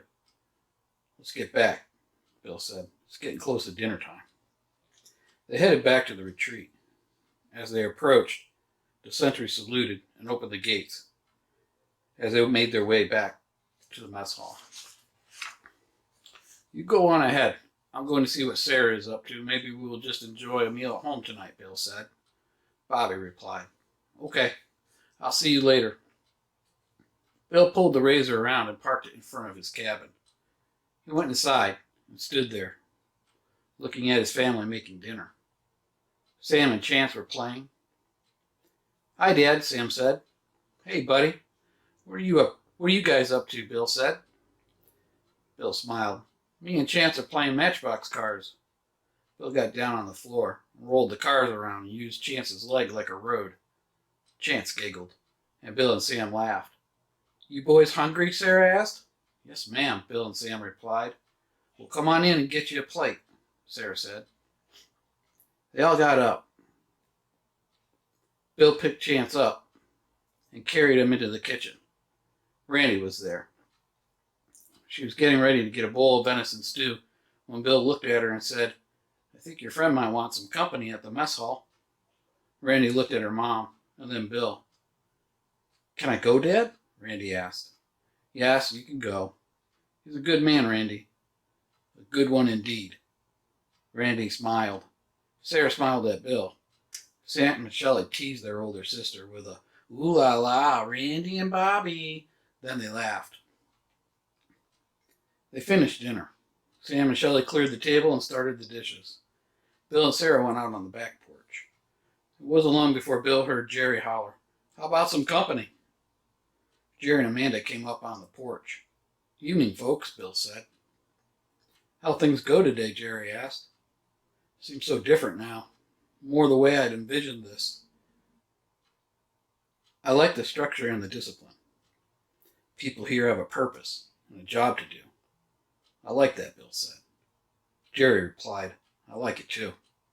I never got to thank you for making sure me and Amanda had a nice cabin to live in. So thank you, brother. Thank you for thinking of us. No problem, Jerry. You two are like family to us. How are things working out between you and Max? Jerry asked. We have talked, but it's not like how it was. I think Tom will heal our friendship. Time seems to heal everything, Bill said. Bill looked at Jerry. We've been longtime friends, and that's a tough bond to break. We'll be okay. I suppose so, Jerry replied. It seemed warm out in the late September evening. That kind of warm that makes you feel as if everything is perfect. You close your eyes and the warmth just makes you feel good. The evening patrol stopped and approached the porch. Sergeant Major Williams? Good evening, sir. We were sent to inform you that Colonel Ballard will be here in the morning. He would like to debrief and tour the camp to see how things are coming along. Very well. What time should we expect the colonel? Bill said. Colonel Ballard said he will be here at 0800. Excellent, Bill replied. Have a good evening, gentlemen, Bill said as the patrol turned and left. Wonder what Ballard wants to go over, Bill said. Yeah, Jerry replied. Maybe it's the official word on the Battle of State College. He has kind of teased that. But I didn't want to pry, Bill said. Just then, Bobby and Randy came around the corner. Aw, look, it's the lovebirds, Bill teased.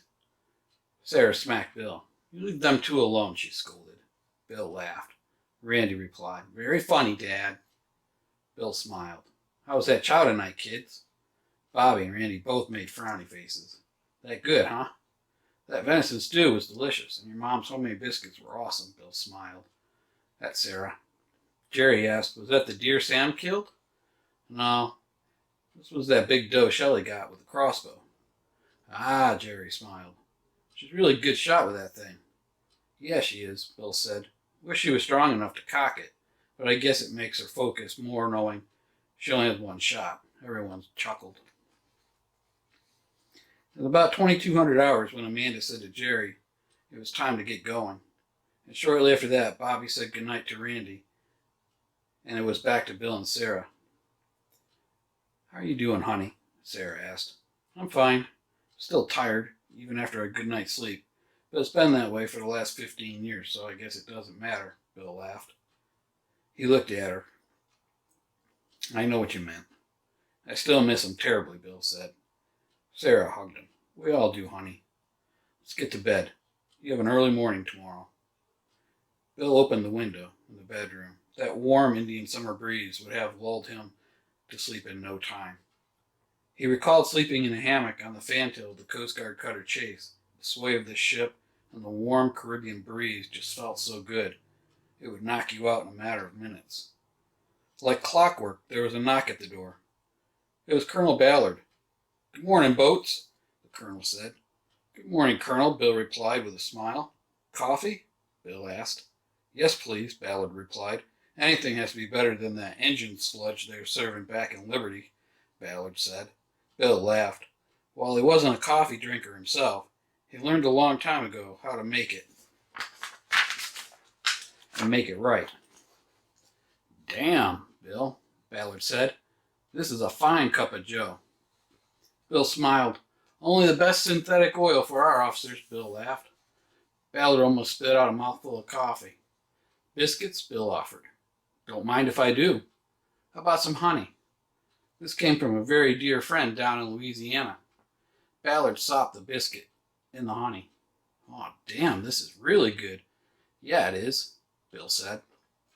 A funny thing, she would get calls from the water department when they would have bees in the meter boxes. She would go and collect the bees and put them in her hives. I found her channel on YouTube about a year ago, and we've been friends ever since, Bill paused. She had a retreat in Arkansas. I hope she made it there, with her family and her animal babies, Bill said sadly. She should be all right. Not much in the way of rural problems in Arkansas. Just the main large cities. You know how it is, Ballard said. So what's this debrief about, Tom? Or did you just need some good coffee and fresh biscuits, Bill? Bill laughed. No, just wanted to tell you some of the highlights from the state college mess. We rolled in hard and fast. Much of the town was sympathetic. When we got near the college, we pretty much used heavy artillery and razed it to the ground.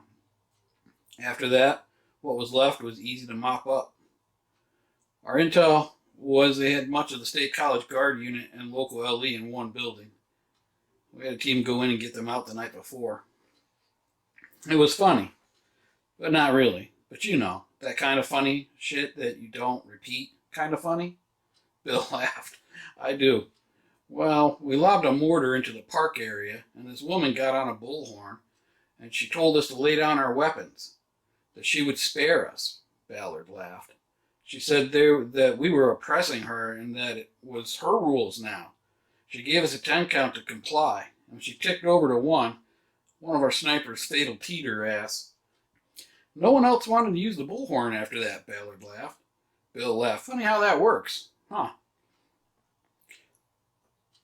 We're going to get elections going for the new mayor and local government for State College. Should happen in the next week or two. And that's pretty much it. They did have help from a few of the guard members setting up the radios, etc. From what we were told, they tortured a commo guy's kids in front of him until he helped. I guess he hung himself as a result of it. There were some that joined this group of rabble. They were found and dealt with due to turning against our country and all. And that was about it. Anyway, I need to get back. I just wanted to see how I was going here and bring you up to speed on Sierra Charlie, Ballard said. Thanks, Tom. It's always good to see you. Bill walked Ballard back to his Humvee. Bill and Ballard shook hands. Then Ballard left. Bill looked around. Camp Whiskey Lima was alive and being ran like it should be. He couldn't have been more happy with how this all turned out. It was about 14:30 hours. Bill grabbed a pole from the back deck and headed down to the fishing hole. He hadn't been down there in several weeks, so it was time.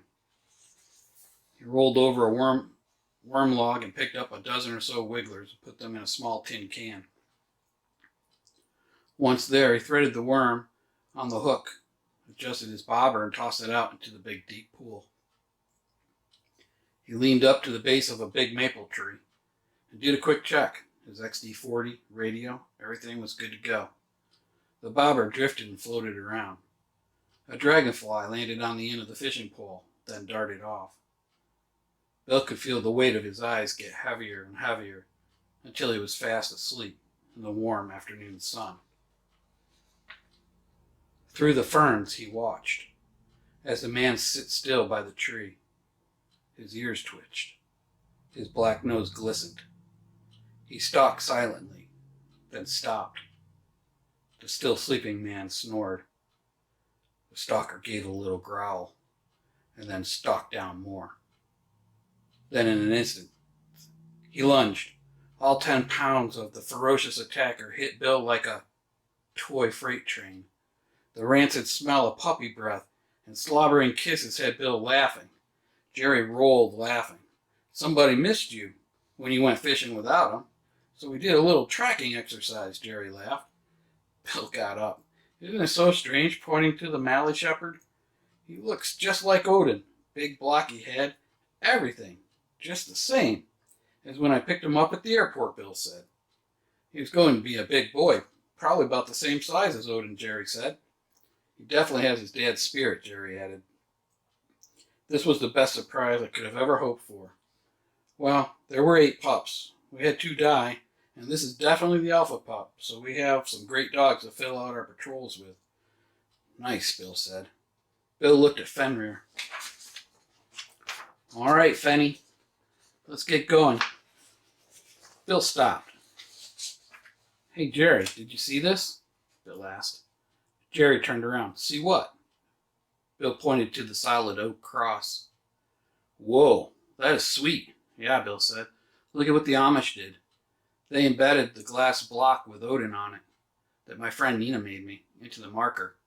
And there's a small solar panel on the back that makes it light up for a few hours after dark. Jerry smiled. That is really cool, man. The 2 headed back to the cabin, with Fenny right at Bill's side. For now, this new way of life seemed far better than when they first got to the retreat. They all now knew there was a long road of recovery ahead. The end.